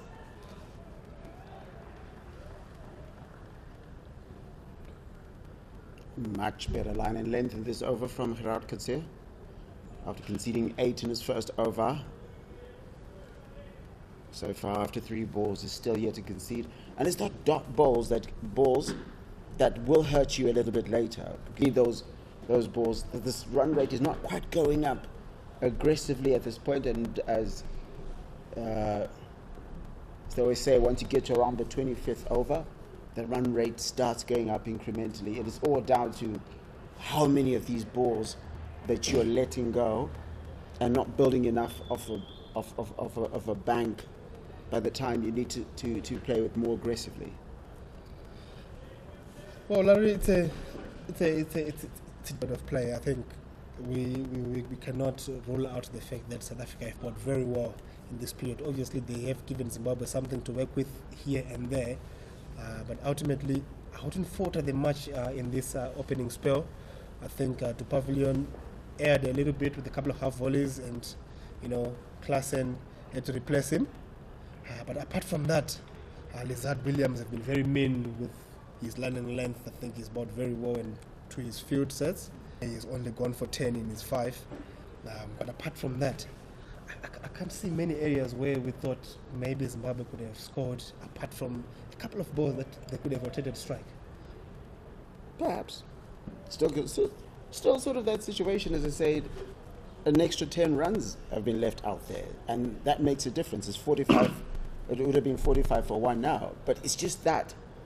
We talked about it earlier. Ryan Rickleton and Tony Dezozzi early on showed us that even if you're not getting the boundaries, get the singles. Right now, this is the second maiden over of this in 10 overs. So that means 2 12 balls you've been unable to score, or 2 overs you've been unable to score off this particular inning. So after 10 overs, it's 35 for 1, Zimbabwe 11.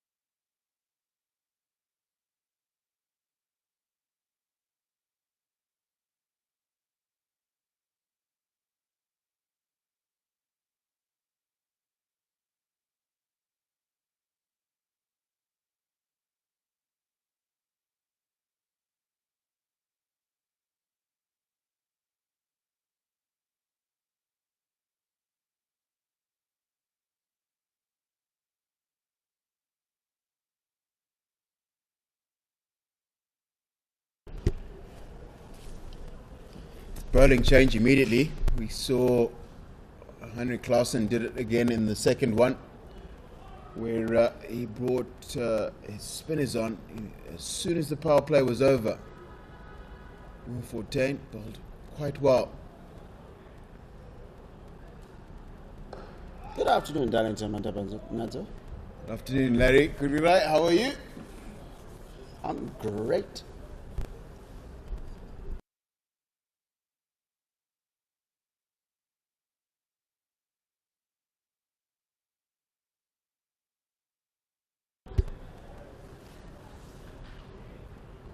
It's been a solid yet uninspiring start. And that's a very good shot from Kevin Kasuza. He's used his feet really, really well. Outlet to the left of cover. Reza Hendricks has gotten it so that there was not a chance for the man at the boundary to cut that one off. I guess you were looking for inspiration, and Kevin Castles obliged. It's a really, really beautiful shot. It's deliberately gone into out.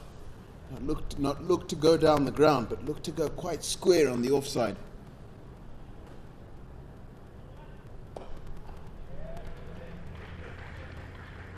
Played into the vacant area there by Kevin Kasuza.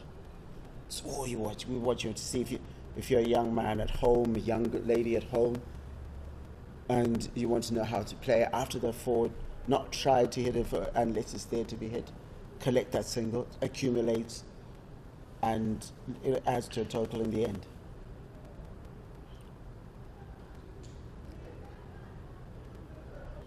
I think the key is to not allow yourself to get bogged down. Can't let opposition ball a lot of dots at you. No matter how well they ball, still just can't allow them to bowl dot balls. Make sure that you're scoring, because already at the moment the run rates are around about 6.4. It's required.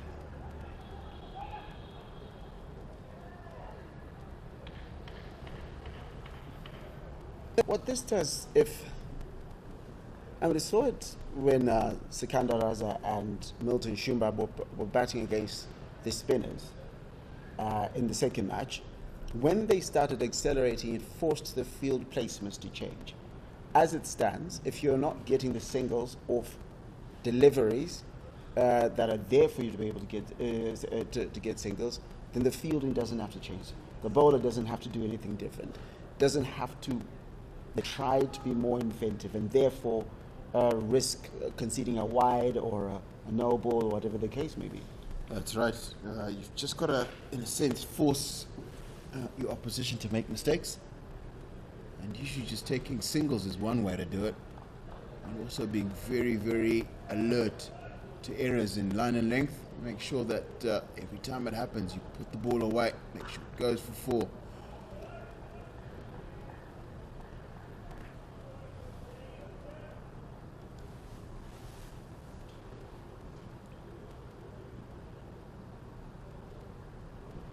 Gerard Coetzee, as I keep saying, has been very impressive.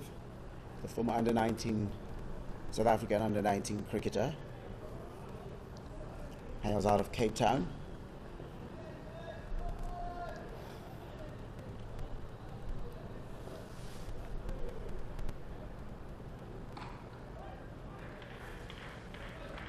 And that's exactly what you want.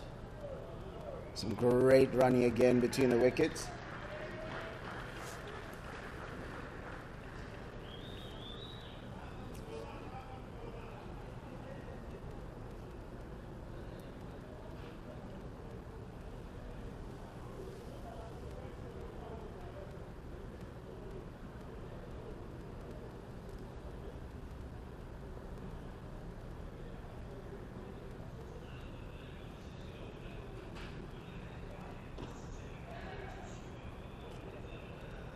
Kevin Kasuza caught in 6s and 7s, wasn't sure what to do with that ball. He was happy they didn't carry anywhere. We heard Tinashe was saying that Prince Mashar is trying to go too square when the ball's on drifting into his pads. And I think Kevin Kasuza did roughly the same thing there. It's easy to go quite square when the ball is really, really full. When it's closer to a good length, it's much wiser to go straighter. Just to the left or to the right of mid-on for the right-handed batter. Usually a much better ploy.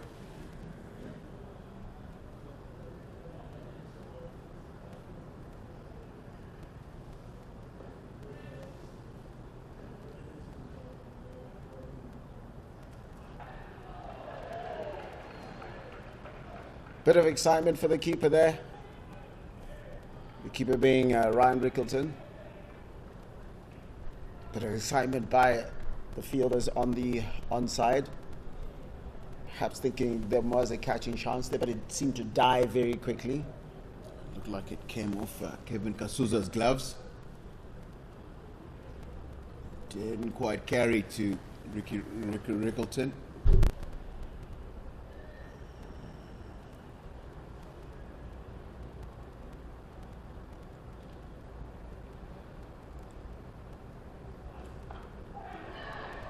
Another chance, almost, probably just a little bit wider than the field at Gully, but what Gerard could say is thinking, I'm getting these guys to make false shots. One will get to the hand if I keep bowling that sort of delivery. Yes, he's conceding runs. He's conceded 5 in this particular over. But the fact that those almost chances are being given, that should give encouragement to Captain Klaasen, isn't it? Very true. And finish the end of the 12th over, 45 for 1.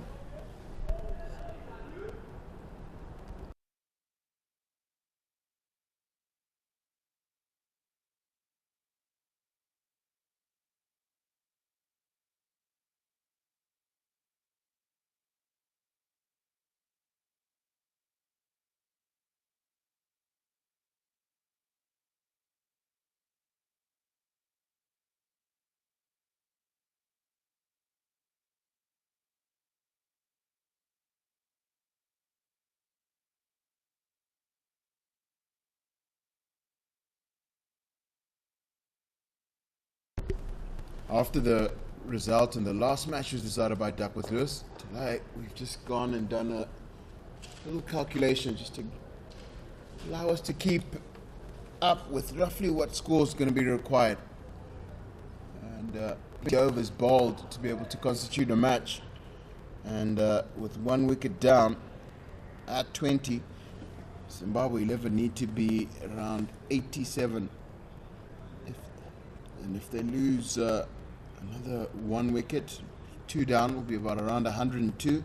Be the required run rate to win that match at 20.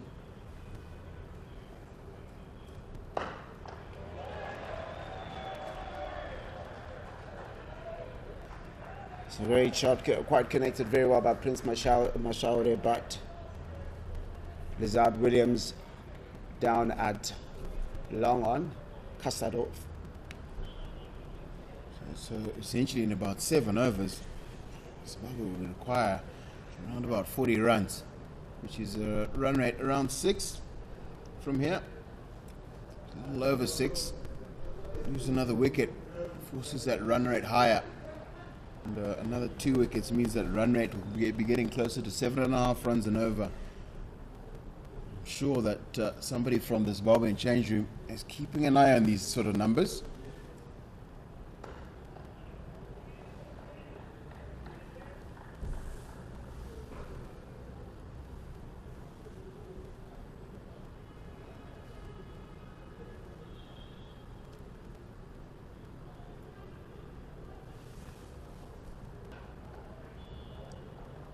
Kevin Kasuza getting a bit into test mode. Block that. Not necessarily what the doctor ordered, but after 13 overs, Zimbabwe 11 up 47 for 1.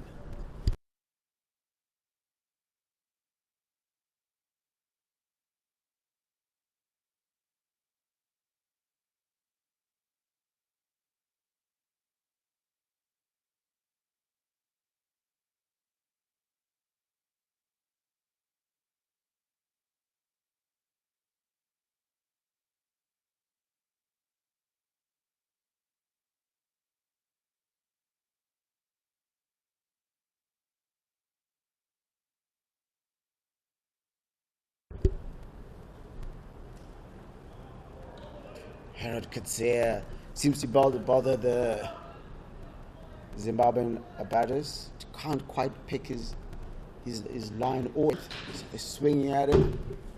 Saw him induce a couple of false shots in his last over. Is it the trigger movement? Because you can't quite tell what sort of pace he's going to get at you.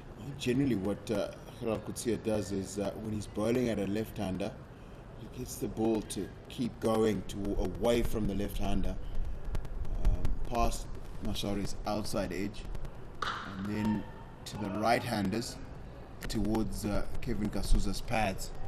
So generally you find that he's going to get past Mashari's outside edge, and then most of the time, invariably, he hits Kasuza on the pads. And so it's just like that little bit of movement into the right-hander and away from the left-hander. But he also does still get one occasionally to go the other way, which is away from Kevin Kasuza and into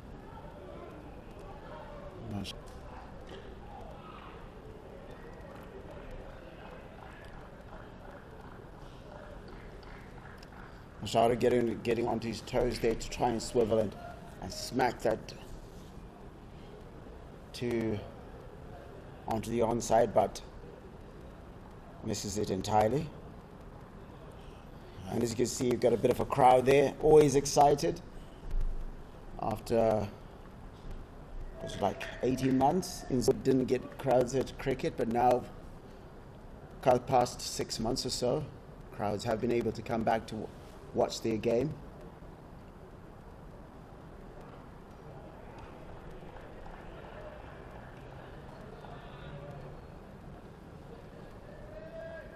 Tell you what, they're thinking.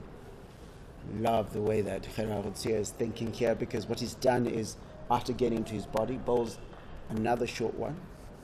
Prince Mashara didn't quite fancy being hit in the ribs the first time. Thinks, I'm not going to have a go at that one. Might have been expecting a fuller delivery, but just get another short ball into him. And that's the thing, though, about Harold Kutsia. He's been able to have a lot of discipline with his short balls.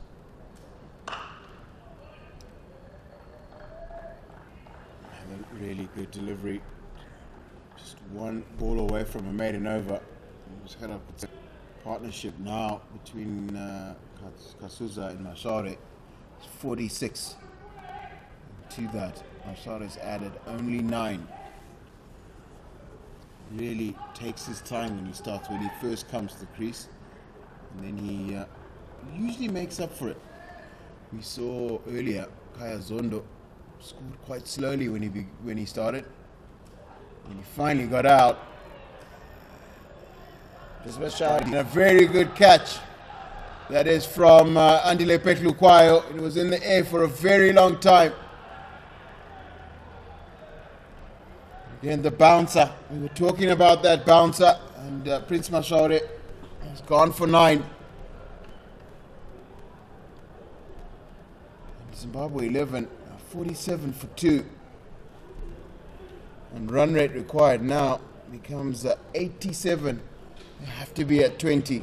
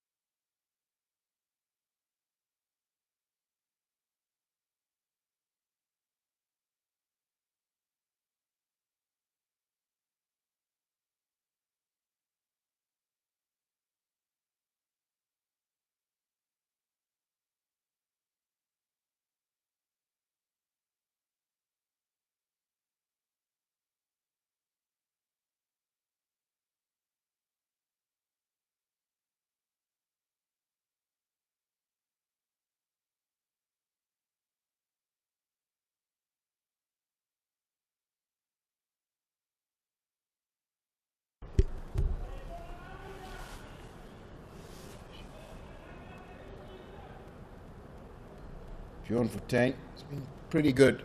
9 for 7. 2.1. Really, really tight. He's got one through Kevin Kasuza's defenses there. I think it's the one that slides into the right-handed batter, as opposed to the one that turns away a little bit. It's a little bit quicker. And Kasuza probably should have been gone forward to that. That should be called wide.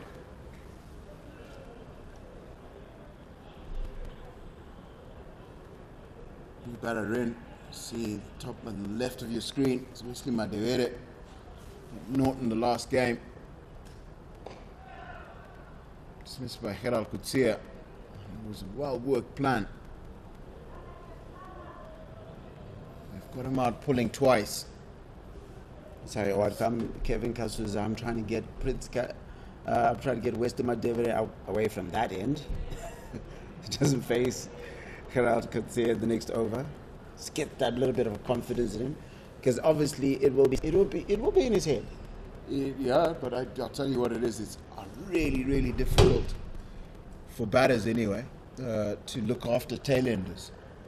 You don't really want to be looking after a fellow batsman.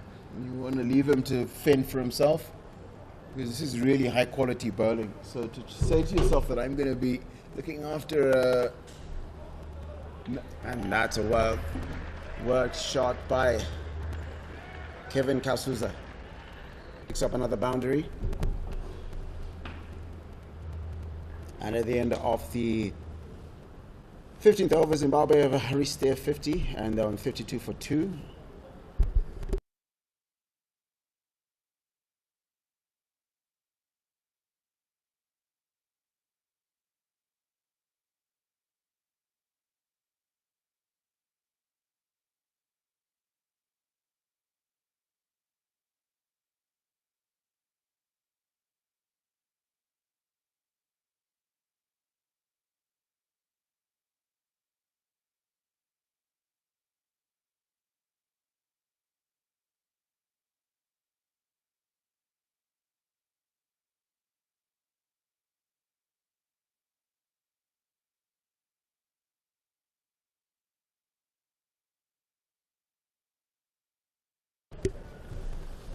interesting contest we expect here. Madewere and Kutsia. Kutsia's knocked Madewere over twice in this competition. First time he knocked him over, Madewere had gone 35 at a strike rate of around 140. And the second time, he knocked him over without scoring. And in essence, ended up probably, I think that was a turning point where South Africa A won the match, the second match of this 3-match series. And he got him out both times. And I personally like the fact that he's not shying away from playing that shot. Absolutely, Dellington. Because it's often very difficult to not play a pull shot, because it's very instinctive. And to train something against your instincts is actually very, very difficult. Can be done, but takes a lot of time. And I think for Madewere to develop a different way of playing against Kutsia, I think you can have a look at the first few, let them pass. But I think this is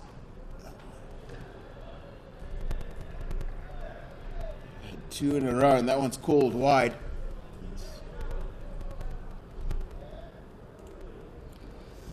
Yeah, very interesting, Darrington, and I like the way you put it across there, because especially in our shows, coaches and players, teammates alike are very quick to judge and say you must shy away from that shot, and you should play that shot, shouldn't do that, you shouldn't do this.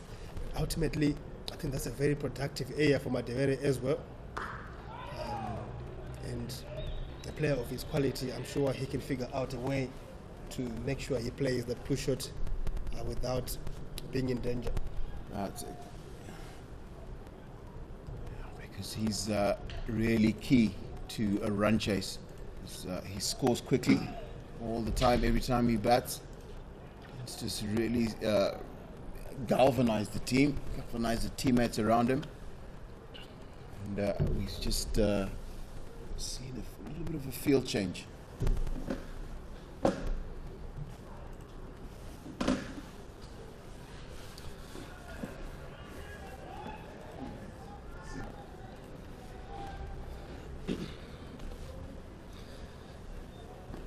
It's a very good ploy for Klassen here because he knows how lethal Madevere is outside off stump. So you see that man in the middle of your screen, to the top of your screen, that's Kaya Zondo, who's responsible, was part of the double act. Kutsia called Zondo to get rid of Wesley Madevere, and he's been put in that position a little bit closer than square leg normally would feel. Yep. Because normally when Madevere pulls, he pulls down quite well. And so early on, when he's not quite hitting in the middle of the bat, if he does pull it down, he might just carry to that fielder.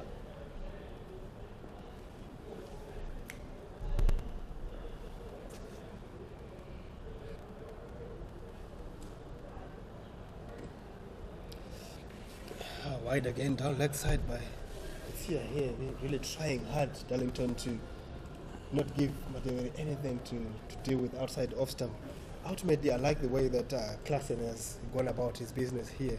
He's got that guy, Kaya Zondo, at square leg just in front for that one that he actually gets right and try to hit on the ground. And ultimately, I like where De Souza is in the end, that he gets something more than just a top edge. He's there to try and clean up, and probably if there's a chance for a catch, they can effect the dismissal. That's right, and don't forget, be absolutely certain he's gone bang, bang, bang. He's gone keeping Wesley Madevere playing off the back foot, angling the ball in towards Wesley Madevere. Not forget that he still also has the option of the one that's full and leaving. Maybe get a chance to the keeper or fielder at gully. So there's a few ideas that Kutsia is working with at this moment. And there's the pull shot from Wesley Madevere. And a few members in the crowd are cheering that he's gotten away and he's gotten off the mark, because they know that he's been dismissed by Kutsia twice using this very simple ploy. So at the 56 for 2.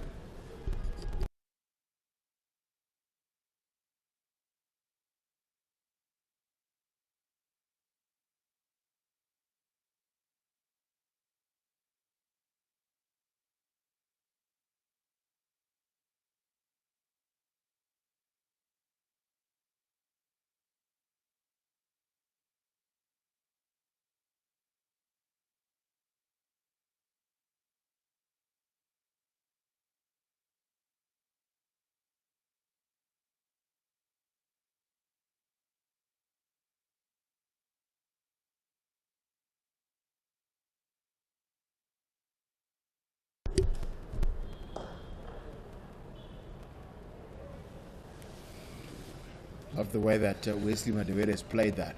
As soon as he's hit it, he's taken a couple of steps down the wicket, getting prepared, always looking for that quick single. Very busy cricketer.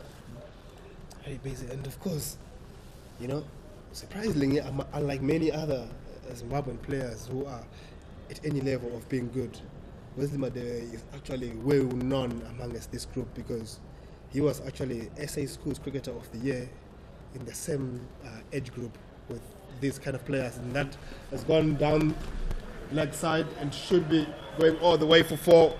Could have been a little bit of a tickle against the boundary, and Fortain is not happy with himself. So we know that Hira Kutsia knows him very, very well, because they played in that, they're in the same generation of South African schools cricketers. Mm-hmm. And Bjorn Fortain is also from that age group. And that's a really good shot. Really good use. He's found the gap. And we know that Wesley Madewere is going to take the attack to the South Africans. That's how he bets. He never dies wondering, does he? Where's the Madevere? This time around, shimmers down the ground. And very important that he actually go to the pitch of the ball. We have a rough Duckworth-Lewis calculation here. Now that Zimbabwe is 2 down, 20 to win this game. And just in case, the target is got to be around about 102 runs. If we lose another wicket, it goes up quite steeply to 121.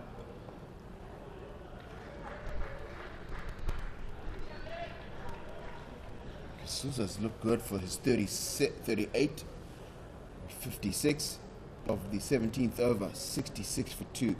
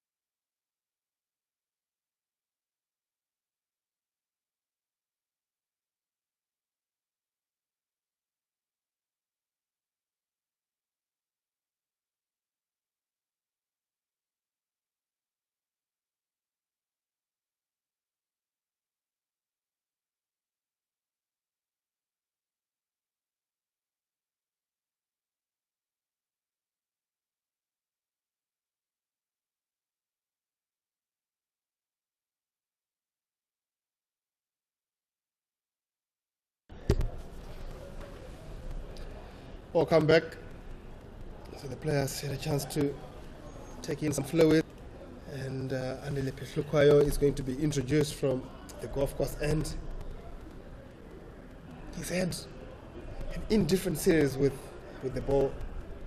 Obviously, comes with a big reputation of being a very good bowler in the middle overs. Just able to find that extra dot ball in pressure situations. Darlington He's played a lot of really high quality cricket. Basically understands what's required. We saw his innings at the death. 28, I think it was of 22. And then it was a really, really well thought out, well planned innings. I was a little bit disappointed because I think he would have expected to hit a couple more big ones. What is clear is his role in this team, and I think he's going to get it right today. I think what you find is big temperament players, big match players always get it right on the days that it counts. You might have in different days in matches that aren't really deciders, but in a decider, generally find he gets it right. absolutely, and they started very well today. He would want to play around that fourth, fifth stump line, just making sure that his variations are all in that area. It will pose a few more problems than what he was able to achieve in the last two games. And he's going to have to do with informed Kevin Kasuza, 38 or 58 deliveries, 5 boundaries in that.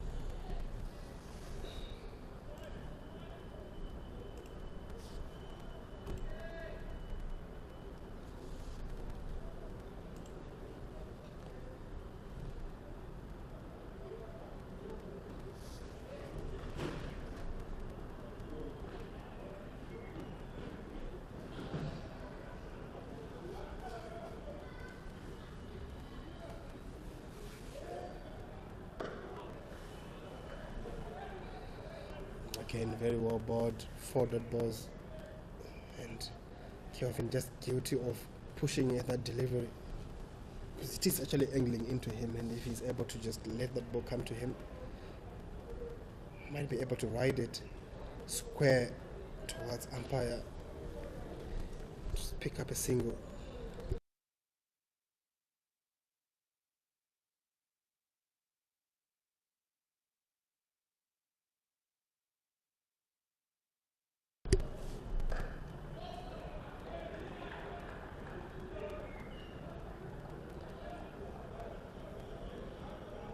That is very clever from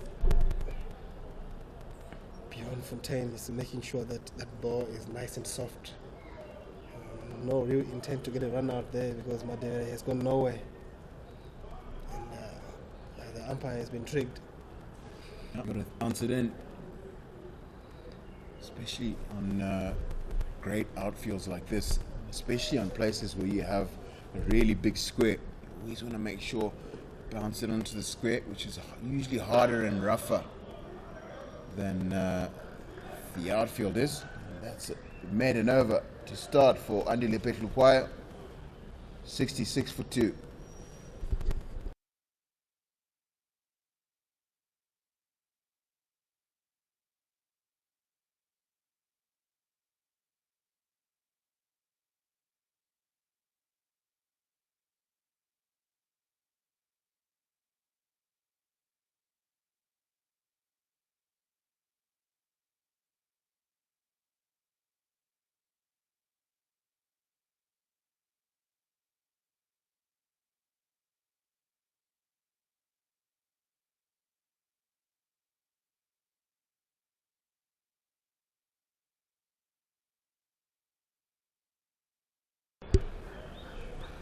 We see that Wesley Madewere, you've got to really, you should, if you're in Harare, you should come to the ground today, because there's Wesley Madewere has a really supportive following today. Every single time he makes a run, It's almost as if Kevin Kasuza is not part of the same team as Wesley Madere. Because every single run there's been some pretty loud applause from the small but loud crowd here. Yeah, he's got his rented crowd, and I think he's paid his dues. So he gets applauded for everything good he does. But ultimately, I think he's got a score to level here. Wesley Madere, obviously playing against most of his peers today, most of his high school peers, and he would want to know that they remember him for much longer. He's gone on nicely, 2 boundaries in his 11 runs of just 12 deliveries. Just the type of player he is. And he's been bowled out. Bjorn Fontaine just gets one to go with the arm, and Wesley Madere didn't quite pick it up. Gap between bat and the pads, and he's been dismissed. Zimbabwe reduced to 68 for the loss of 3 wickets. It's going to be tough going from here on to win this match.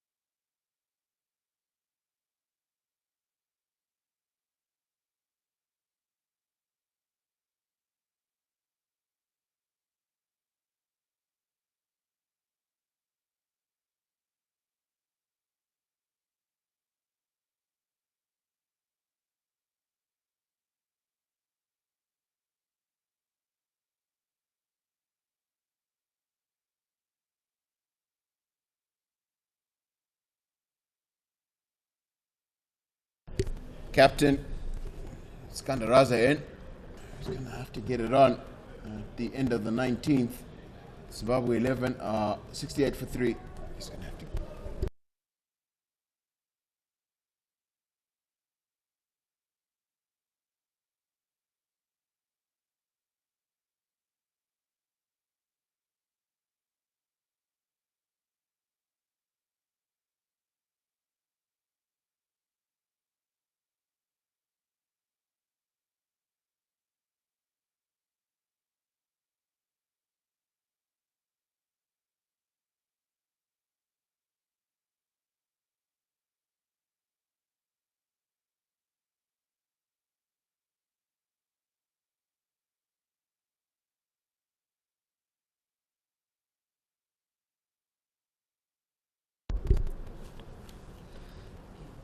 Poor start from Anile Pehlukwa. He's trying hard to take Kasuza's pads and sliding down leg side.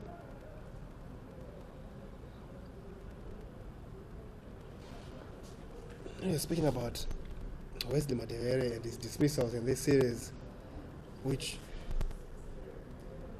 are very hard to understand because more often than not, he sort of looks untroubled until he gets out. And I was just thinking that it's probably just a, mental adjustment that means that well, he probably wants to do well. He's just not, I suppose, mentally centered. I think is probably the word that describes sensation I'm trying to describe, because I think you know this from batting yourself. It requires a sign to bat well, and if you keep, I think, if you're trying to G yourself up, motivate yourself, and this whole conversation happening in your mind, it's very difficult to focus on just batting. And to me, he's looked like that. I've seen him. He struggled through. He made runs, but he didn't make the quality of runs throughout the Pro 50 and the T20 competition that we're used to seeing him. That we expect from him. We've come to expect from him, and he's just got that one innings in this competition and then the bad shot to get himself out. And it's just like he's not really, perhaps, been really mentally settled. Because I can't really see a technical issue, like bad footwork or hands not quite in the right place and that sort of stuff. I think it's just maybe his head is not right in the right place. And that's a beautiful shot from Kevin Kasuza. Let's time that beautifully. That is a beautiful shot. The width offered, but the timing and the preciseness to hit the right of deep extra cover and pick up that boundary. Massive, massive boost for Kevin Kasuza's confidence. A couple of runs away from his milestone.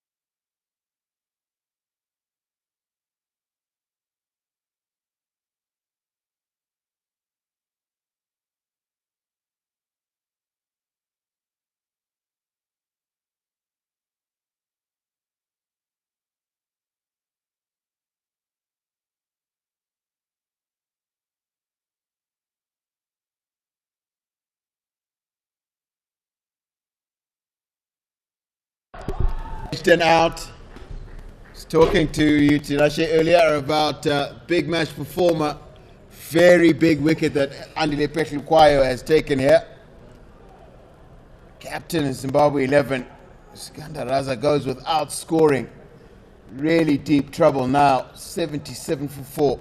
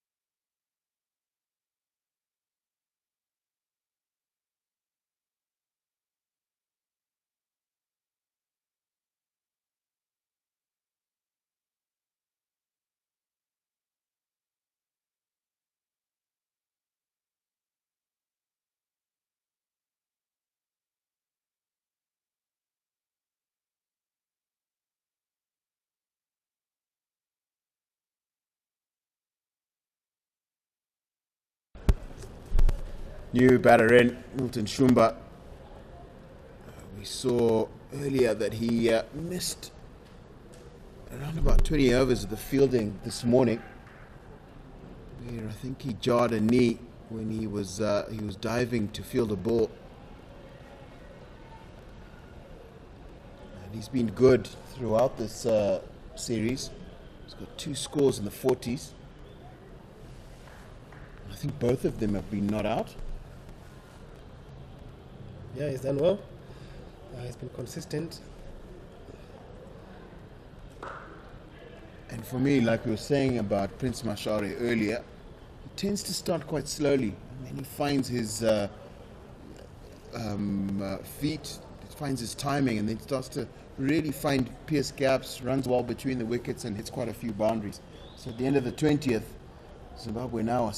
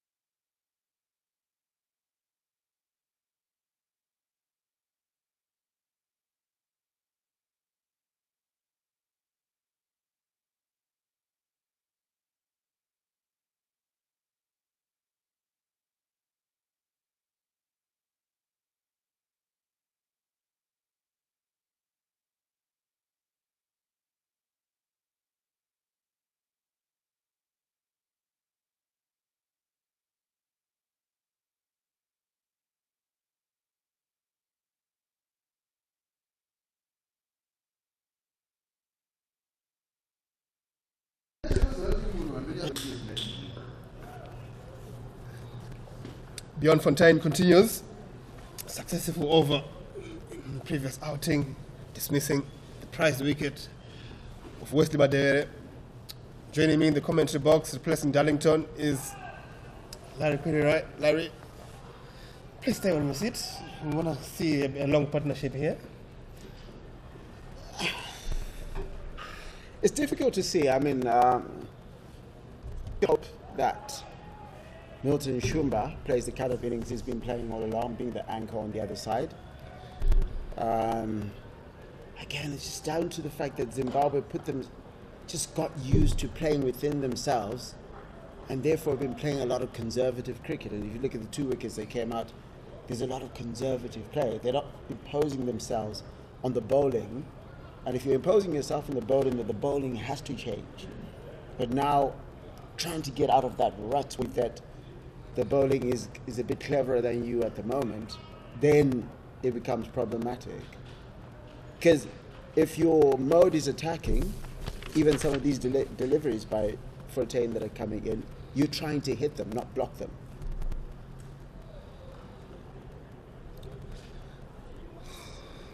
And if Zimbabwe, they've got a couple of matches. They've got Afghanistan, India, there's the Netherlands, and I think India as part of the ODI Super League qualification. This is something they're going to have to fix. You can't afford at a certain level, to have slow starts. And we've sort of seen it.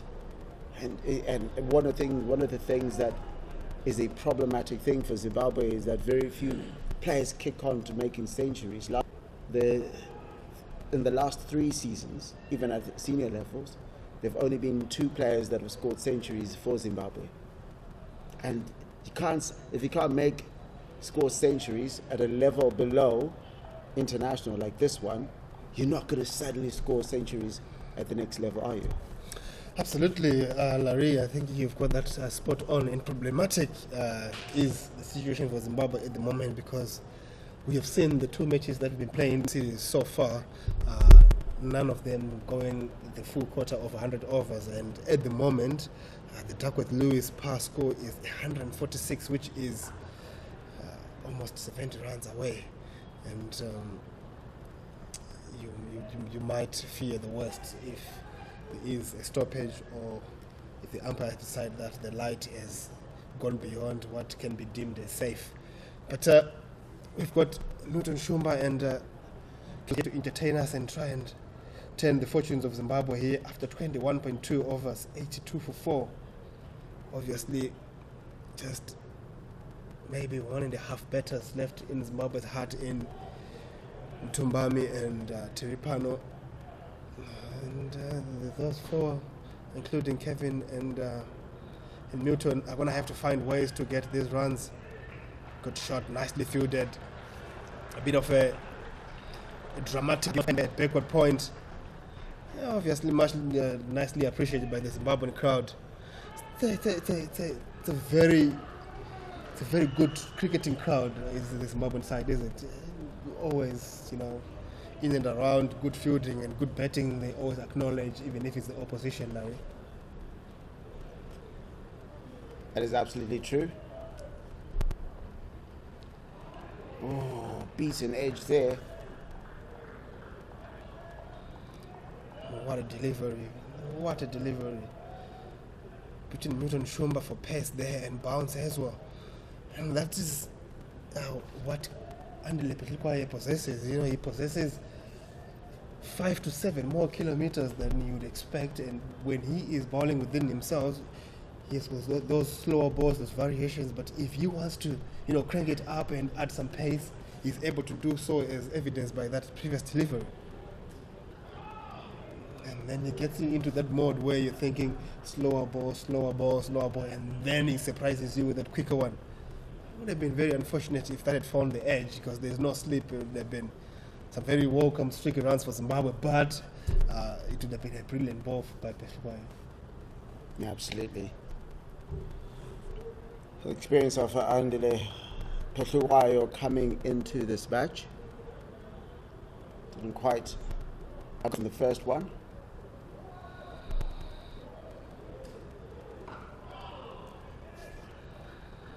It's really tight bowling, just one off that over, and they at the end of the 22nd over, Zimbabwe 11 are 82 for 4.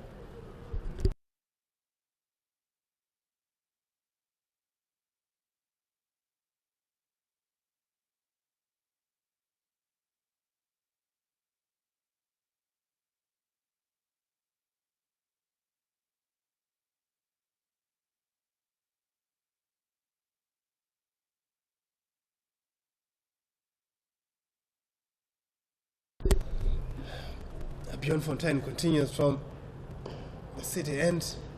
Lots of wind in his sails. Larry Bjorn Fontaine has bowled very well today. 6 and a bit overs, just for 24 runs and wicket.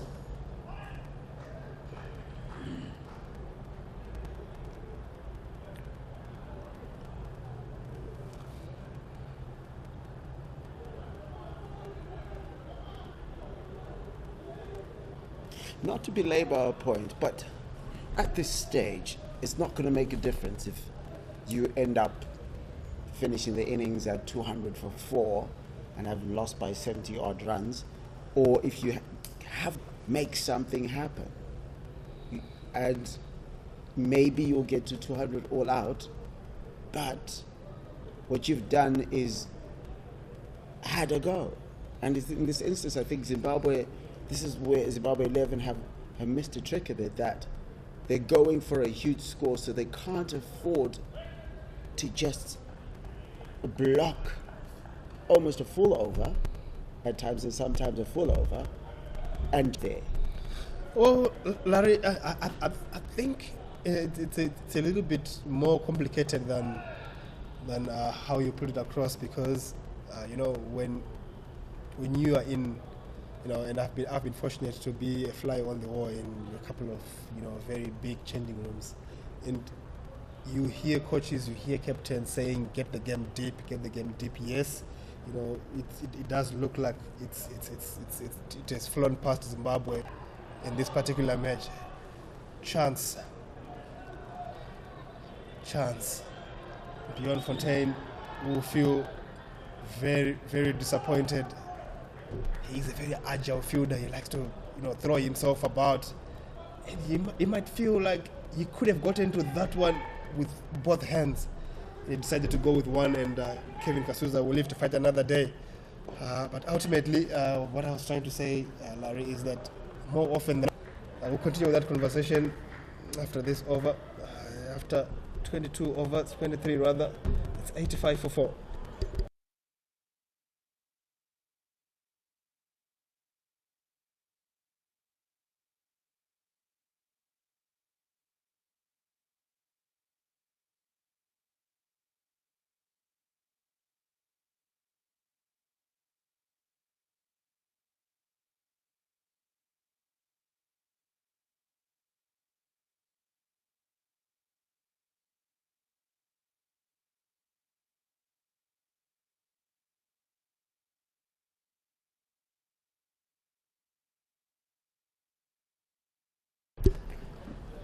Andile Petlugwari continues.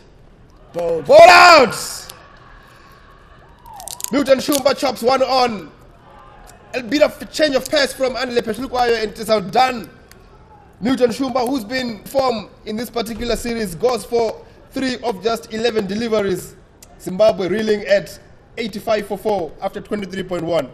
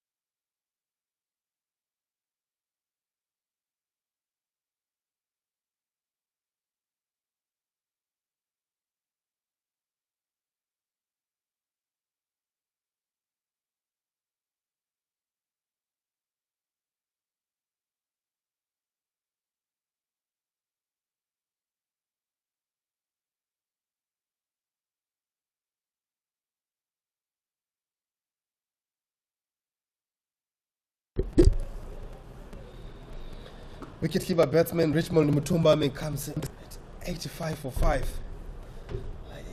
I'm not sure he would have expected to be out there at this period of time, and after 23 overs and 5 wickets down, Zimbabwe literally 90 runs away from the Duckworth Lewis pass score, but that will help a lot. Top start from Richmond Mutumbame. Wide half volley and duly punished. A little bit of a misfield from him, and you'll feel like the caliber of fielder he is, he might have done better. Nonetheless, top start from Richmond Mutumbame. Larry? Absolutely great start, playing with intent, hits the ball. And I think, I belabor this point a lot, the other batters have been blocking those times of deliveries or not quite timing them. And just playing on the front foot, he shows his intent that he's trying to get runs in this match. Absolutely, and just to answer you previously, wide down leg side, and Rickerton is disappointed with that. He might run away for a couple of runs. It's a very tricky time to bat, and it's a very tricky time for any team to set out a game plan, because ultimately most coaches, most captains will be telling you to get this game deep. And we're having that conversation that do you die wondering, do you rather get to 200 in 50 overs, or but ultimately here we are still 20 overs away from being done, and if any two batters can actually knock it down and get to over number 40 and then assess how they can play from there on. You always hear coaches saying, get the game deep, and as the deeper you go, you never know, you get 1 or 2 20 over runs, 20 run overs, and then the look of the game changes, and you to chase maybe 10 in the last 8 overs or something like that, which if you say we are not going to die wondering, we're going to try and throw caution to the wind right now, and then you are bundled out for 140, yeah,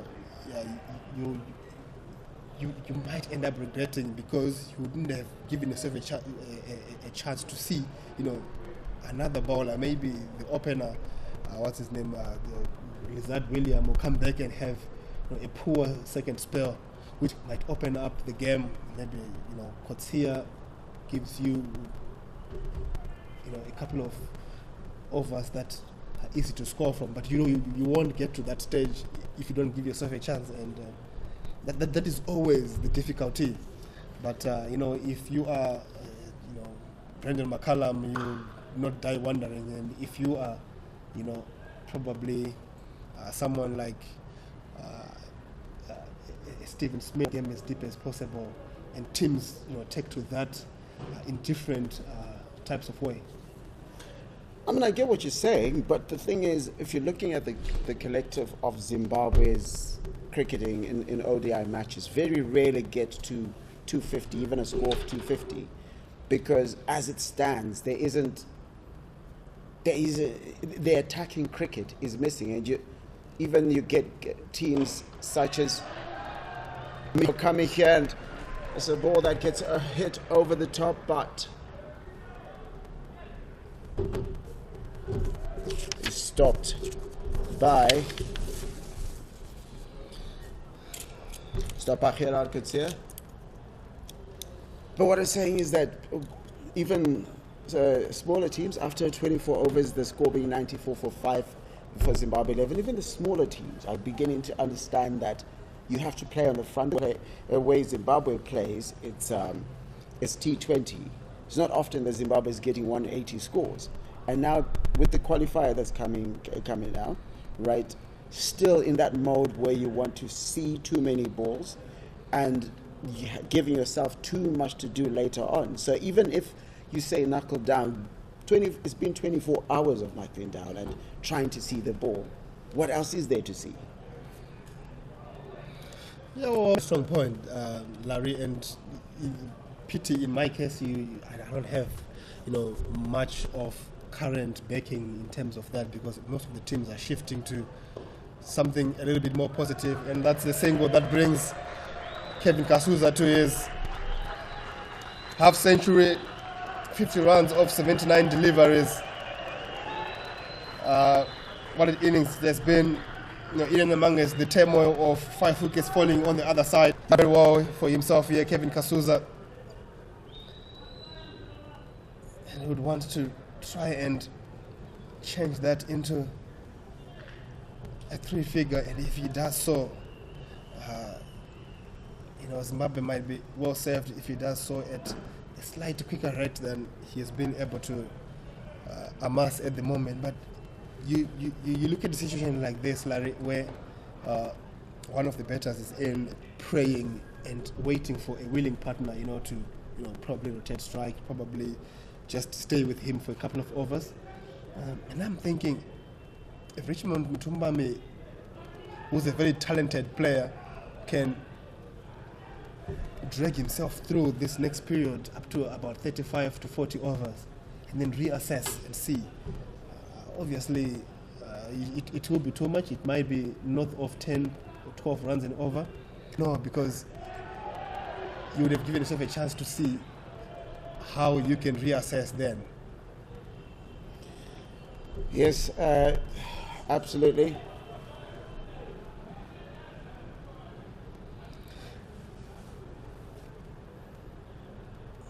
Well, quite interesting to see if Kevin Kasuza decides to change something about how he has played here. No, he hasn't. Another dot ball after 25 overs in the halfway stage. 96 for 5.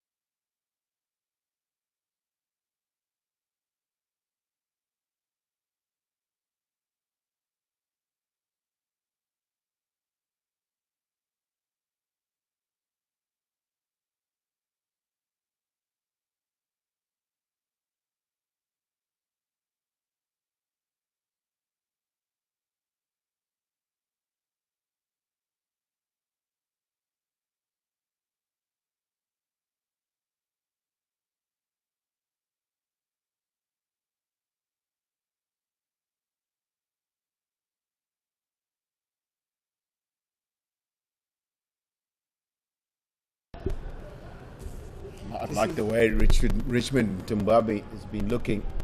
He's really looking to get quite a long way forward and to hit hard and straight. So he got one, didn't quite get it out of the middle of the bat, but it was safe, largely because he's playing hard and straight. Welcome back, Dalentema Tambanazo. Thank you, Larry.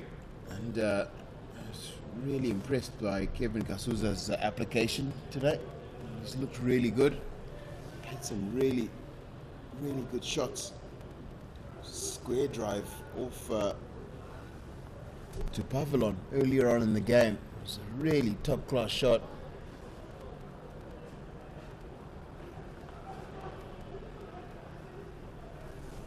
As I said, I really like the way Mtumbami looks. He's looking really good. Slight delays. I think it's the side screens being shifted.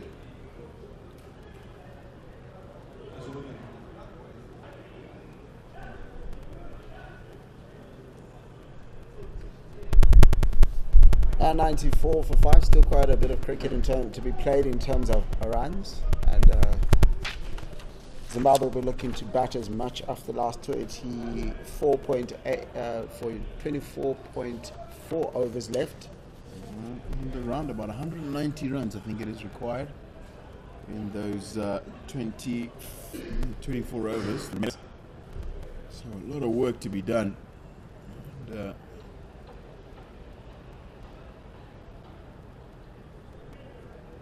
And funny enough, it's often in adversity, because this is adversity, where you can really create a brand for yourself, create a name for yourself, get this an opportunity to try and do that for the full national team.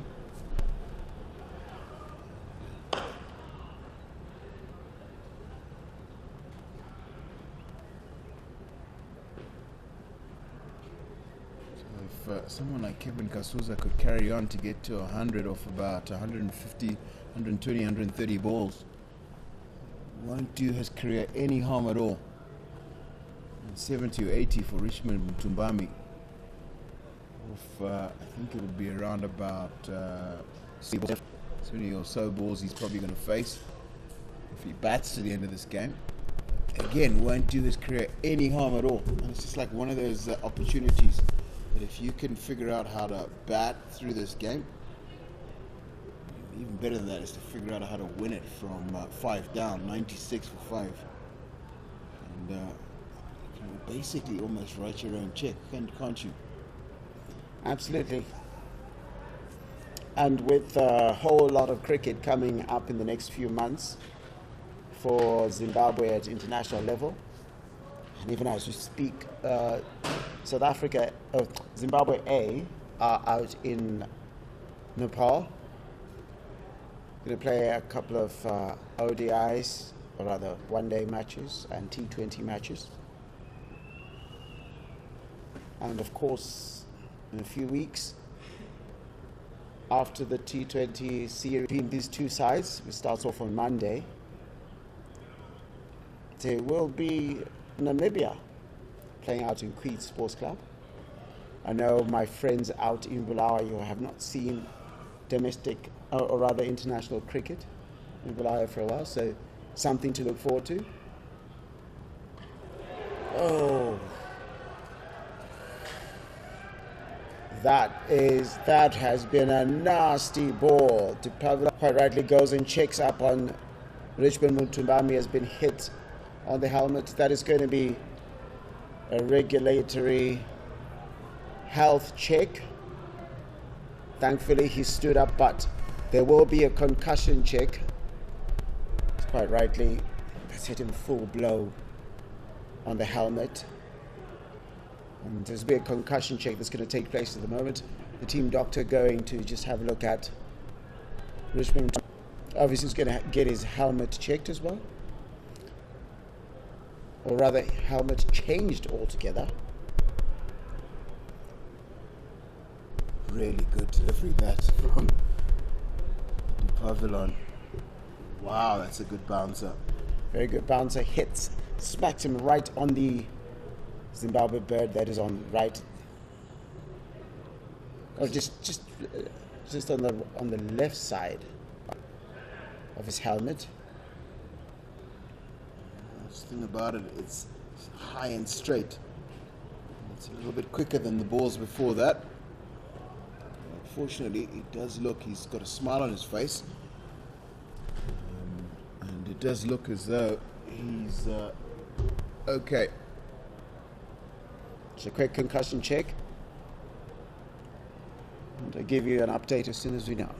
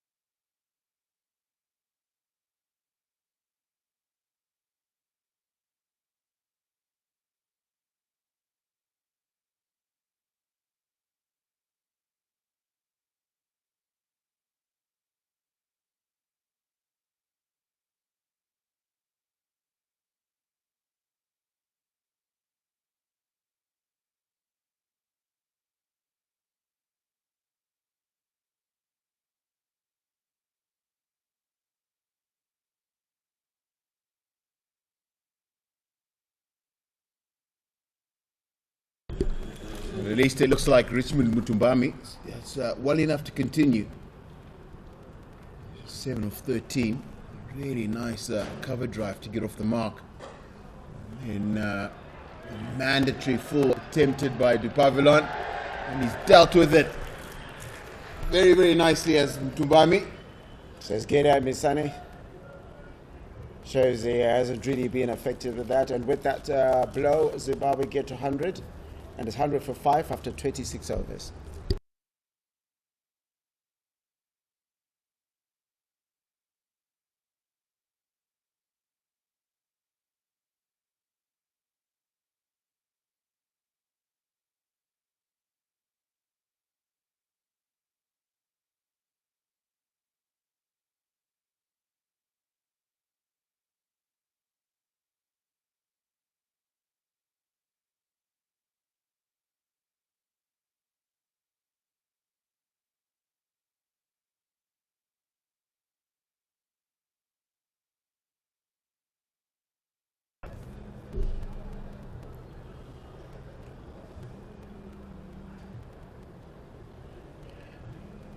It's good. Sun ducking in and out. I said earlier there will be no rain, not because I'm a prophet or anything. A seer. That's a beautiful delivery. Man who's bowled very well, that's Bjorn Fontaine, probably replicating the bowling that we saw from Wellington Masaka. He did bowl well this morning, did Wellington. And Bjorn is probably bowled at least as well, and that's another good shot from Richmond Mutumbami, and helped from a bit of a misfield. He's hitting it quite well. It's Richmond, and it's almost an adage in cricket that when you're fielding on the leg side, always have the ball because it's going to spin that way when a right-handed batter hits it. And it's the other direction if it's a lefty. And I think that's Kaya Zondo has forgotten some basics. It's a tough game out there. Fans, in spite of hearing the score, still coming in to watch a game of cricket. Certainly had missed the game.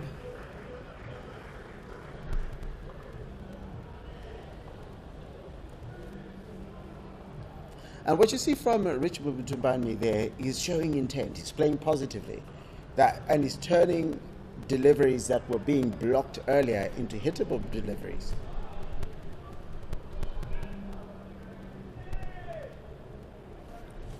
It's the end of the 27th over, 107 for 5.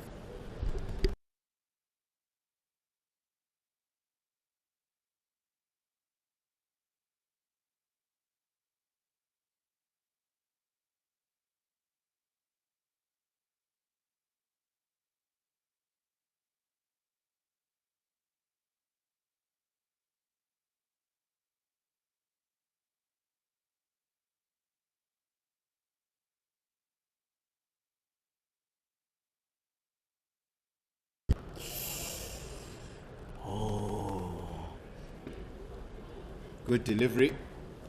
Kevin Kasuza does well to keep it out. Run rate required now has crept up somewhat. 181 runs from 138, which translates to 7.9 runs required every over. So 8 runs and over. It's usually going to be a boundary. You can find a 2 in there. That's your 8.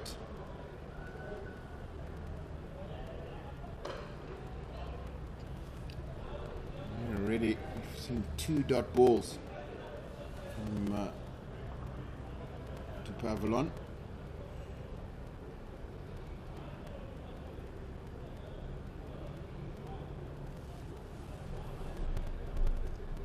First instinct.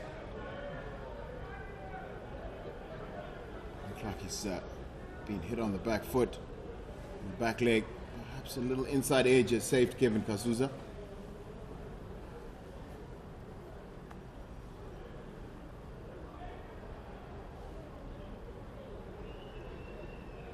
It's probably the height as well.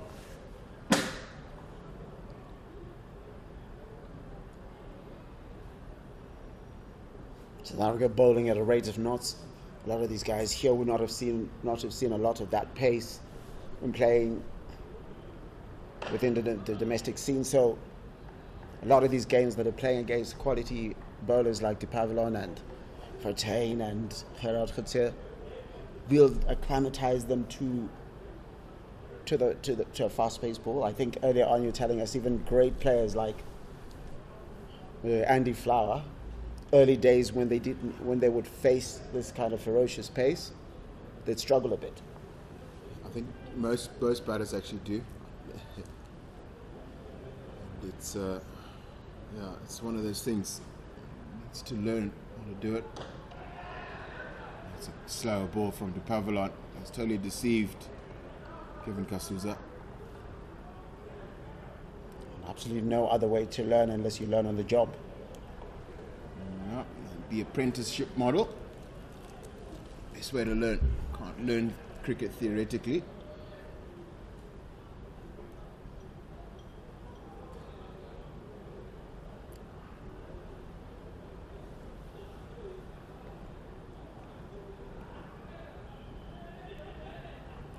Final ball of the over.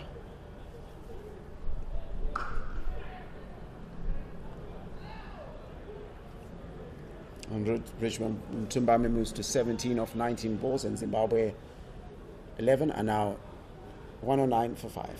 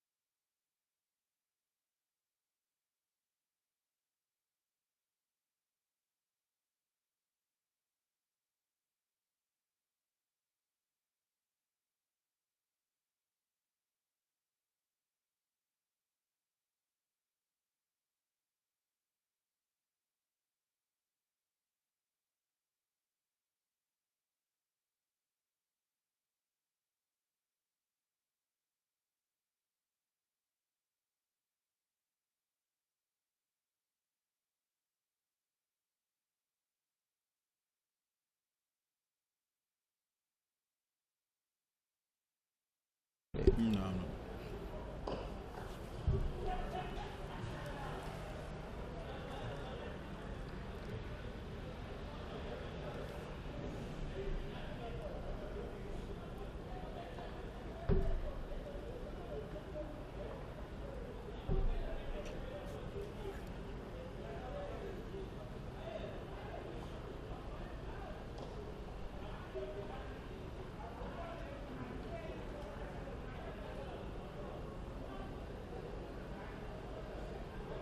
Two runs that are over, one of them a leg by. Richmond Mtumbami facing. Showing no effects. Showing absolutely no effects from the strike to the helmet earlier on by off the bowling of Darren de Pavillon. Smacks that one, collects another boundary. He's not hanging about, is he? No, he isn't. It's quite a good shot. Used his feet well, and he's found that Bjorn Fortuin is getting it to slide in towards his pads, and he's hit with the shape of the delivery. I mean, that's the slug sweep, and it's big enough. A huge hit. Richmond Mtumbami, as I said, showing absolutely no effects from getting hit with the ball on the helmet earlier, deciding that he wants to have a go in this match. Punishing the bowling of Bjorn Fortuin, who has bowled very brilliantly until this over, and has conceded 11 with one more ball in his allotted 10 overs to go.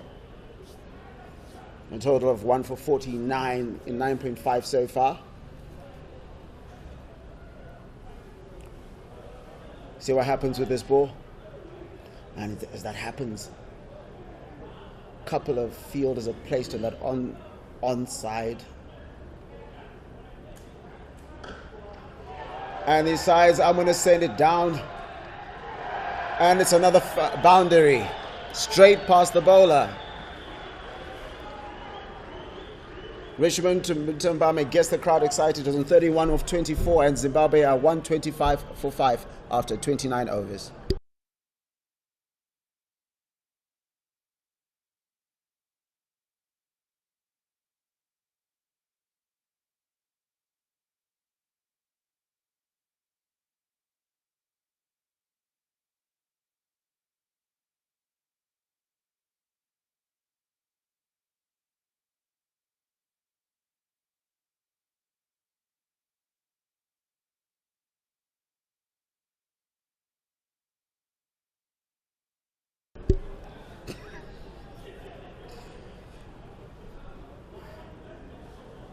Darren de Pavillon carry on from the city end.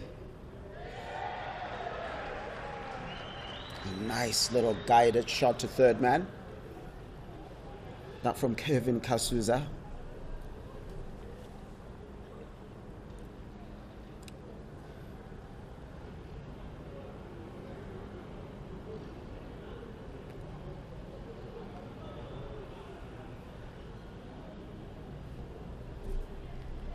A quick reminder, you can download the Zimbabwe Cricket app off the iStore and Google Play Store. And there you can keep up to date with what's happening in Zimbabwean cricket.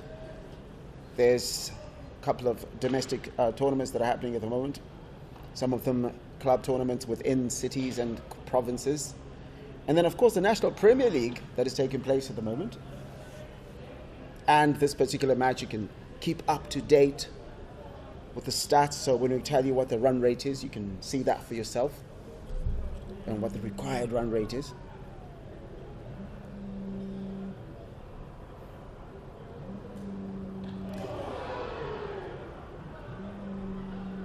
Richmond Tumami gets another bouncer that hits him in on the helmet. And again, I guess you're going to have to get the team doctor, a couple of South African players coming around Richmond Tumami quite rightly, just to have a look at it, see if he's okay. But at this point, he's just sitting down. Earlier on, he stood up almost immediately, but he's sitting down. So you see what happens. Stands up now. We did see, it did look as if some bits of his helmet were broken off. That second helmet's going to need replacing. So there will actually need to be a delay, because there's no way that the team doctor is going to allow him to continue before he's properly checked him out. And we'll resume our broadcast as soon as Richmond Zimbabwe is fine.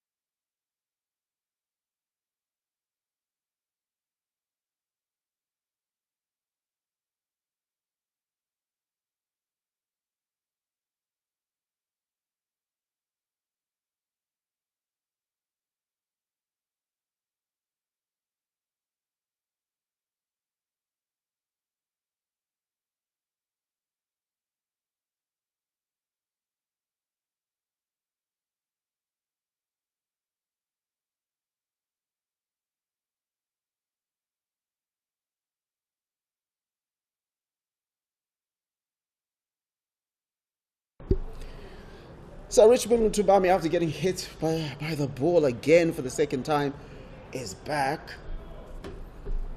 And is facing Darren de Pavillon.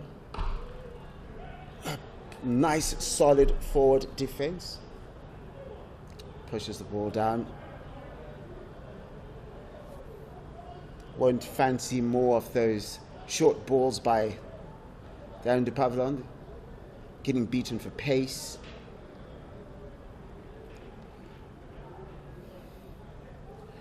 Zimbabwe are ambling on at 126 for 5 after 29.4 overs. Another forward defensive shot from Richmond Mutumbami. Just one off the over so far before we get to the 30th over. And if you're going by the wisdom of doubling when you get to 30 overs, Zimbabwe are quite far behind where they need to be in order to get to that 288 target. Because even at Duckworth Lewis, which I don't think will be a factor today, at this point they're supposed to be on 184 after the number of wickets that they've lost. And Richmond Mutumbami guides it to deep, fine leg. At the end of that over, just after getting 2 runs from it, so Zimbabwe 11 are at 127 for 5.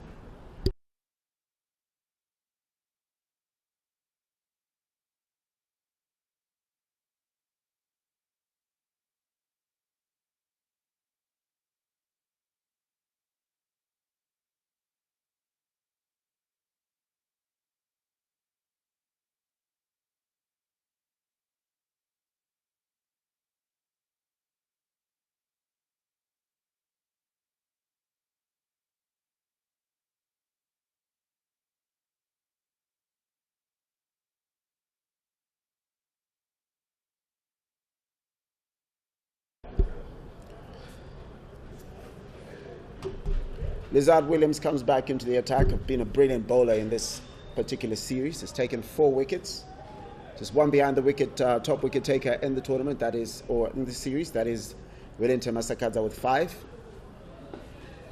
He just conceded 10 runs off his 5 overs. Richmond Mutumbami facing him at the moment. Showing character, showing fight after being hit with the ball twice.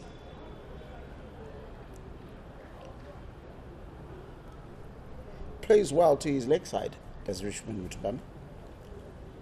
He's showed a lot of fight. See, the partnership here is 43. And of those 43, 33 have come directly from Mutumbami's bat.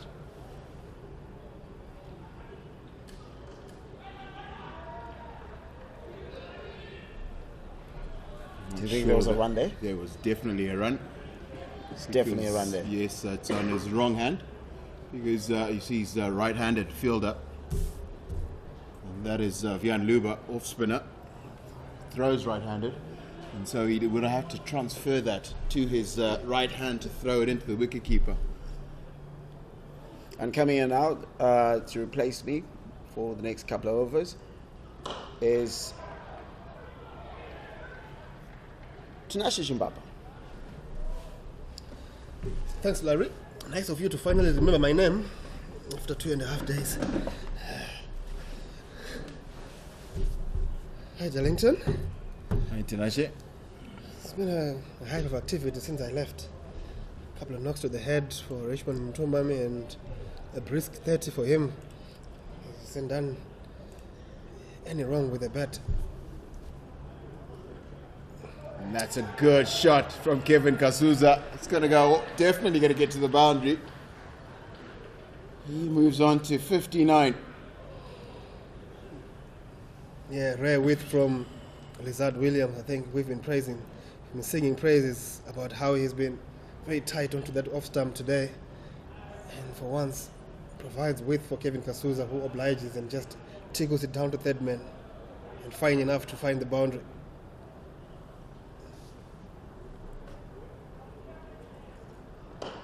And another beautiful shot.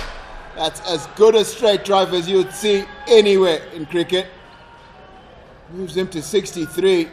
Really productive over for the Zimbabweans.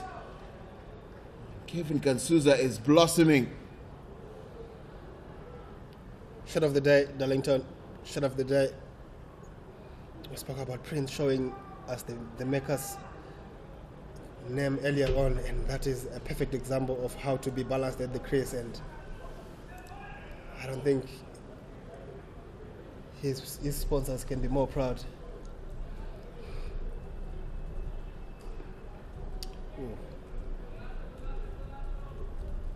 Just goes through a little bit low, I think. That's the end of the 31st over. 136 for 5.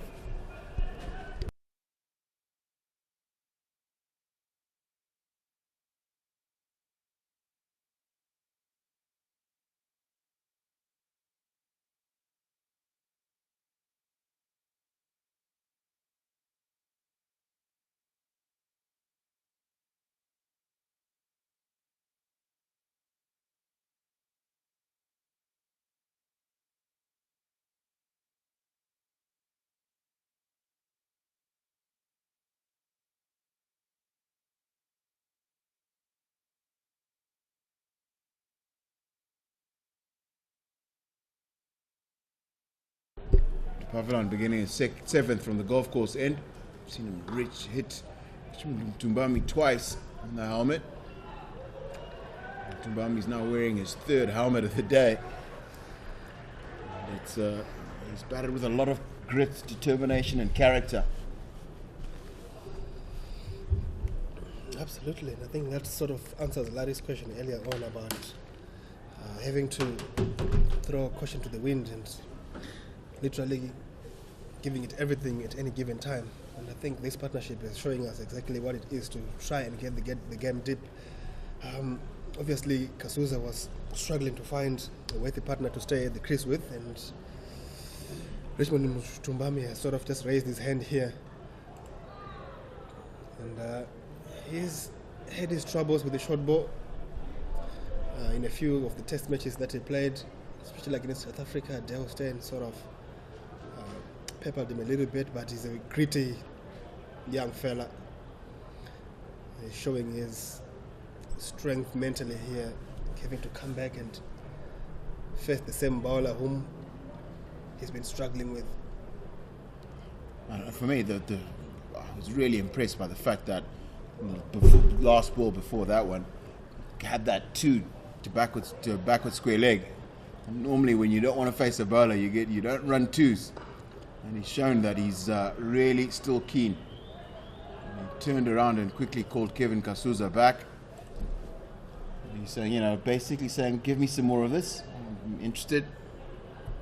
I'm going to try and face up to this guy. Technically, 148 required at 8 and over. Saw Kevin Kasuza get 8 off the last over from Lazard Williams. And so it is actually doable. It's just about consistently doing it for 20 or 19 overs. And that is very well played. It makes such a difference, doesn't it, Darlington, when you actually set up to play that bumper? Because obviously there is a couple of ways to deal with that high rise in delivery, and more often than not, you sort of get yourself tangled with those bouncers if you don't, in the first instance, look to play it. I think the other thing that we saw Richmond wasn't doing, he wasn't watching it. He quickly took his eye off it and turned his head away from it. And it's the easiest way to get hit. If you watch the ball, it's easier to get out of the way and get your hands up. And if it's sort of below chest, around about chest height, you can still play that if you get your hands up. The key thing is to keep your eye on the ball. The moment you turn away from it, it's going to hit you. Absolutely. Serious ball from the pavilion there. It's just rode his hands on it, and Kevin Kasuza, I don't know how lucky he's been today. A couple of dropped chances and near misses. It's his day. I have to make merry. should really commit himself to making 100 here. There's lots of time in the game. And he has a partner who looks like he's going to bat. He's willing to bat long enough with him. Shape of Tumbami. He's really, really interested in continuing this innings.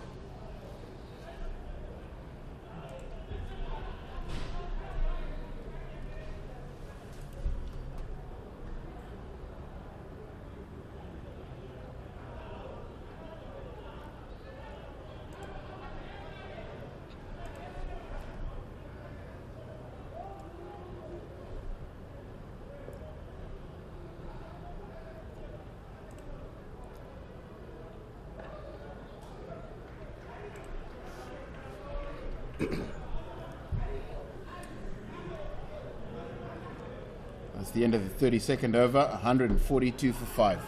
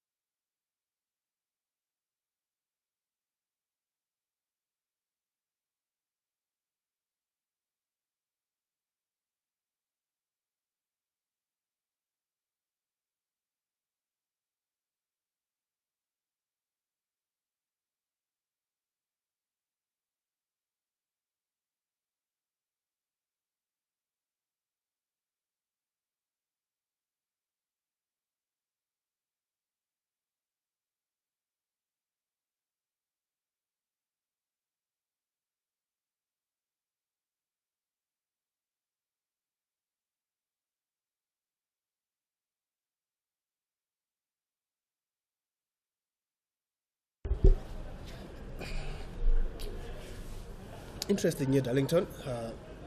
Obviously, Lizard has aired a little bit full and has been short in the previous over, which gave Zimbabwe a couple of boundaries. But if you had to start looking for a boundary over against a bowler like this one, it's got a little bit of pace, got enough skills, and with this particular field set, where are you taking aim? It's got to be down the ground.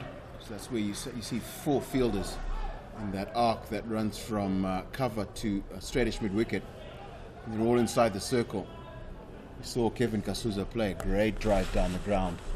In the last over, he faced Lizard Williams. I think that's roughly the area you got to go. And then if you're a puller of the ball, you've got to try and get that short ball that's got just a little bit of width on it outside off stump, so you can hit it towards straightish cow. That's the dismissal of Kevin Kasuza. It's the bouncer. It's done him. It's a slower bouncer. It's just stayed in the wicket. He's got it off the toe end of the bat.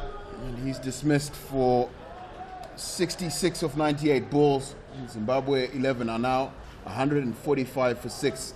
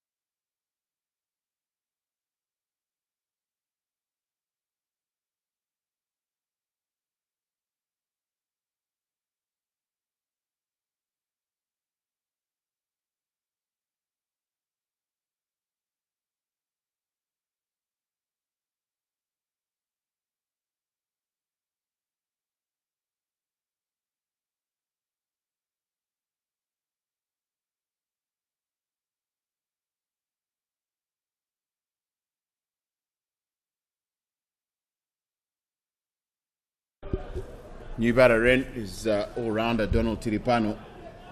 Target is 288. 143 runs that Zimbabwe require for just 105 balls. Need about 8.2 runs per over. Yeah, lots of work here for Donald Tripano. Obviously, if he matches the consistency and the industry of the wife Chipomo Gary Tripano just after that Capricorns Cup in Namibia, Zimbabwe will come very close. Obviously, the better of the tournament down in Namibia for Zimbabwe, 165 runs, 176 runs rather. Good returns. Someone was coming back from injury, but he's off the mark. Richmond Mtumami will be hoping to continue on his merry way here. Got to try and get himself to 50, doesn't he? And then once he's got himself to 50, as long as he's got a partner, he's got to then reassess and figure out how he's going to win this game. That is much better. That single was made by Doni Tiripano, actually. As soon as Richard Tumbami blocked that, he called him through quickly. That's the end of the 33rd, 147 for 6.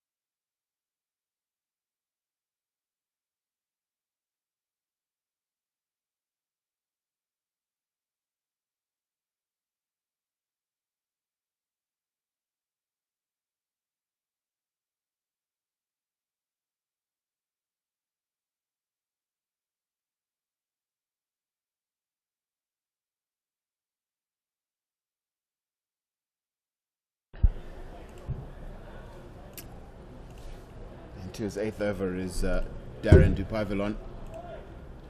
He's got to be thinking to himself, just one more wicket here. Looking very, very happy.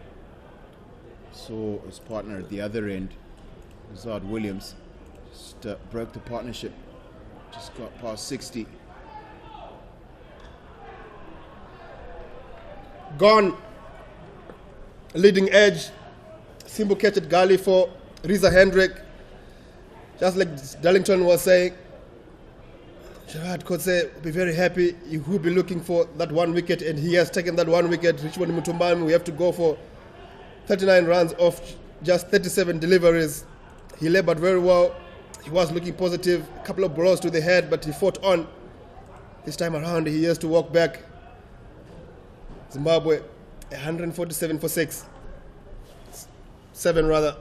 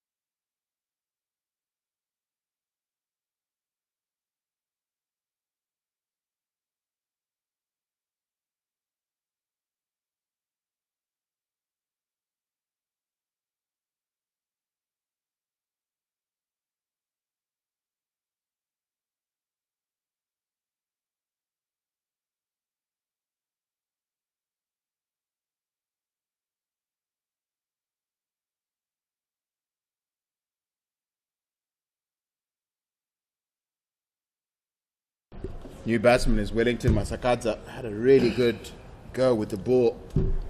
Taking 4 for 44. Can translate some of that success with the ball into success with the bat. Be very, very good for the Zimbabweans.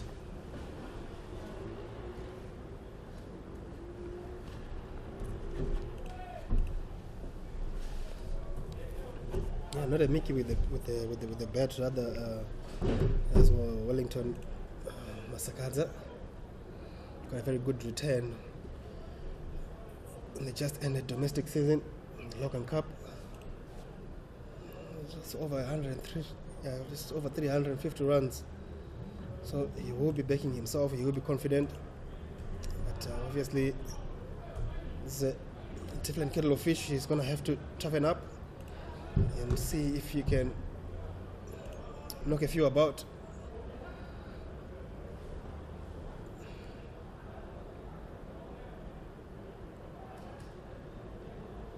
Sloppy from Jayat Kotsia. Very high standards and very bright future for a few of these quicks here at Darlington for South Africa. You think proper Test cricket prospects? I think it's De Pavilon and Kotsia. A little bit on the taller side. You can definitely see that they would immediately appeal to sort of cricket that South Africa play in Test match cricket. I think the thing is a little bit on the short side. Generally find that most South African quicks are north of 6 feet tall, and Lazard Williams is just under that. Generally, we've not seen many short South African fast bowlers. We've had guys like I think so it's just Andrew Hall, and played it more as an all-rounder though.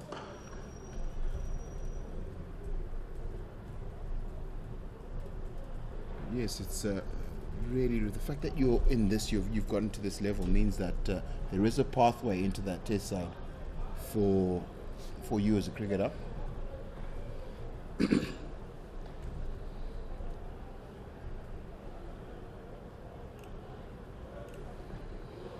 Yeah, obviously Lazard just got his Test cap in the just ended Bangladeshi series. Didn't really do as well as you would have liked, but it's a starting point, isn't it? And I think what might have, sort of contributed to that difficulty in that particular Test match was the wicket wasn't really favouring the seamers. Seamers, yeah.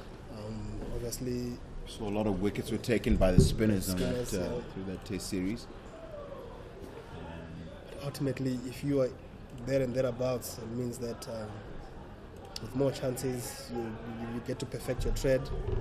Obviously, Test cricket is the ultimate. I think that is off the gloves. That's another well-directed bouncer. Just wait for the umpire signal, but that looked like it was off the gloves. The reaction of Ryan Rickleton behind the stumps suggests yes, it was.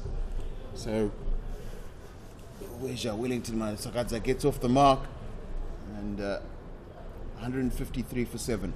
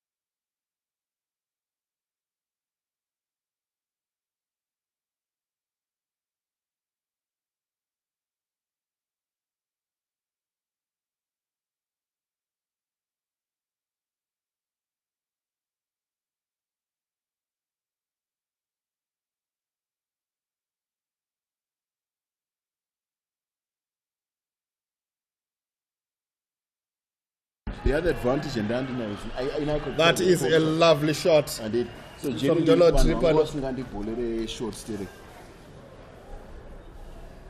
What a shot from Tripano, just getting inside that line and hovering it through that extra cover region for 4. Lizard Williams again just airing a little bit full and over pitching. Donald Tripano is no meek with the bat. Gladly accepted.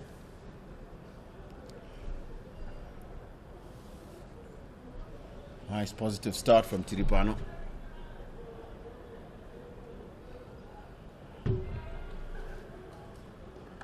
And that's the square cut. It's the other hole in the field. He's found it. And Tony DeZorzi just does the tidying up. Really 8 from the first 3 deliveries.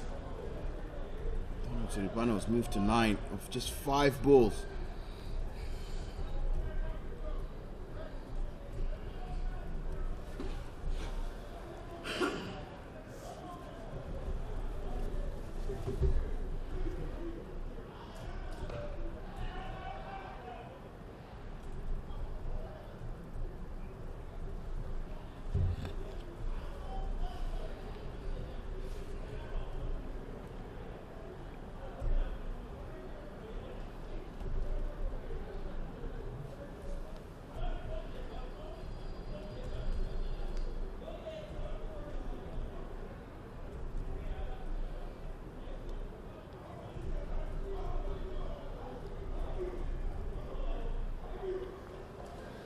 Shot put away. Will be just the one. Fian Lube at fine leg. He's doing the cleanup. Productive over so far for Zimbabwe. 9 of the first 5 deliveries. And with the run rate required at the moment being 8.3, you will be feeling very disappointed with lots of regret that if this was 162 for 3, there would be a real chance to push for what could be a very important result. Fine Tiku down leg side. Muted appeals from Lizard Williams, but the umpire, Lenton Lucera, is not interested. Goes down as 4 byes. 13 from it. After 35 rather. Zimbabwe 11. 166 for 7.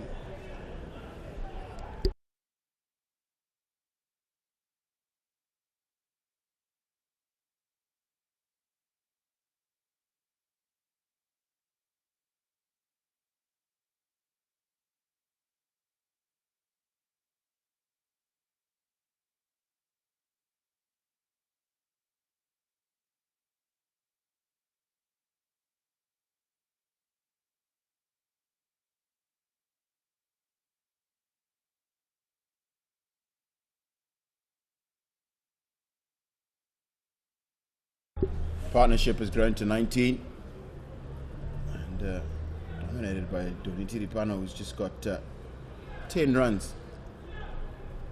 Wellington Masakadza just the 4 on boundary.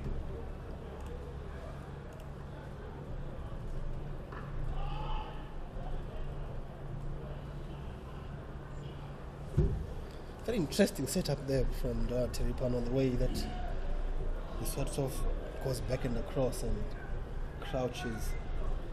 You'd think after that there might be some blind spots or areas of weakness, but he's grown to be a very good batter lower down in the order for Zimbabwe, and that's been part of why most of the times he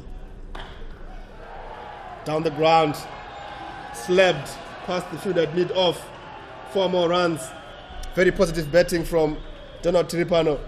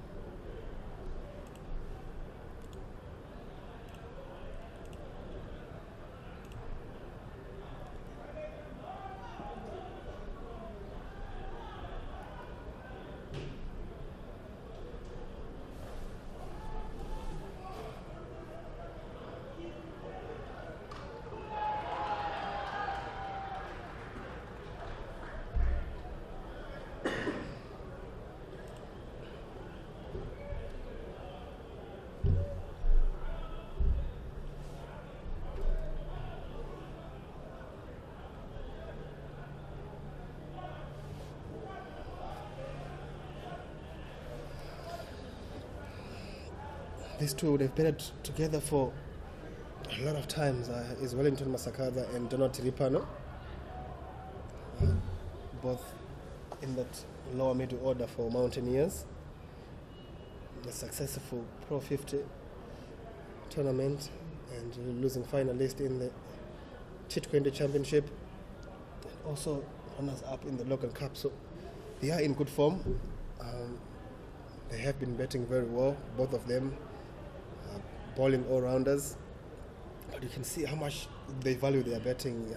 You wouldn't think they are lower middle order batters, Darlington.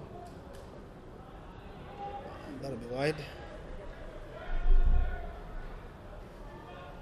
The sort of intent that Donald Tiripano has shown running down to, someone who's been the pick of the bowlers in this series, it resembles a lot of confidence. And I'll be thinking, if I was Kevin Kasuza betting at 66 odd, if I can do that and retain that pressure, it will make a massive difference, to the way that the South Africans feel at the top of their run-ups. I think throughout this series, there's been very little time when, bowlers at the top of the run-ups are actually under pressure to try and deliver, good balls. After 36 overs, Zimbabwe 11 moving on to 175 for 7. Yeah.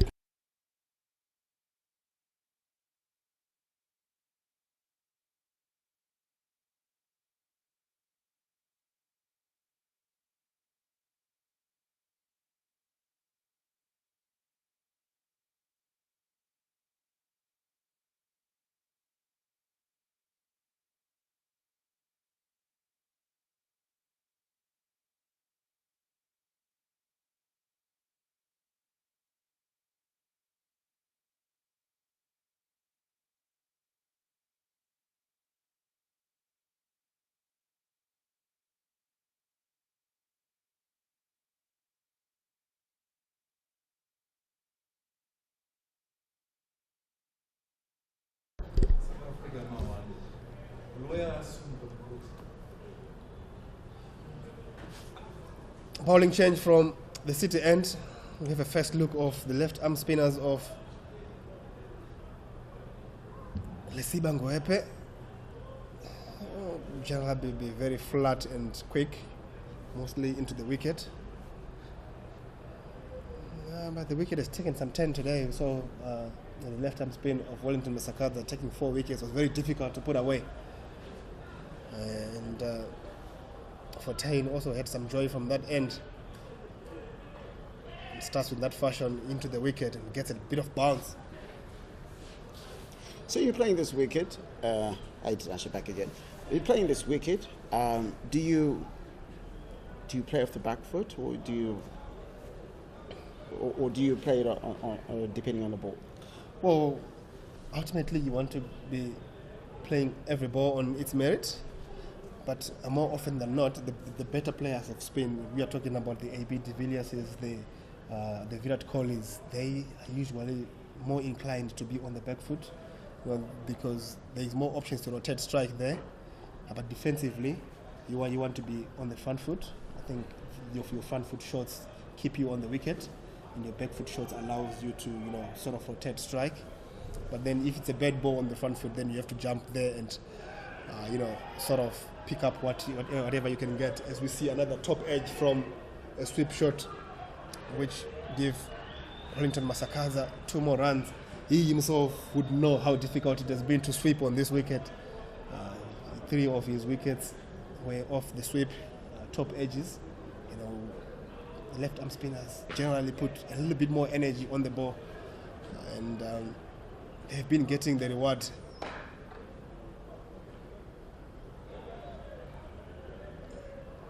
So left arm spinner to left arm spinner, Wellington Masakaza would know exactly what Lesiba would be looking to do here. Like that. You see how he just hangs back onto the back foot and allow that ball to come to him and just pushes into the gap. And usually you'd see some of the people who struggle with playing spin usually lunge onto the front foot, because that's a defensive technique. And they want to try and make sure they limit the turn and bounce. But the better players of spin, like Donald Tiripano here, would hang back like that and try and pierce a gap, which is much easier. End of the over. After 37, Zimbabwe 11, 178 for 7.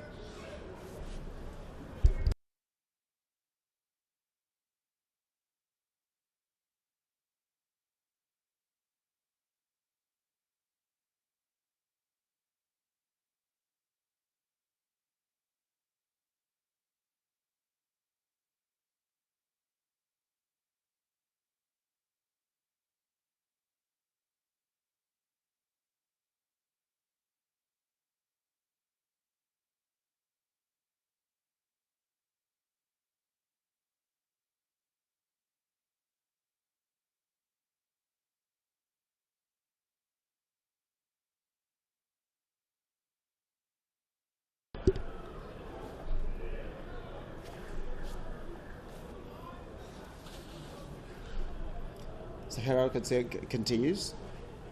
He's got 2 wickets from this particular match, taking him to 5 wickets for the whole tournament or the whole series.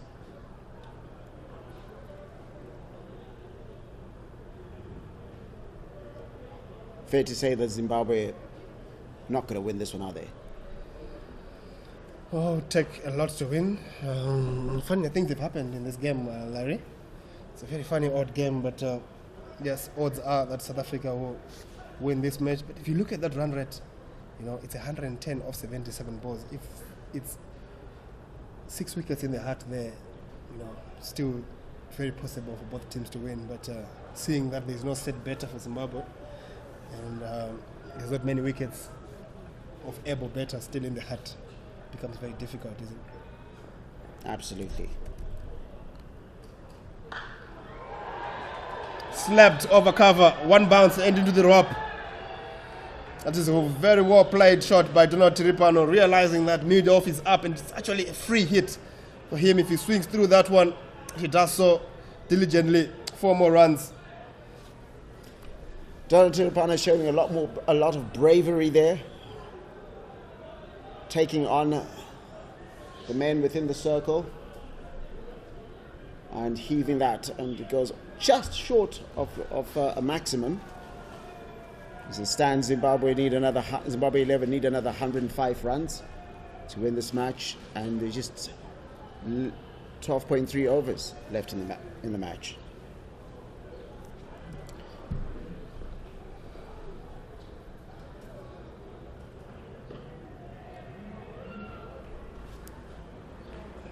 Follows it up with a single to rotate the strike, by it being a leg bye, but very productive so far in this over for Donald Tiripano, who's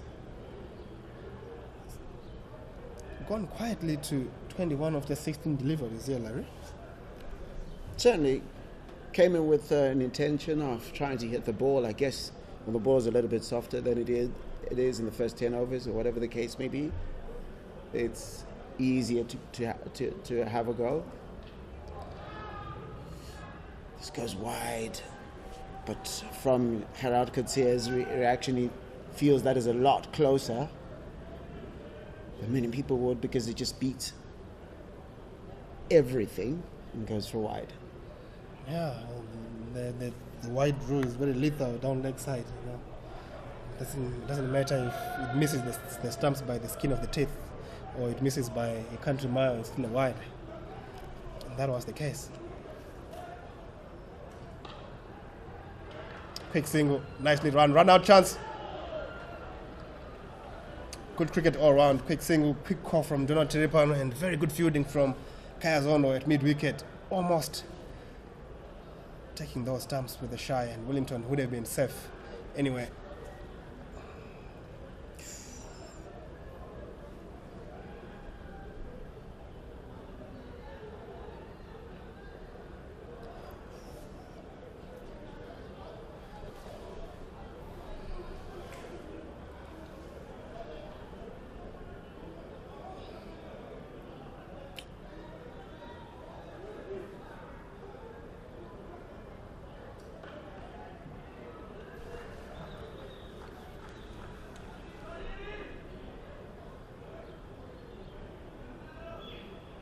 End of the 38th over.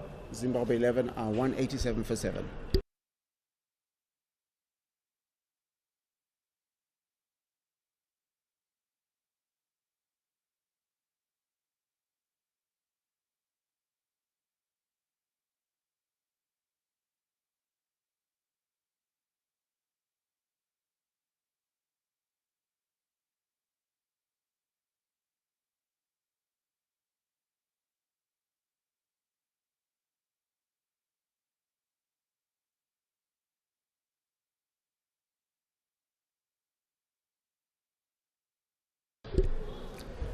Lesiba Ngwepe, Carrisons, that's somebody you've seen and you know how he plays. And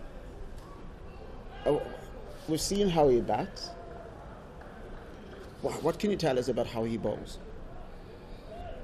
Well, like I was explaining earlier, it's part-time left-arm spinners, and he would generally look to ball it into the wicket, unlike many other spinners who would flight it and look to get some 10 like that. Down the ground, chance for Andile for a couple of meters short.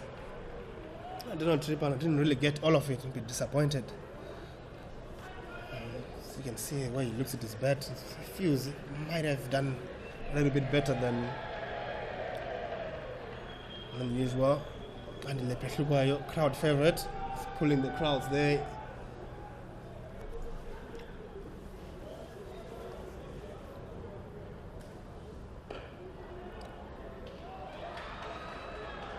Chance for 2, very good running. Simple prizes of not entirely timing the ball properly. It falls in no man's land and allows you to get past each other for 2 runs. His partnership has grown to 42 in no time, Larry. Absolutely. Again, it's that intent. I guess when you have a lot less pressure, it might just be easier to go for runs, as opposed to earlier on when the ball is going past you at the rate of knots. And he's taken this too, just 37 deliveries to get to 43 runs.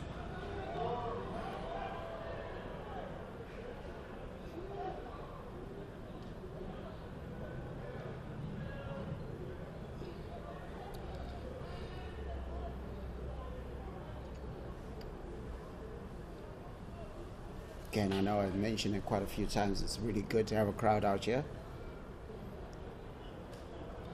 Tenant bounce. Oh, that's really promising for Lesiba, that. End of the over. After 39, Zimbabwe 190 for 7.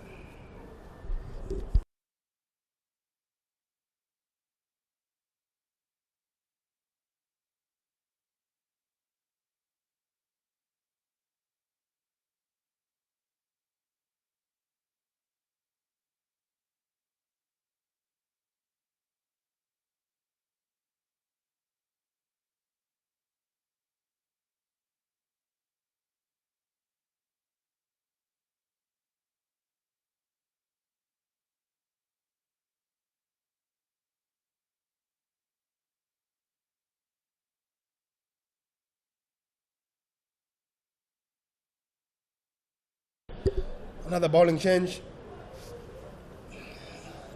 Who's coming? Reza Hendricks. Try and roll his arm to run down these overs.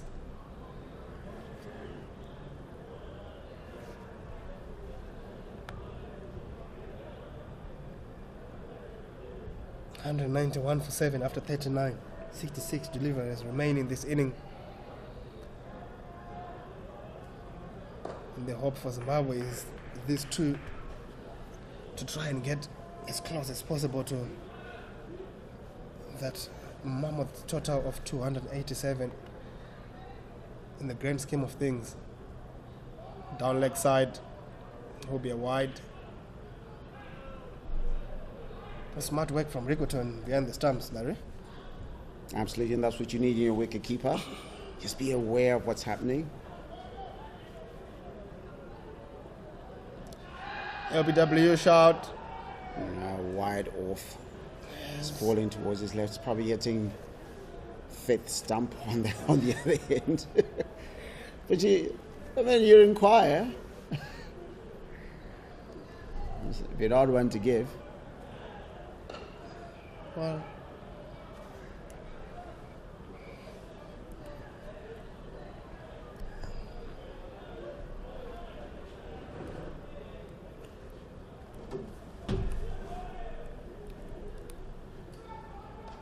swept away, and that will run away for 4.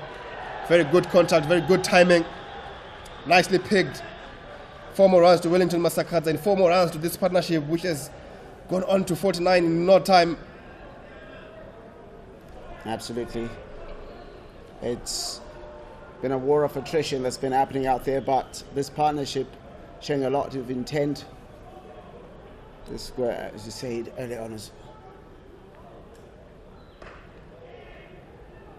maybe Zimbabwe a little bit earlier guilty of showing a little bit more respect, and that's a more excellent running between the wickets, meaning there's now 7 runs off that of the first 5 balls. There's 50 partnership between Wellington Masakadza, 19 of just 21 deliveries, and Donald Tiripan, who has shown lots of intent, 23 of just 20 deliveries. Positive for Zimbabwe.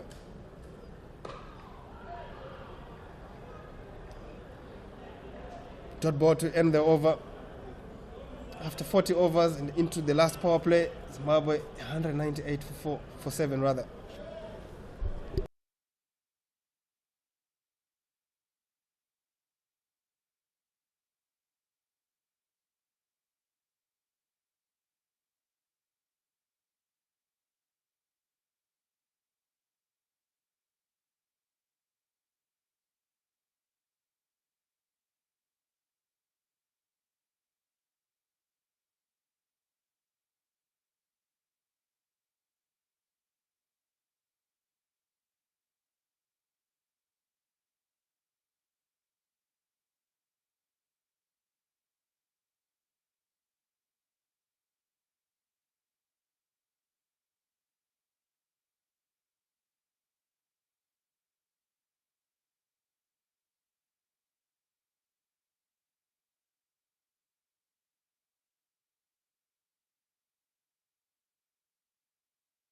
Massive shot from Donald Tiripano.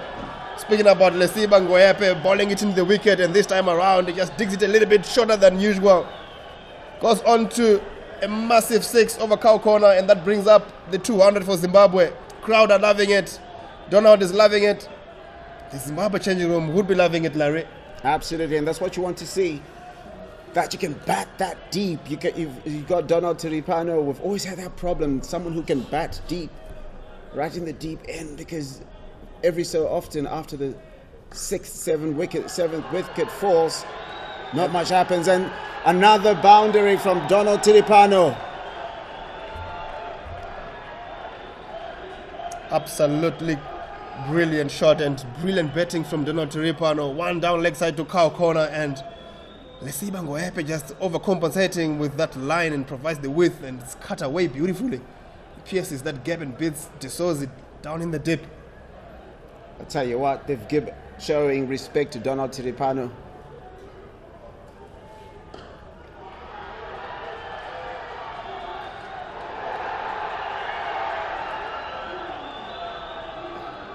It's all happening here, Larry. Hey, it's all happening here. We're speaking about how both teams are going to need to keep their nerve if this had been a much closer match, but it's a pity. It's a pity. Even with the grand efforts of Donald Tiripano here, might still be insufficient. 12 runs from the 4 balls bowled so far. I mean, you could look at it in 2 ways. You could say that it might be insufficient, but if you're the selector, and I know David Ntendera is probably watching this, should be watching this, you'd be like, oh, might have a batter down the order. Which has been, for me, part of the problem, Larry, because you don't want guys out there thinking about selection when they are playing, because you get to a situation whereby somebody has to sacrifice, and sacrifice something. And I think obviously your local leagues should and most likely be the reason for selection. And this is something that provides them with an opportunity to show the world what they can do. And Donald Tiripano here is showing us exactly what he can do. 36 of just 25 deliveries. After 41 overs, Zimbabwe moves quickly to 212 for 7.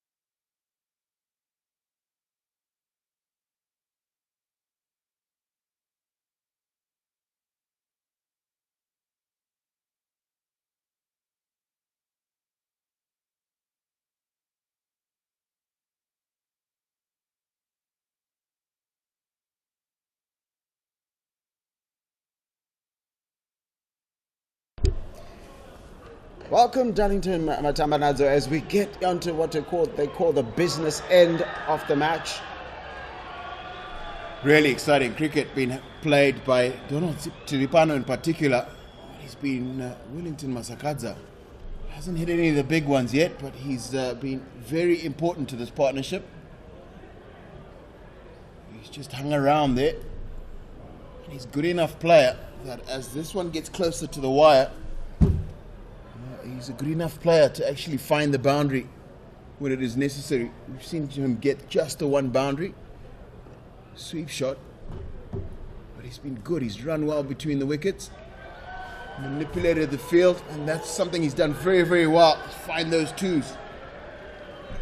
And I'll tell you what, look away if you're one of the top order batters, because this partnership is in 69, is the biggest partnership of this innings for Zimbabwe. The biggest partnership before was 57. So just 72 runs. Doesn't sound like a lot. 71 needed. So 51 balls. You just sort of have to ask yourself, if the Zimbabwe 11 had 2 more wickets in the bag here, could get really, really close. Just looking at Donny Tiripano's body language, he isn't thinking about what has happened. He's only thinking about what he's got to do now. I think he's decided he's going to win this one. Oh! Just saw Tinashe Chimbambo was just signaling the big reverse sweep, and as he's done that, Donny Tiripano's had an attempt to make any contact. That's the right idea. Good quick single called by Wellington Masakadza. Off the pad, it sort of dies as it goes into the backward point area. It's a good call. I'll tell you what, if these two stay in, they might make this match very interesting, because they're happy to make the shots. And that should be 2 or 4. Looks like it's just going to be 2. Again, excellent running. Really good work by Kaya Zondo from long on to come around a long way. At the end of the 42nd over, 220 for 7.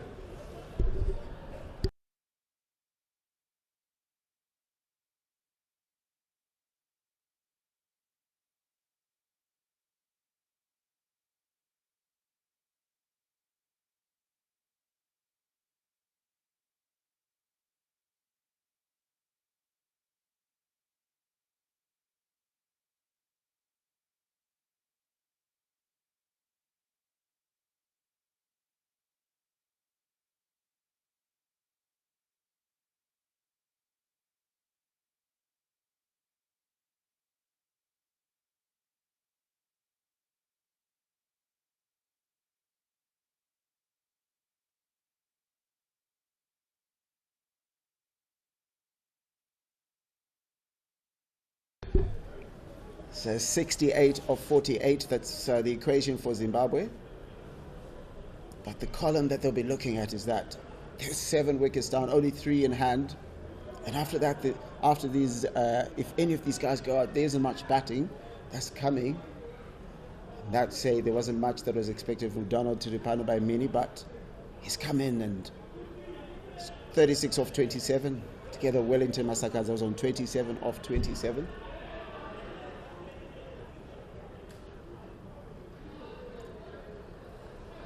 The introduction of the pace of Darren to Pavilion, playing bowling his 8th over. He's conceded about 4.05 per over. He's conceding 29 runs. Took 1 wicket. Has got a maiden.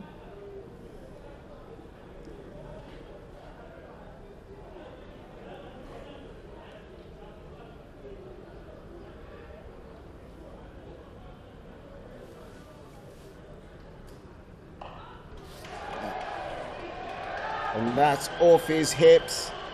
Donald Tiripano is a man possessed. Just flicks it off his hips and it goes all the way for a 4. Has taken him into the 40s.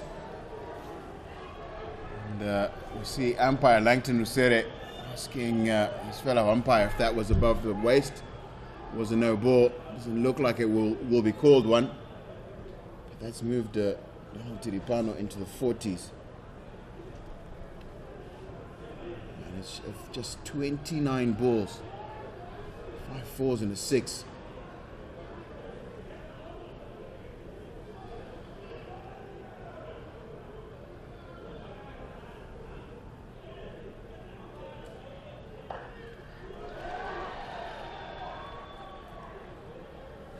Gets the ball to the same side, but straight to the fielder.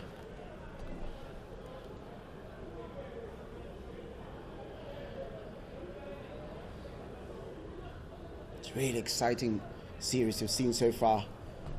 Which talents have stood out for you? For me, I was really impressed by the way that Zondo got some runs today. We'd seen not many in the series. And then the other thing is today also we saw that big campaigner,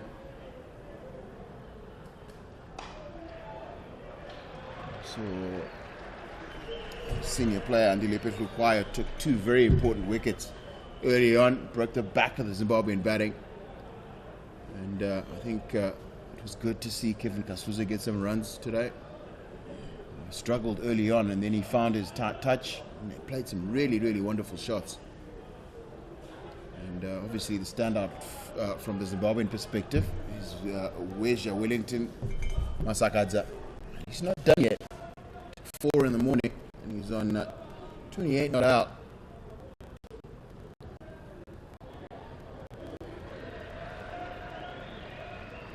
It didn't quite happen for him this particular match, but Captain Sikandar Raza has also been impressive, as has been Milton Shumba, both missing out today. Both missing out today, and then the thing about Raza's all-round talent contribution to the team, bowled well again today. I didn't get any runs, got out second ball he faced, and that was one of the Andile Petlukwaya wickets.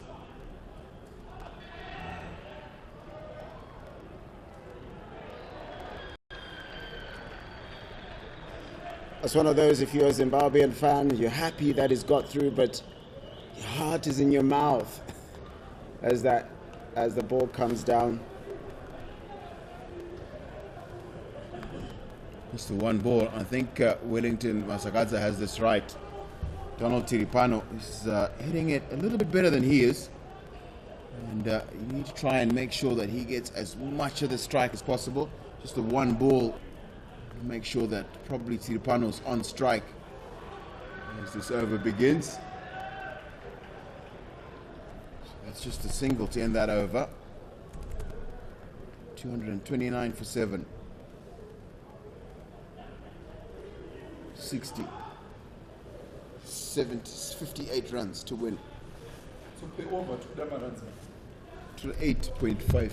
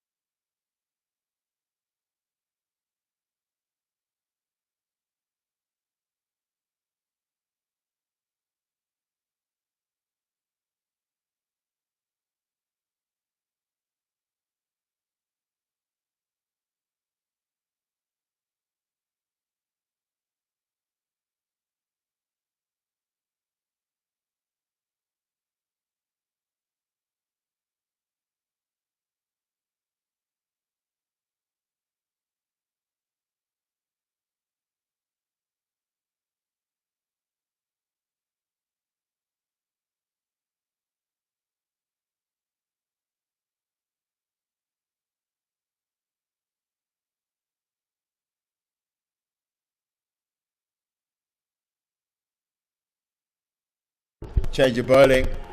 Andile Petluquayo, 2 for 21 of the 4 that he's bowled. 2 very important wickets. I think Captain Heinrich Klaassen is looking for Andile Petluquayo to break this partnership.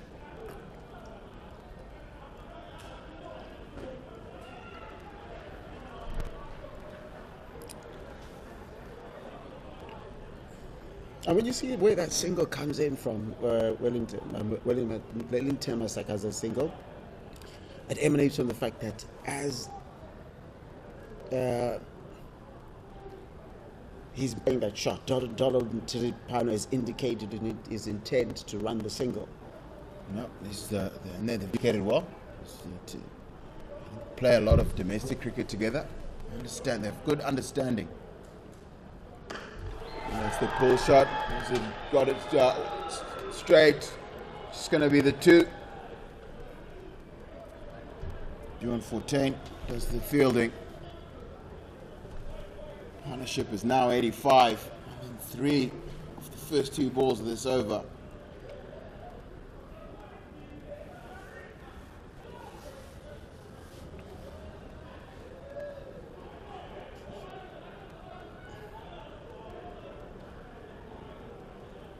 Zimbabwe fans perhaps sensing something special here. So far, Andile Petluquayo has bowled absolutely brilliantly.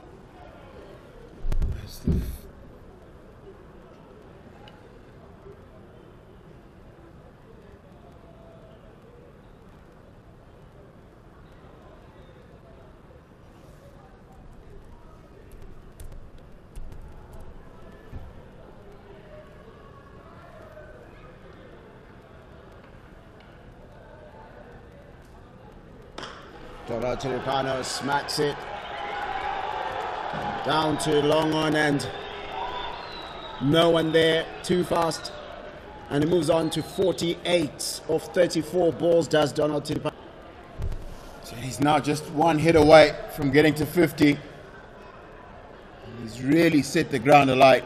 We hear fans starting to sing in the audience, in the crowd, and it's been a very important knock from the Zimbabwean perspective.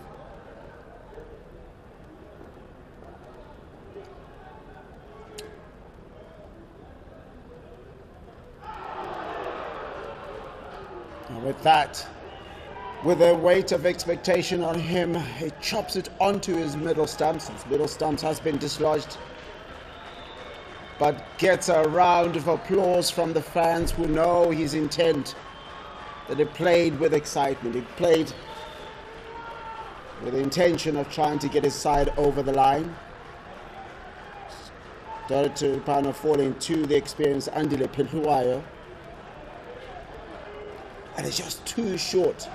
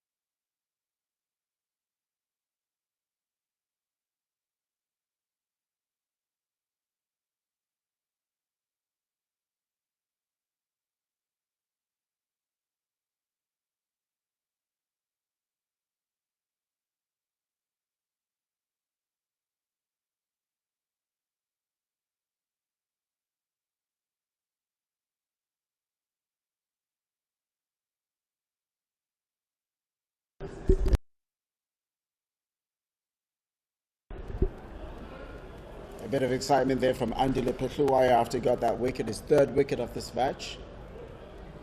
From his 4.5 balls, conceding 28 as a maiden. After he conceded that 4 on the masses straight over his head, 4 about to long on. Gets 1 back and moves the wicket off. Donald Tiripano was looking great on 48, but coming in now is Tendai Chatara.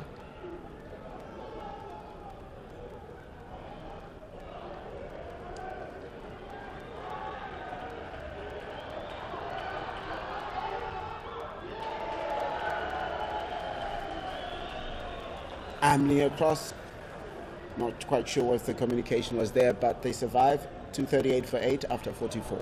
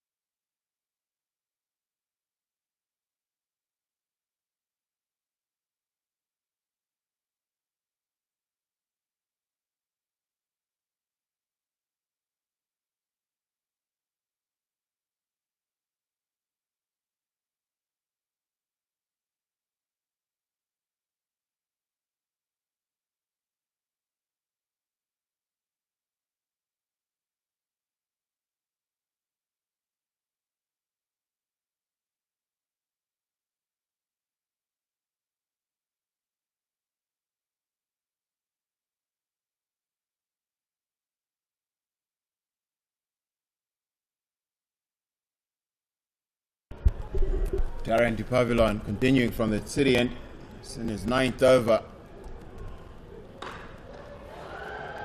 Wellington Masakadza just gets off strike. Tendai Chetara is going to have his first look at de Pavillon.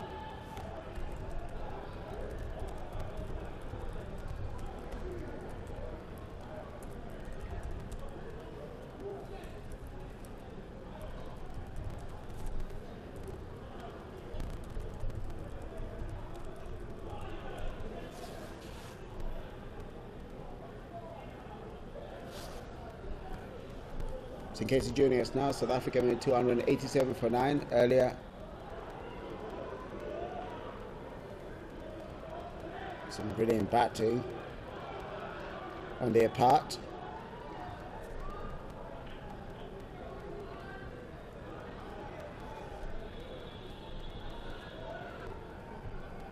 South Africa from their innings. Top scoring was Tony Dezorzi with 78. Great contribution from Kaya Zondi with 60, Ryan Rickleton with 47. They ultimately made 287 for 9.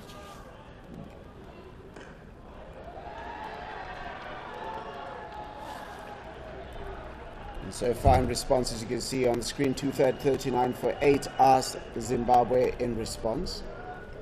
Just looking at the wickets column earlier, Wellington Masakadza took 4 for 44 from his 10. Tanaka Chivanga took 3 for 43. All three wickets coming in his final over, and having taken 2 wickets with his final 2 balls, obviously he's on a hat trick. On the batting end, Kevin Kasuza with 66 and just departed. Donald Tiripano with 48, and earlier 2 blows hitting his head. Richmond Mtumbani making 39.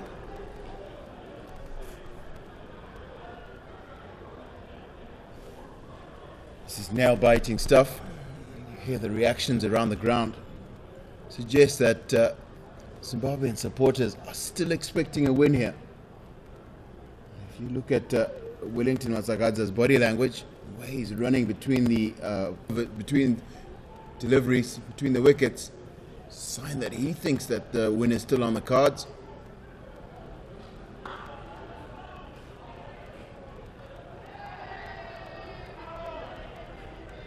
And that's a disappointing end for Wellington Masakadza. It's been run out, it's been backing up a little too far. And Darren de Pavillon fields off his bowling, turns around and throws the stumps down. And really, really horrible end for Wellington Masakadza. Zimbabwe 241 for 9. It looks like it's going to be South Africa all the way.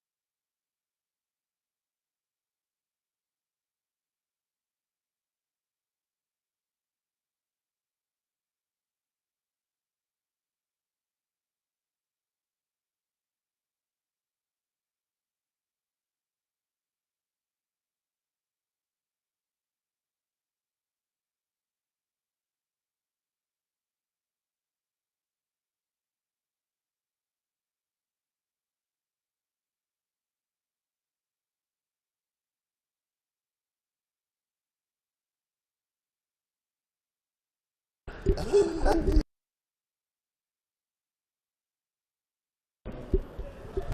the final batter coming in for Zimbabwe. That is Tanaka Chivanga. And to tell you that there are 5 T20s, 2020 games set for next week, the 2nd, the 4th, the 7th, the 8th, and the 10th, between the two sides. Of course, all these games in preparation for the T20 World Cup qualifier, the global qualifier B that is taking place in Zimbabwe. I'll tell you a bit about it in the next over, because as it stands, Zimbabwe are 241 for 9 after 45 overs.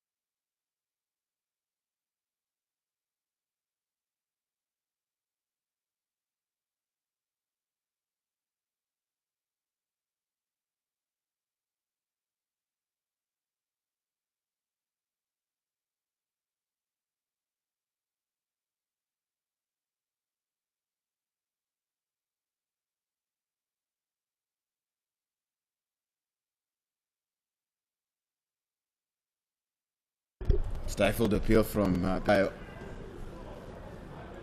Basically, now it becomes really unlikely that Zimbabwe 11 win this one. Tanaka Chiwanga and Tendai Chatara, bowlers they are, but have no reputations at all for batting.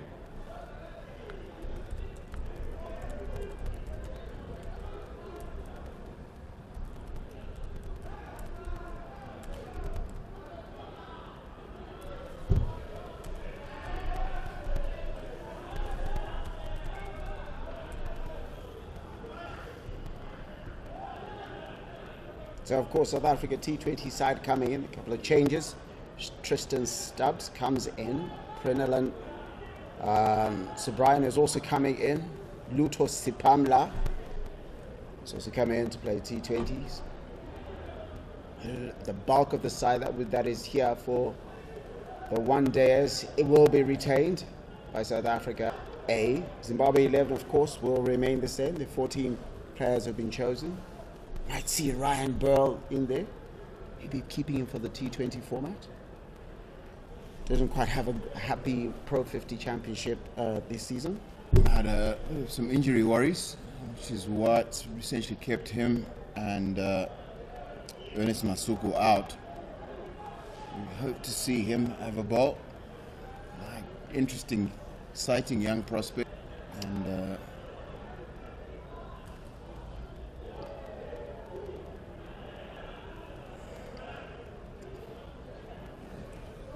very interesting how pace bowlers do not like fancy pace themselves, do they? I think it just requires a different mindset and set of muscles to be a pace bowler than does requires to be a batter.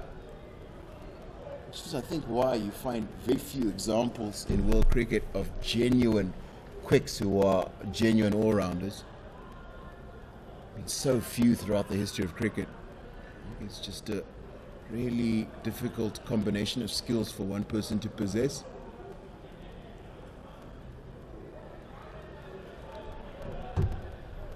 Mind you, just being an all-rounder, never mind being a pace bowler who's an all-rounder, it's a big ask, isn't it? Yeah.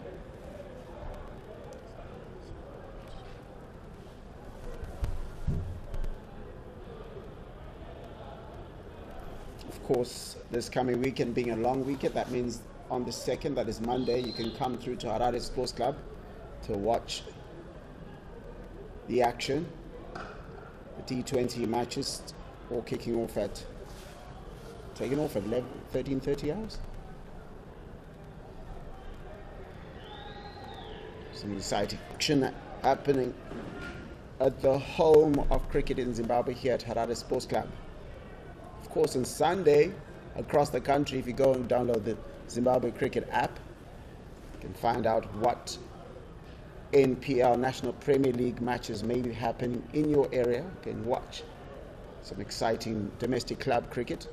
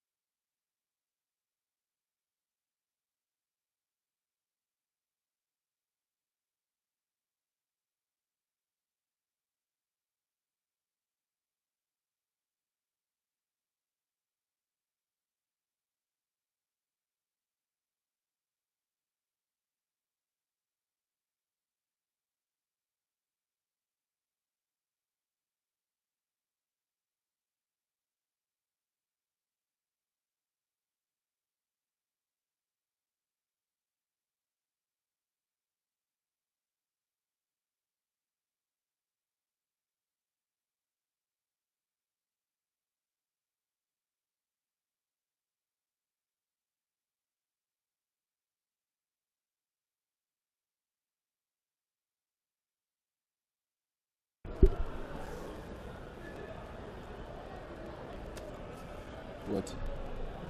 I'm not saying enough. Unofficial. No, just go.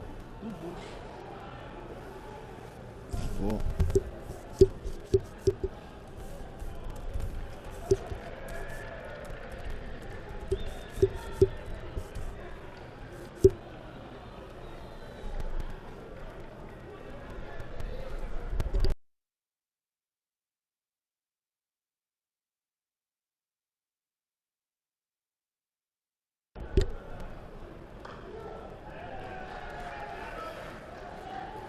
Tonight's Jatara, like confidence there, walks down to Andile Petluwayo.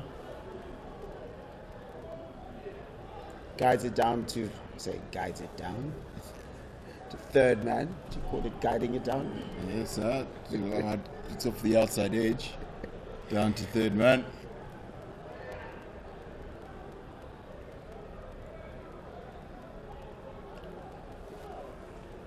.38 required, 38 needed to win this.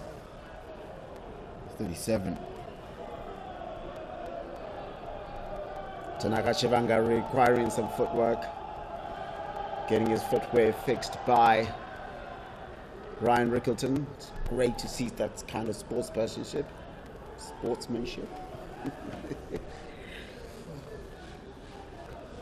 As it stands, Zimbabwe needing 37 off the last 17 balls. Only one wicket left.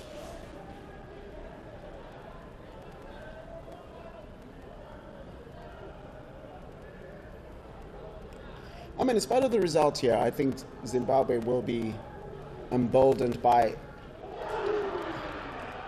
it. That's Tanaka Chivanga bowled up Andile Petlukwayo, who gets his 4th wicket of this match.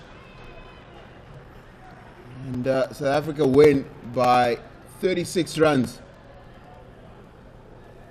Win that was set up by some really quality batting.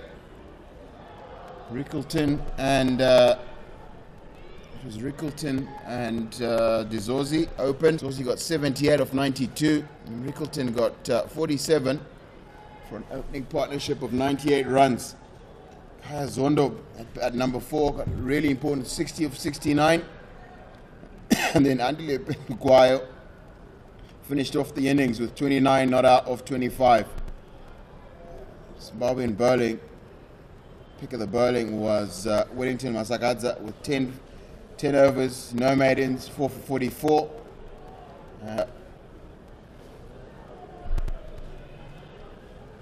Tanaka Chivanga got his first 3 wickets of this competition. Got 8 overs, 3 wickets, 1 maiden, 43 runs.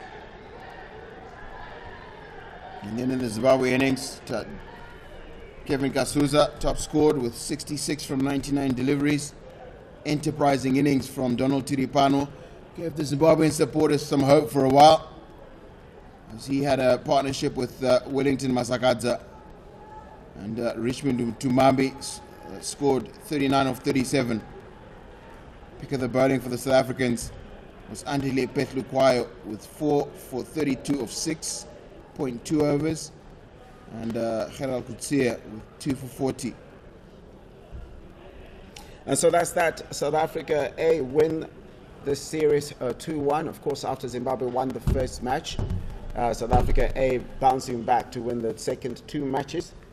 That's the end of the series, but the international cricket has not stopped. There will be 5 T20 matches starting on Monday, and you'll be able to watch them here on the Zimbabwe Cricket YouTube channel. And of course, you can follow all the action on the Zimbabwe Cricket app. Otherwise, thank you very much and take care of yourself.